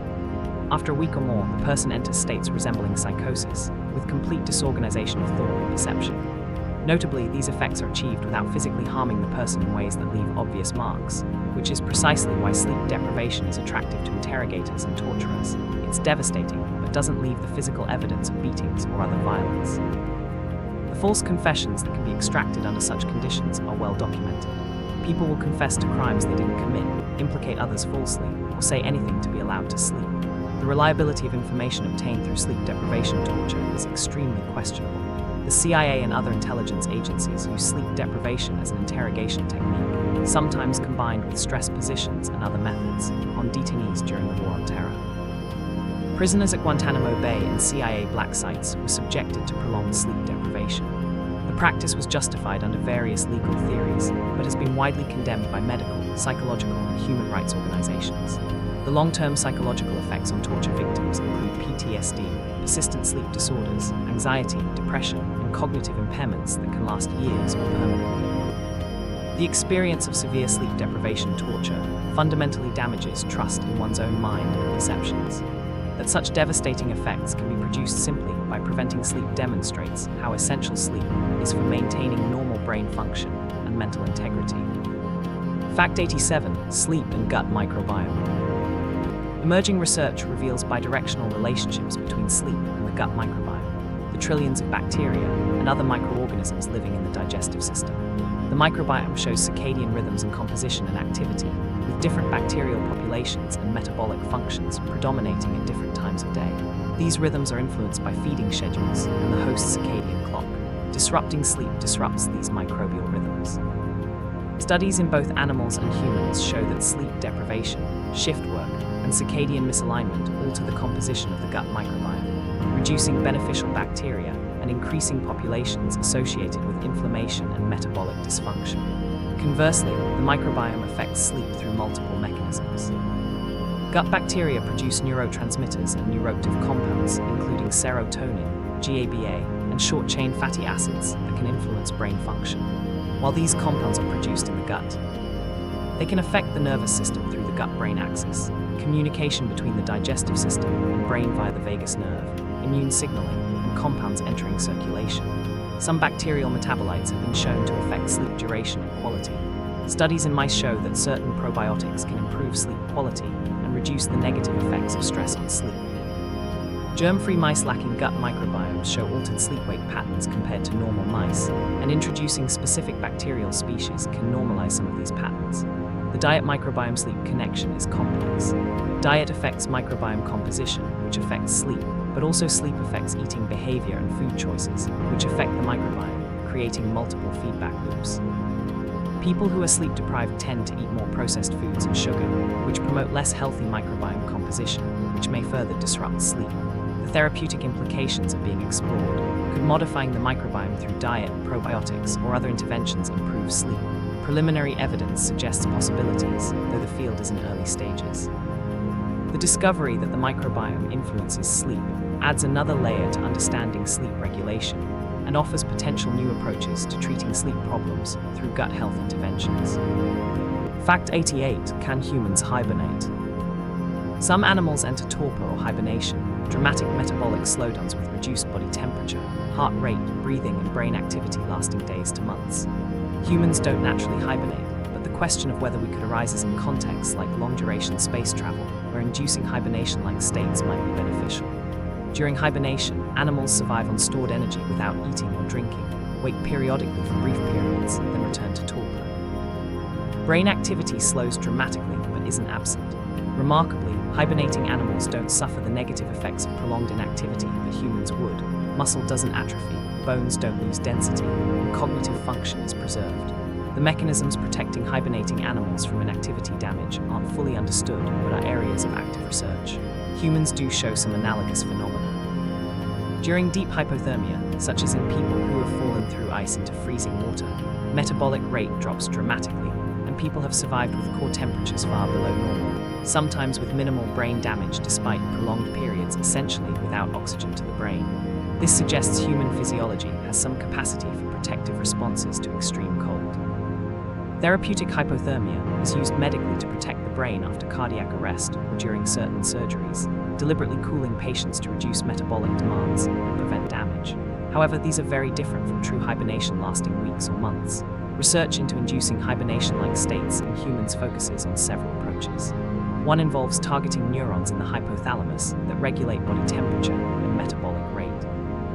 Activating specific neural circuits in mice can induce torpor-like states with reduced body temperature and metabolism. Whether similar circuits exist and could be safely activated in humans remains unknown. Another approach involves pharmaceutical manipulation of metabolism and thermoregulation. Some compounds can reduce metabolic rate or alter temperature set points, but achieving safe, reversible, prolonged states resembling hibernation is far beyond current capabilities. The challenges are substantial. Humans aren't adapted for hibernation.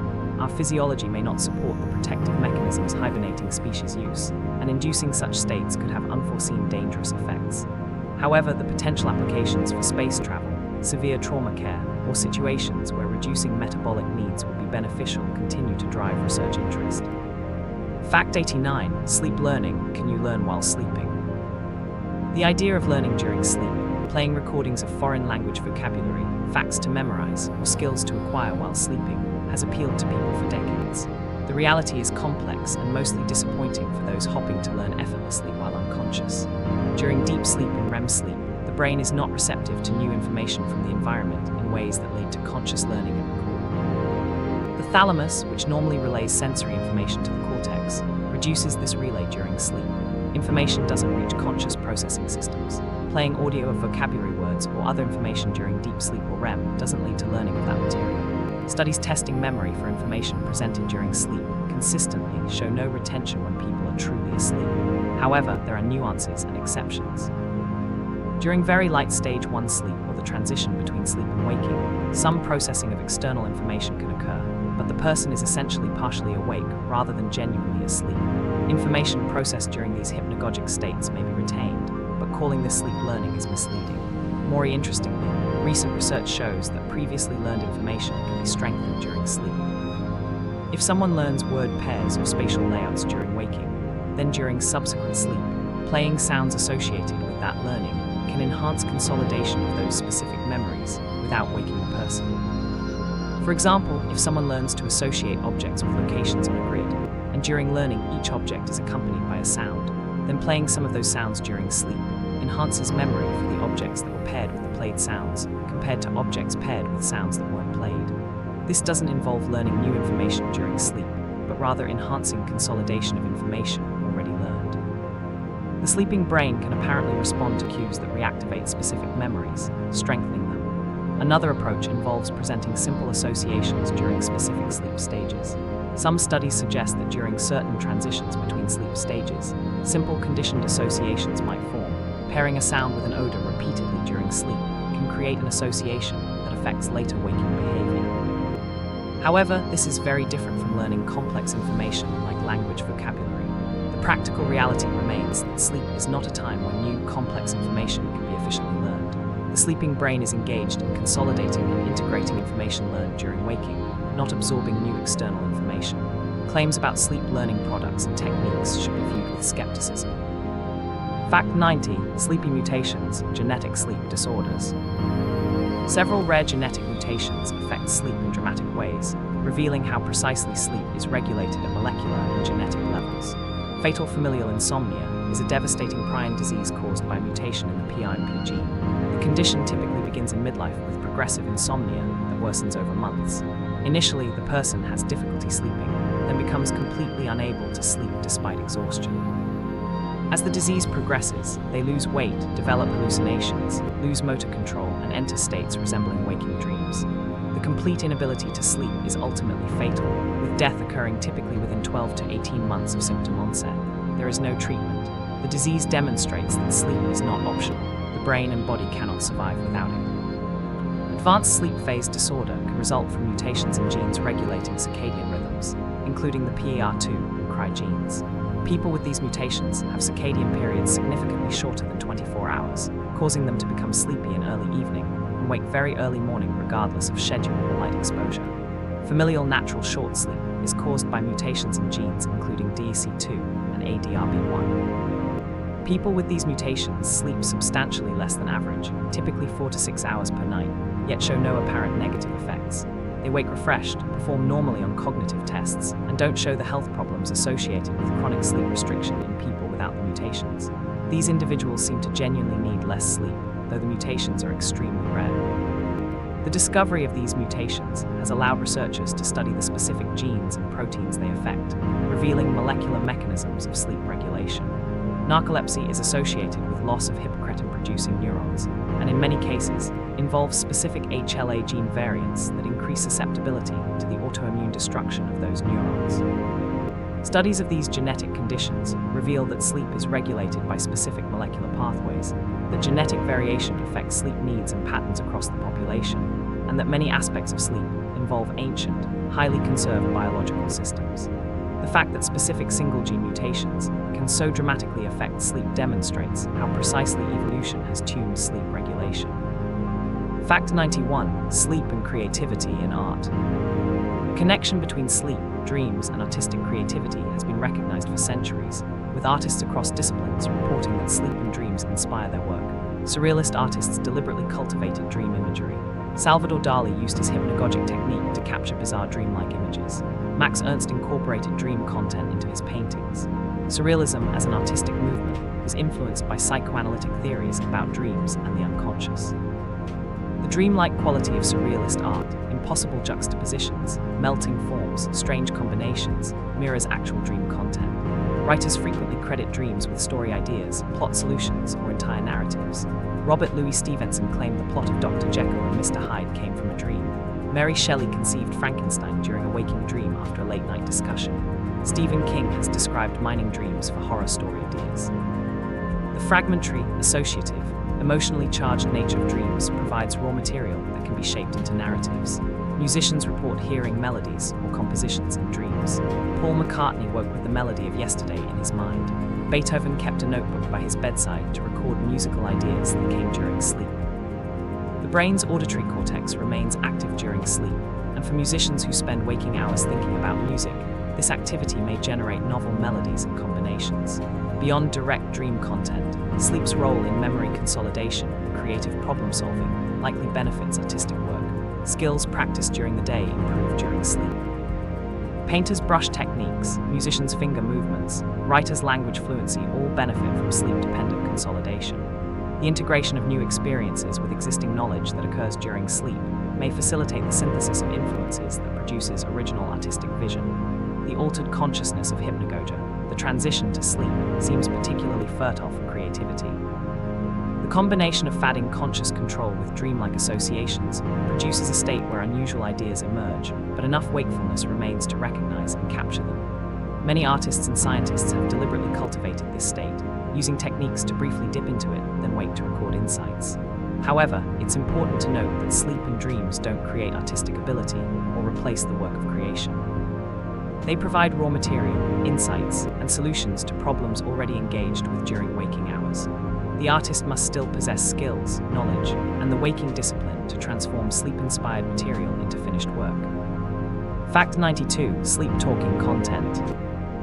Analysis of sleep-talking content reveals interesting patterns about what the sleeping mind expresses. While much sleep-talking is unintelligible mumbling, when words can be distinguished, certain patterns emerge. Negative content and profanity are overrepresented compared to waking speech. Studies recording sleep-talking find that swearing and negative emotional content occur more frequently in sleep speech than in the same individual's waking conversations. This may reflect the reduced inhibition and increased activity of emotional brain regions during sleep. The content often relates to daily concerns and activities, work, family, upcoming events, but in fragmented or distorted ways. A person might speak about a meeting or problem they face during the day, but the sleep-talking version is often confused or nonsensical. Sleep-talking can reflect dream content, particularly when it occurs during REM sleep. The person might seem to be speaking to dream characters, commenting on dream events, or responding to dream situations. However, the speech typically makes sense only in the context of the dream and appears bizarre or incomprehensible to listeners. Interestingly, sleep-talking can involve languages, accents, or speech patterns different from the person's normal waking speech. Bilingual individuals sometimes sleep-talk in languages they rarely use while awake. People have been reported to speak in accents they don't have while awake or use vocabulary unusual for them. Studies have shown that sleep talkers sometimes engage in what appear to be conversations with dream characters, with pauses as if listening to responses. The one-sided conversations can give glimpses into dream narratives. More rarely, two sleep talkers sharing a bed might appear to converse with each other, though they're almost certainly not truly communicating, but rather coincidentally sleep-talking at overlapping times. Despite popular belief and dramatic fictional portrayals, sleep-talking rarely involves confession of secrets or revelation of hidden information. Research studies attempting to elicit truthful information or secrets through questioning sleep talkers have largely failed. Responses tend to be confused, nonsensical, or clearly false rather than revealing true information. The sleeping brain lacks the metacognitive awareness and truth-monitoring processes of waking consciousness, so sleep speech doesn't represent reliable access to true thoughts or information. Fact 93. Sleep and time perception. Time perception becomes fundamentally altered during sleep, creating the subjective experience that sleep seems to pass in an instant, though objectively hours elapse. When awakened from sleep, people typically dramatically underestimate how long they've been asleep, particularly if awakened from deep sleep. Someone who has been asleep for 3 hours might estimate they've been asleep for 30 minutes or less. This occurs because consciousness is discontinuous during sleep, with extended periods where no subjective experience is encoded or retained. Unlike waking hours where consciousness is continuous and memory formation allows retrospective assessment of time passage, sleep contains large periods with no conscious experience and no memories formed. The person's last conscious memory is lying down to sleep. Their next conscious memory is waking up, with nothing in between to fill the temporal gap. Dreams provide some subjective temporal experience, but dream time is itself distorted. Dreams can seem to unfold over long periods, hours or days within the dream narrative, yet occur during REM periods lasting only minutes. The brain in dreams experiences time differently than in waking, with events condensed, expanded, or scrambled temporally. The neurobiological mechanisms of time perception require brain regions and processes that are altered during sleep. The prefrontal cortex, involved in temporal ordering of events and time estimation, shows reduced activity during REM sleep.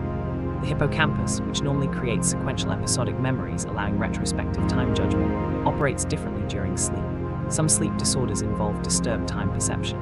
People with severe insomnia sometimes experience paradoxical insomnia, where they believe they barely sleep despite objective evidence of sleeping for hours. Their subjective experience is of lying awake all night, yet sleep studies show they were asleep for much of the night. This disconnect between objective and subjective sleep likely relates to altered consciousness during light sleep and frequent brief arousals that create the impression of continuous wakefulness. Sleep also affects memory for when events occurred in waking life.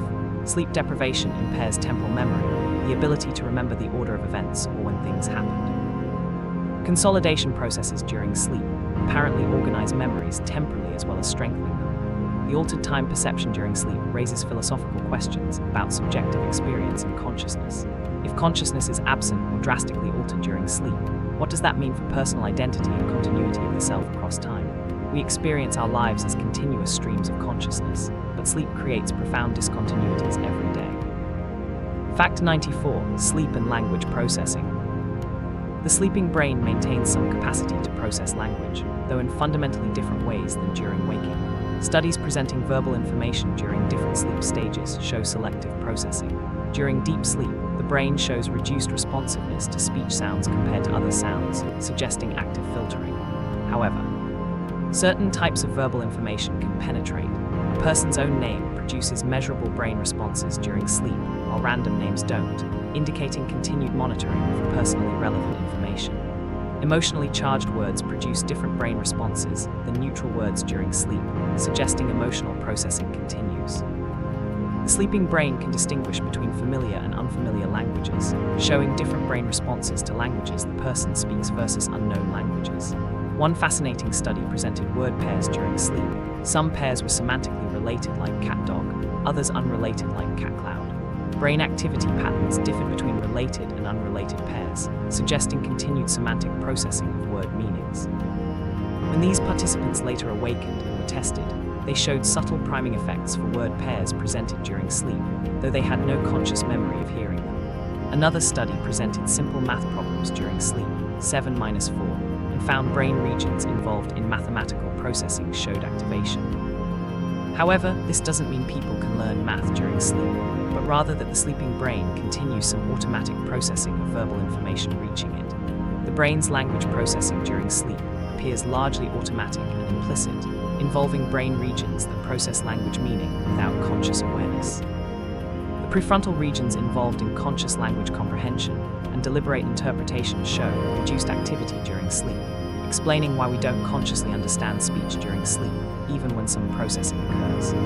Sleep talking itself demonstrates that language production systems can activate during sleep, though the content is typically nonsensical or fragmented, reflecting the altered brain state producing it. Dream incorporation of language is common. People report dream conversations, hearing speech, reading text, but this represents internally generated language rather than processing of external speech.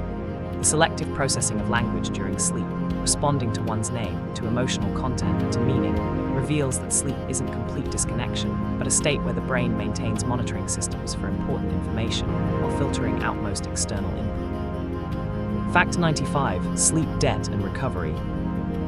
Sleep debt, the accumulated deficit from consistently getting less sleep than needed, builds progressively and cannot be immediately repaid through single night's extra sleep. If someone needs 8 hours but gets 6 hours per night for a week, they've accumulated 14 hours of sleep debt. The effects of this debt include cognitive impairment, mood changes, reduced physical performance, and health consequences that worsen as debt accumulates. Recovery from sleep debt requires multiple nights of extended sleep, not just one long night. Studies show that cognitive performance doesn't return to baseline immediately after one recovery sleep, but requires several nights of adequate or extended sleep. The amount of slow-wave deep sleep increases during recovery sleep, suggesting the brain prioritizes catching up on the most restorative stages first. However, some deficits may not fully recover, even with extended recovery sleep. Studies examining sustained sleep restriction for weeks followed by recovery periods find that while many measures improve with recovery sleep, some subtle cognitive and physiological effects persist. This suggests that chronic sleep restriction may have cumulative effects that aren't fully reversed by recovery sleep, at least in the short term. Weekend catch-up sleep, sleeping longer on weekends to compensate for weekday sleep restriction, is a common pattern. While this provides some benefit and is better than no recovery sleep, it doesn't fully compensate for weekday restriction. The variable sleep schedule creates circadian misalignment, and the recovery sleep doesn't fully restore all deficits. Moreover, sleeping very late on weekends makes Monday morning waking difficult, essentially creating social jet lag. The concept of sleep banking, sleeping extra before anticipated sleep restriction, has been studied in military contexts where soldiers face extended operations with little sleep opportunity. Some evidence suggests that extending sleep before deprivation provides modest protective benefits, allowing better performance during subsequent sleep restriction than without sleep banking. However, the benefits are limited and don't prevent the need for recovery sleep afterward. Individual differences exist in susceptibility to sleep debt and ability to recover. Some people show more severe deficits from restriction and require more recovery sleep. Others appear more resilient, though even resilient individuals still experience impairment and benefit from adequate sleep. The practical implication is that chronic sleep restriction cannot be truly compensated for through periodic catch-up, and the healthiest approach is maintaining adequate sleep consistently rather than yo-yoing between restriction and recovery. The body and brain function best with regular, adequate sleep rather than debt and recovery cycles. Fact 96: Sleep and skin health.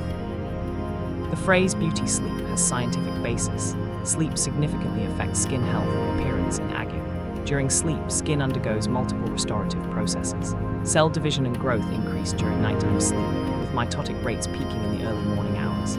This increased cell turnover allows repair of damage from UV exposure, pollution, and other daily stresses. Blood flow to the skin increases during sleep, delivering oxygen and nutrients while removing waste products. The increased perfusion gives skin a healthier appearance and supports repair processes. Collagen production increases during sleep. Collagen is the structural protein providing skin firmness and elasticity. The growth hormone released during deep sleep stimulates collagen synthesis. Chronic sleep restriction reduces collagen production, accelerating wrinkle formation and skin sagging. Cortisol, the stress hormone that breaks down collagen and increases inflammation, normally drops during sleep. Sleep deprivation keeps cortisol elevated, promoting collagen breakdown and inflammatory skin conditions. Studies examining objective skin measurements show that chronic poor sleep is associated with increased signs of aging, including fine lines, reduced elasticity, uneven pigmentation, and slower recovery from skin stresses like UV exposure. People who report poor sleep show more visible aging compared to good sleepers of the same age. Sleep deprivation affects skin appearance in ways others can perceive. Studies show that sleep-deprived people are rated by observers as looking less healthy, less attractive, and more tired compared to photos of the same individuals when well rested. Dark circles under eyes, pale skin, droopy eyelids, and red or swollen eyes all correlate with poor sleep. Hydration dynamics change with sleep. Overnight, the body rebalances hydration, and lying prone allows fluid to redistribute. This is why people often look puffy upon waking, fluid that accumulated in face and eyes overnight. The puffiness typically resolves within an hour or two of upright posture, allowing fluid to drain. Skin conditions like eczema, psoriasis, and acne are affected by sleep. Sleep deprivation worsens inflammatory skin conditions, while adequate sleep supports healing. The skin's barrier function, its ability to retain moisture and keep out irritants, becomes impaired with sleep restriction. The beauty and cosmetics industry has recognized sleep's importance for skin health, marketing overnight skin treatments designed to work with the skin's natural nighttime repair processes. While topical products can provide some benefit, they cannot fully compensate for the effects of inadequate sleep on skin health. For optimal skin health and appearance, adequate sleep is essential, with benefits that cannot be fully replicated through products or other interventions.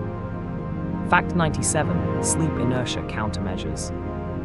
While sleep inertia's existence was discussed earlier, specific countermeasures can help minimize its severity and duration when waking is necessary. Light exposure immediately upon waking helps trigger circadian wake-promoting signals. Bright light suppresses any remaining melatonin and signals the circadian system that day has begun. Even brief exposure to bright light, opening curtains, turning on bright overhead lights, or stepping outside can accelerate the dissipation of sleep inertia. Physical activity increases arousal and speeds the transition to full wakefulness.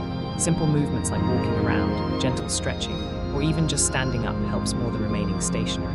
Cold water on the face or a cool shower provides arousal-increasing sensory stimulation.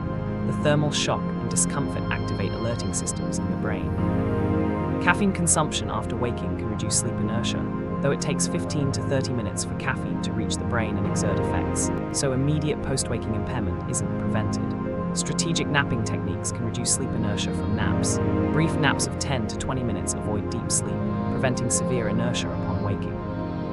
If longer naps are taken, timing them to complete full 90-minute cycles means waking from light sleep rather than from the middle of deep sleep, reducing inertia. The coffee nap technique involves consuming caffeine immediately before a 15 to 20-minute nap, so the caffeine starts taking effect just as the person wakes, enhancing alertness. Sleep stage monitoring alarm clocks attempt to wake people during light sleep stages rather than deep sleep, though the effectiveness of consumer devices for this purpose varies. For situations where severe sleep inertia poses safety risks, emergency workers, on-call medical personnel, pilots, protocols sometimes include minimum wake-up times before critical duties can be performed, allowing inertia to dissipate. Some military and emergency contexts use very loud, startling alarms and require immediate physical activity to accelerate the transition to full wakefulness. Understanding that sleep inertia will occur and planning for it, allowing time before critical tasks, implementing countermeasures, and not making important decisions immediately upon waking helps minimize risks associated with post-waking impairment. Fact 98. Sleep and pain sensitivity. Beyond sleep's general relationship with chronic pain, discussed earlier, specific mechanisms link sleep to pain sensitivity. The endogenous opiate system, the brain's natural pain suppression system using neurotransmitters like endorphins, is affected by sleep. Sleep deprivation reduces opioid receptor availability and function in pain-processing brain regions, weakening the brain's ability to naturally suppress pain. The descending pain modulatory system, brain circuits that normally inhibit pain signals traveling up the spinal cord to conscious awareness, becomes impaired with sleep loss. Functional brain imaging shows that after sleep deprivation, pain signals produce stronger activation in the somatosensory cortex where pain is consciously perceived, while pain-inhibiting regions like the periaqueductal gray and prefrontal cortex show reduced activity. This combination means pain signals reach consciousness more readily and intensely, while the brain's suppression systems work less effectively. Inflammatory responses are exacerbated by sleep deprivation. Inflammatory molecules called cytokines increase with poor sleep, and these same molecules sensitize pain receptors and enhance pain transmission. The result is peripheral sensitization, where pain receptors become more responsive to stimuli, and central sensitization, where the central nervous system amplifies pain signals. Studies measuring pain thresholds, the point at which stimulation becomes painful, show consistent decreases after sleep restriction. Stimuli that wouldn't be painful when well-rested become painful when sleep-deprived. Pain tolerance, the maximum pain intensity someone can endure, also decreases significantly. People can endure less intense pain, and for shorter durations when sleep-deprived. Clinical implications extend beyond pain sensitivity to pain medication effectiveness. Some studies suggest pain medications are less effective in sleep-deprived states, requiring higher doses to achieve the same pain relief. Sleep medications and pain medications can interact in complex ways. Some pain medications disrupt sleep architecture, potentially worsening long-term pain through sleep disruption even while providing short-term relief. For people with chronic pain, the sleep-pain relationship creates difficult cycles. Pain disrupts sleep. Sleep deprivation amplifies pain perception. Worse pain further disrupts sleep. Breaking these cycles often requires addressing both pain and sleep simultaneously rather than treating only one. Non-pharmacological pain management approaches that improve sleep, cognitive behavioral therapy, mindfulness, relaxation techniques, may provide benefits beyond direct pain relief by also improving sleep quality, which then reduces pain sensitivity. Fact 99. The future of sleep science. Sleep science continues evolving with new technologies and approaches revealing previously hidden aspects of sleep. Advanced neuroimaging techniques allow researchers to observe brain activity during sleep with unprecedented detail, revealing how different brain regions interact during various sleep stages and how these interactions support memory consolidation, emotional processing, and other functions. Large-scale genetic studies are identifying genes affecting sleep duration, quality, chronotype, and susceptibility to sleep disorders, potentially leading to personalized sleep treatments based on genetic profiles. Wearable technology continues improving, with devices becoming better at estimating sleep stages and detecting sleep disorders. Future devices may provide real-time feedback during sleep, potentially using sounds, vibrations, or other stimuli to enhance deep sleep, reduce nightmares, or even influence dream content. Closed-loop systems that monitor brain activity and deliver precisely timed interventions are being developed. For example, detecting slow-wave sleep and then delivering sounds or electrical stimulation timed to enhance slow waves might deepen sleep and improve its restorative functions. Pharmacological research seeks medications that enhance specific sleep stages or sleep quality without the side effects of current sleeping pills. Orexin antagonists, a newer class of sleep medications, work differently than older drugs and may produce more natural sleep. Future medications might target specific aspects of sleep architecture, enhancing deep sleep or improving sleep consolidation without producing dependence or next-day sedation. The role of sleep in preventing and treating neurodegenerative diseases is an active research area. If poor sleep contributes to Alzheimer's and other dementias through impaired waste clearance, then interventions enhancing deep sleep and lymphatic function might prevent or slow these diseases. Clinical trials are testing whether treating sleep apnea, improving sleep quality, or enhancing deep sleep can reduce cognitive decline. Sleep and circadian rhythm optimization for shift workers and space travel is advancing. Understanding how to better align circadian rhythms with non-standard schedules, develop countermeasures for circadian disruption, and potentially use pharmacological interventions safely could improve health and performance for millions of shift workers. For space exploration, understanding how to maintain healthy sleep in unusual environments with altered light-dark cycles is crucial. Integration of sleep science with other fields continues expanding. Understanding connections between sleep and the immune system, metabolism, the microbiome, and aging is revealing that sleep affects virtually every biological system, opening new intervention points for treating diseases. The fundamental questions remain: why exactly do we sleep? What are the irreducible functions that make sleep essential? Can we someday safely reduce sleep need or enhance sleep efficiency? As research continues, sleep's centrality to health, performance, and consciousness becomes ever clearer. Fact 100: sleep as a window to consciousness. Sleep represents one of neuroscience's most powerful tools for understanding consciousness itself, the most profound mystery in science. Every night, consciousness fades during sleep onset, transforms during dreaming, and returns upon waking. These transitions offer unique opportunities to study what consciousness is and how the brain generates it. The philosophical hard problem of consciousness, why and how physical brain processes give rise to subjective experience, can be approached through sleep research. When someone is awake and conscious, their brain shows particular patterns of activity, connectivity, and dynamics. During deep sleep, when consciousness appears absent, the brain is still highly active but shows different patterns. Comparing these states reveals that consciousness seems to require not just brain activity, but specific types of integration and information processing. Studies suggest consciousness emerges when different brain regions communicate in richly integrated ways, allowing information to be globally broadcast and accessed. During wakefulness, the thalamocortical system shows complex, integrated activity patterns. During deep sleep, this integration breaks down with brain regions operating more independently. Theories like integrated information theory propose that consciousness corresponds to a system's capacity to integrate information, measured by a quantity called phi. Sleep states with low consciousness have low phi, while waking consciousness has high phi. Dreams complicate the picture. Consciousness during dreams is vivid and real feeling, yet disconnected from external reality and lacking metacognitive awareness. Dream consciousness reveals that subjective experience can exist without sensory input from the environment and without accurate reality monitoring. The brain can generate complete experiential worlds from internal activity alone. This demonstrates that consciousness doesn't require external input, but rather depends on specific types of internal brain organization. The phenomenon of lucid dreaming, where metacognitive awareness returns during dreams, allows researchers to study consciousness using real-time communication between sleeping and waking consciousness. Lucid dreamers can signal researchers from inside dreams using eye movements, enabling experiments on subjective experience during altered consciousness states. Sleep disorders provide natural experiments. In REM behavior disorder, the muscle paralysis of REM fails, allowing observation of how dream content relates to physical behavior. In sleepwalking, complex behaviors occur during deep sleep, presumably without consciousness, revealing dissociations between behavior and awareness. Sleep paralysis creates states where consciousness returns before muscle control, producing frightening experiences that illuminate the relationship between different brain systems.